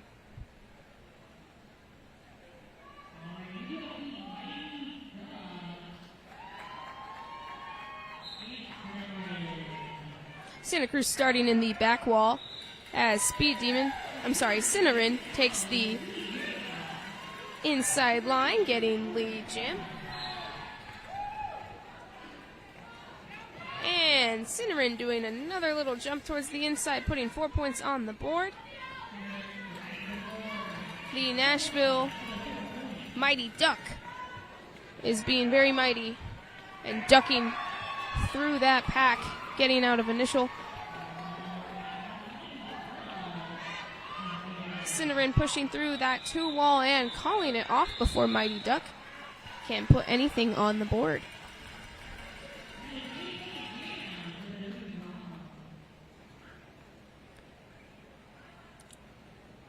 And it looks like jamming for potentially the first time is I'm so sorry, not for the first time. The first time of this half, Charismatic with the star. Up against Lunatic for Nashville. Lunatic with the lead called for Nashville, but an incredible hit there, meaning they were going to call it off, and that is a 0-0 point jam. Very quick, very, very quick jams this game.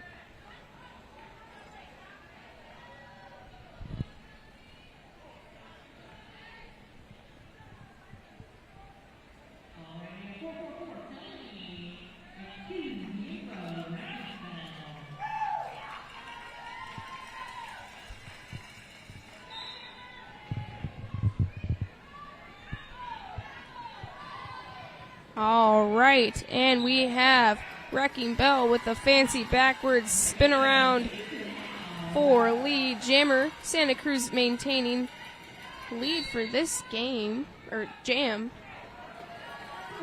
as Nashville is sending some back for some offense right there on the inside. Ooh, and a tumble and fall, but inbounds.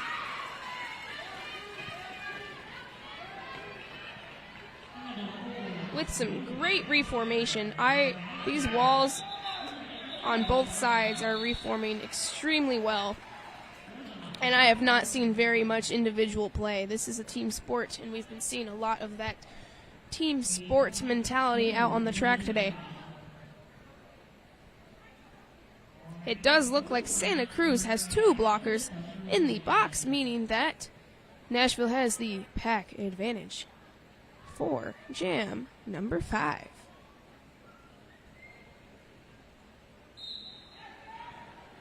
Doing a little bit of jammer on jammer blocking there. It looks like Road Runner will be our lead jammer. And with 1 blocker to sweep through, Allison Thunderland.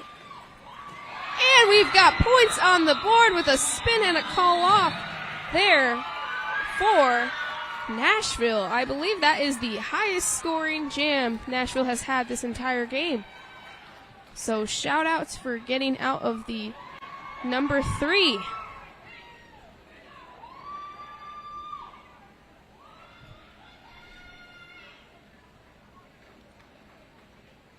And on the line, it looks like there is still 1 blocker for Santa Cruz in the box,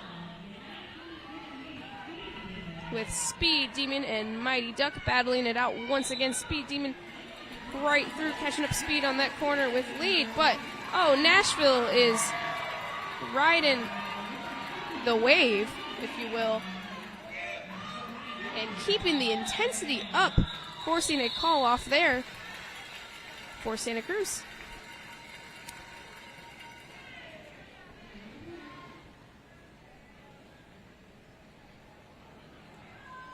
It looks like Nashville has been sticking to the front pack more this half of the game, which in turn has led to their highest point jam. But both teams taking advantage of the jammer's speed at the beginning there. And would you look at that? This is a very quick pack. Are they going to race or call it off? And it looks like Nashville is getting ready to call that jam off, not playing USARS today. Keep preserving some of that energy for the next jam, because there is 22 minutes left of the second period.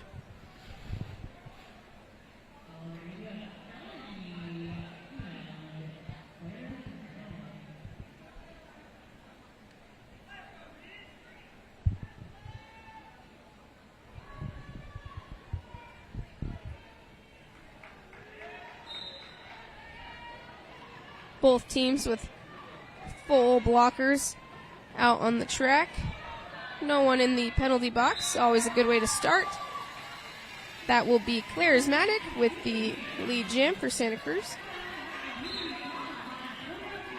And a penalty is called on blocker number 50 for Santa Cruz, as Felony is fighting in the backpack still.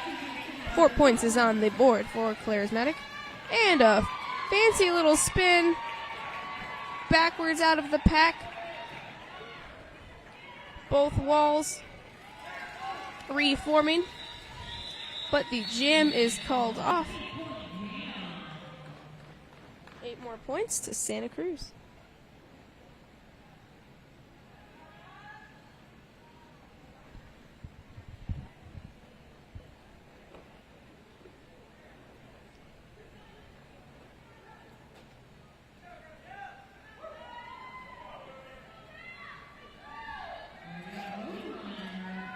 And these fast jams can get very exhausting as well.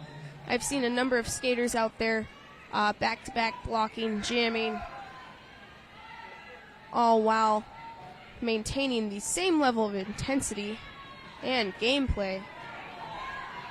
With a good 2-wall there, looks like Wrecking Bell will be the lead jammer of jam number 10.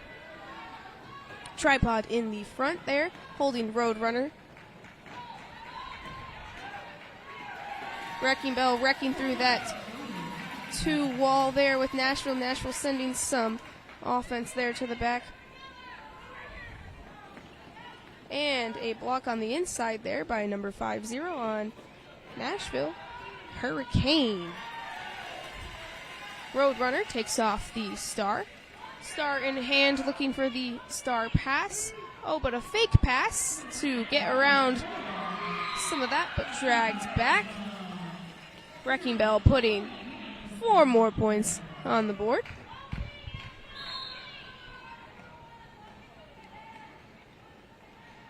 And taking advantage of the speed on the outside, cutting inside, Wrecking Bell puts another 4 points on the board, as Nashville is setting up for defense, because it looks like this is a power jam for Santa Cruz to capitalize on. And capitalize they did. They will be locking the Nashville jammer in the box, meaning that Roadrunner will have to start the next jam from the box.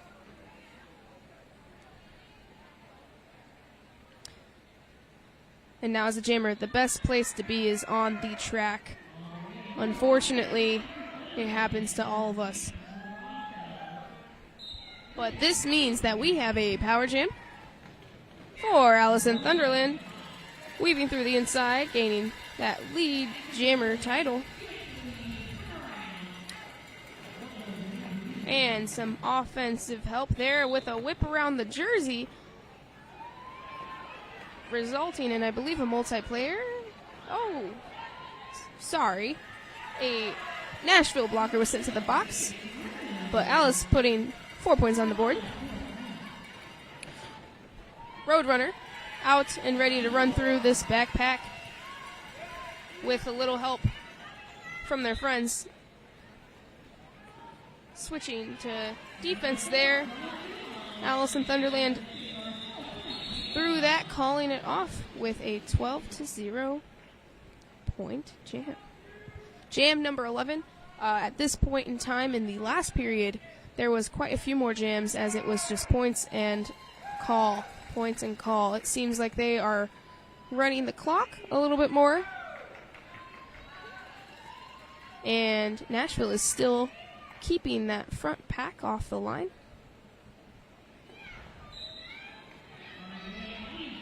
Jamming, we have Skull Crusher for Santa Cruz,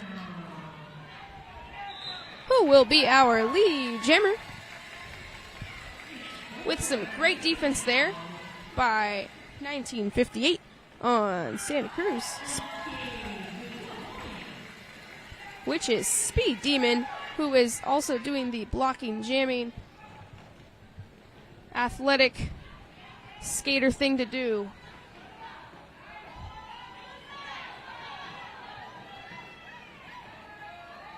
And Skull Crusher crushing through that front pack, but Nashville holding up a very good four-wall up in the front. And some offense there, pushing through the front. It looks like that will be a back block called. So this means we have a power jam for Nashville Junior Roller Derby. And spinning around, star in hand, that is going to be 916, Mighty Duck.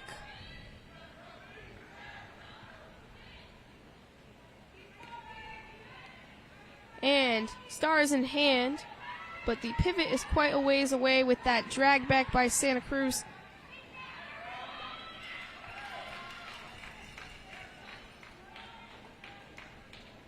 No lead for this jam, so no calling it off, meaning this jam will run the full 2 minutes. And Mighty Duck getting through, but Skull Crusher is not far behind.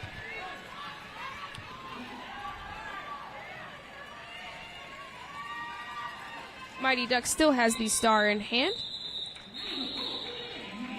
but after the full 2 minute jam, it was a score of 12-0.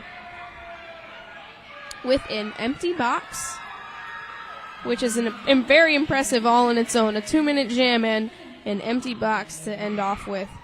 Never a bad thing.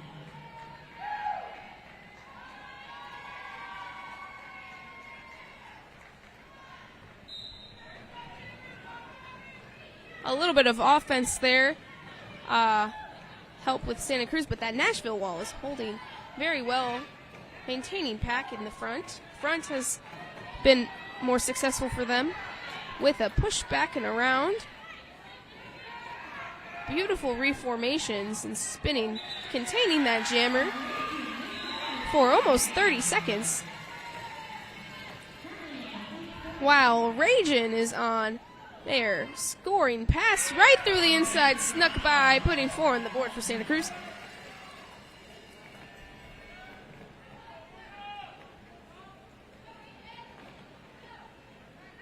And with a fancy spin around the inside, that will be the end of jam number 13.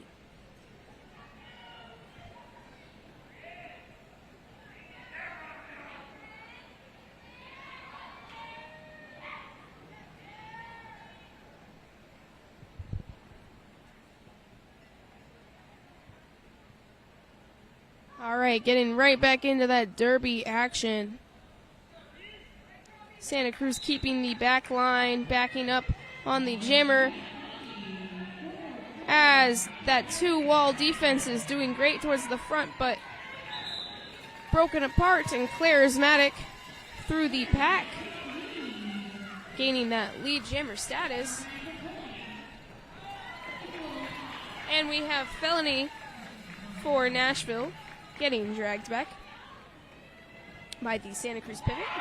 Woo! And an amazing backward spin there on that apex. I'm telling you guys, we need the apex jump counter for this game. I think I think that would be a good stat to have with the amount of apex jumps I have seen today alone.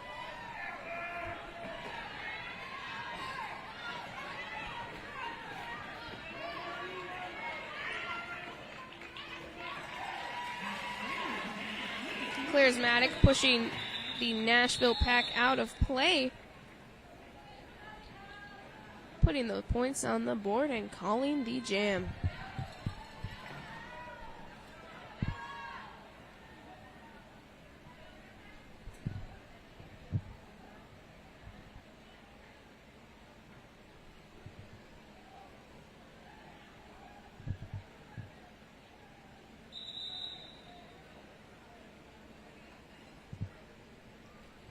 Looks like that is an official timeout called.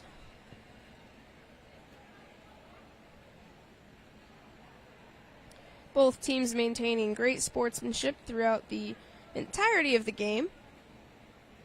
And like I said, roller derby is a team sport.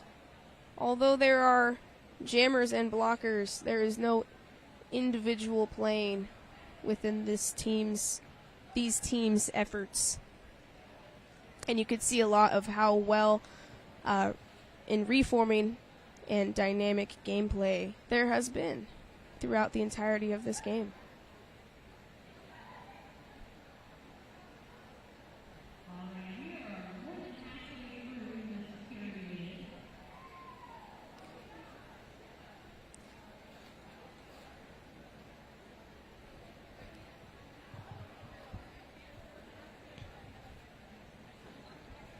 Nashville roller derby doing a great job of keeping up the enthusiasm and intensity. Like I said before, I've been on both sides of the large point spread games, but that is just how roller derby is sometimes. Every jam still counts, and they are making every jam count. We have Roadrunner for Nashville, but Wrecking Bell, with lead for Santa Cruz. And both jammers are through initial. Wrecking Bell getting some points and calling it off. But I believe that was 3 points total for that jam. Not the entire 4. Nashville did a great job of keeping the pressure up on that jam.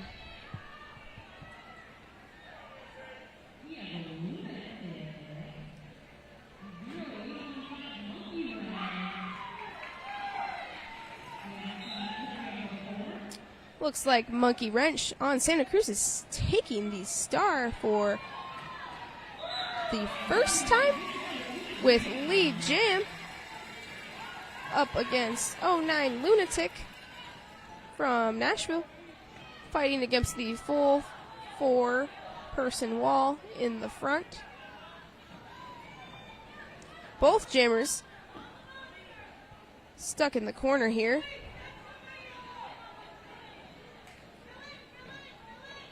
This is a slow but strategic pack gameplay as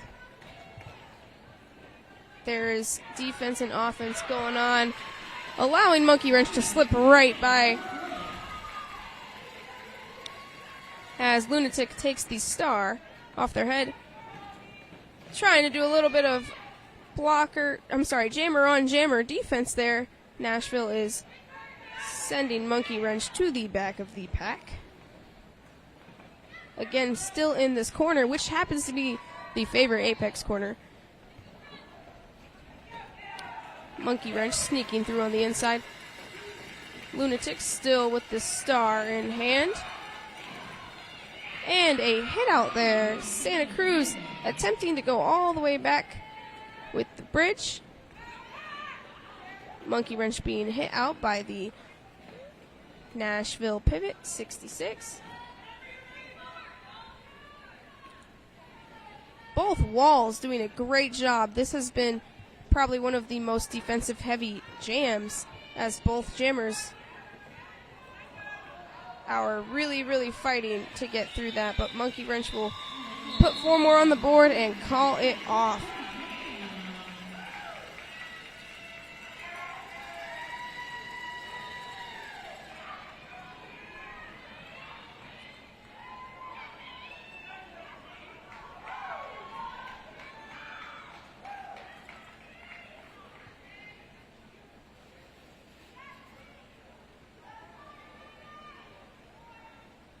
Five seconds called, with only 8 minutes and 45 seconds left of the second period.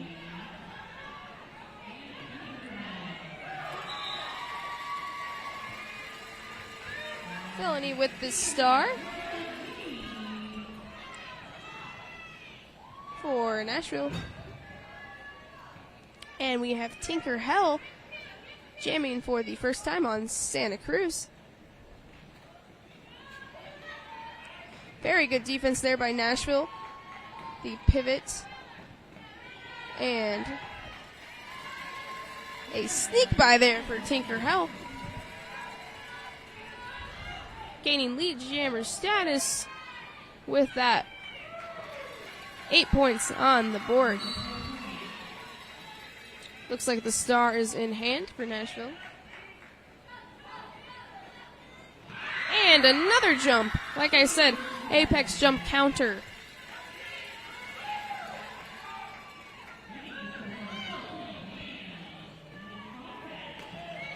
And a good hit on the inside there by 615. Lethally Blonde. And great sportsmanship there. High fives on and off the track. Again, that's what roller derby is all about, keeping up the good vibes. And who doesn't love roller derby? On a beautiful, hot Chicago afternoon.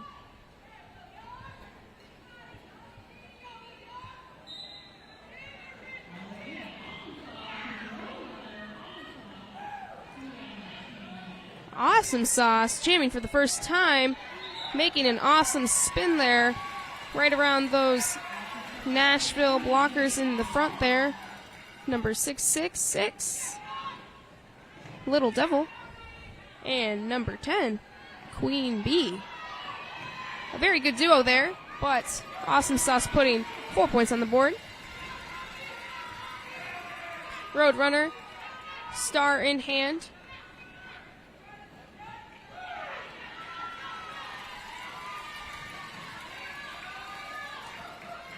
And there was a very sneaky star pass there. Our new jammer will be Shipwreck. Awesome Sauce. Getting around. And going to run it on the new pivot jammer.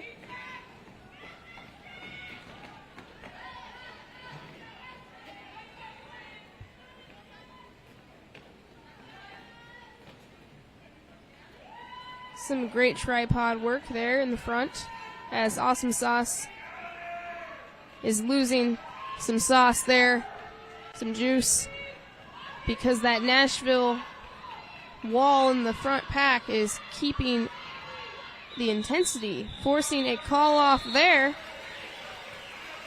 right before the end of the jam time. That will be 16 points to Santa Cruz.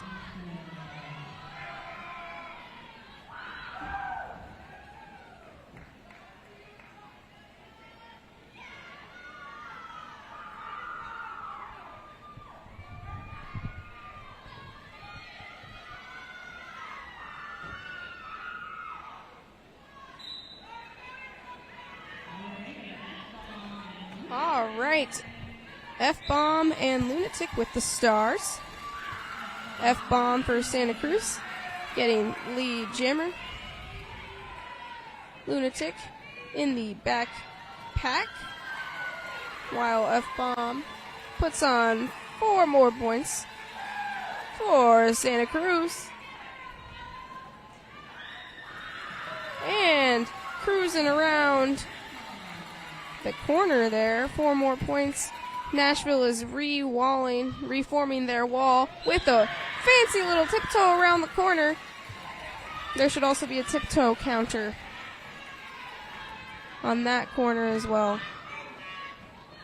Lunatic still pushing through some amazing defense there. And the drag back, making Lunatic take the star off and play some defense, but a very good spin there by F-Bomb. And a great four-wall in the front there. Oh, and the one hand would have been in, but the two hands is out of bounds.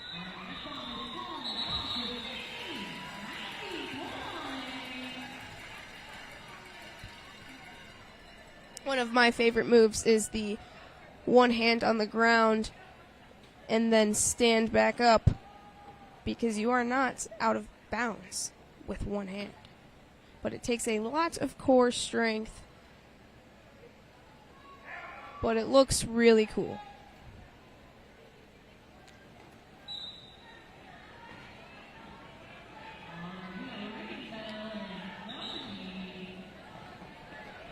And a familiar matchup, we have Wrecking Bell and Felony with the Stars. Nashville sending one back for offense there. Oh, but a blocker is to the box. Felony still pushing through that three wall in the back there, with Santa Cruz has one up there for offense. But it looks like a Nashville blocker was sent to the box, so that is one less person to skate around.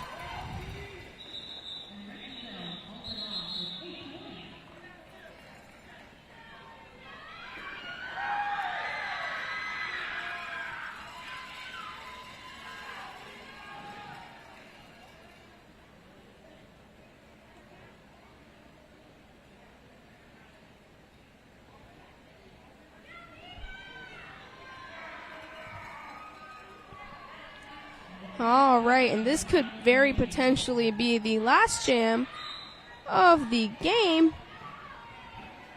On the line, wearing the star, we have Vita Vendetta for Santa Cruz, gaining lead jammer up against Lunatic for Nashville.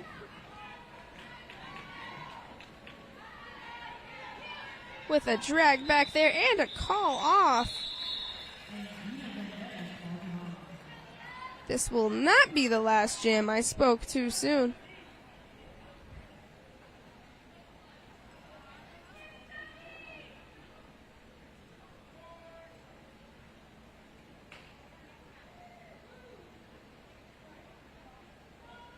And the penalty box is empty for another potential last jam, but with the amount of times it has been points and call off, you never really know. Alice in Thunderland with lead jam. Status for this jam, putting 4 on the board.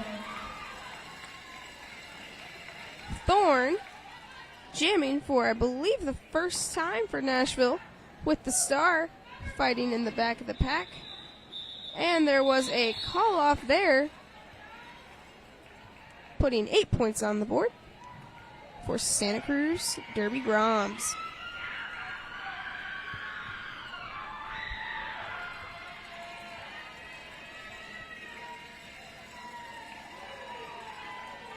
And with the star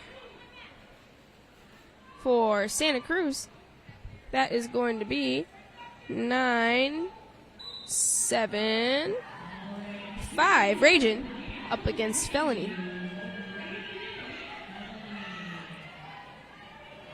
And Nashville is holding Ragin in the front pack. And a great drawback there. Felony trying to play some defense, and some jammer on jammer defense did happen. Lead is still available. And a hit to the outside. Oh, that means Ragin will take lead jammer for the last jam of the game. Trajan putting 4 points on the board. Nashville with a 3-wall in the front there. Doing a great job of keeping back and keeping position of the opposing jammer. But with that call off, that means that this will be the unofficial score. Putting 8 more points on the board for Santa Cruz. What a game. Amazing gameplay, really, on both sides. But congratulations to Santa Cruz Derby Groms. They will be advancing to the next game. So stay tuned for all of that and Junior Roller Derby Championships.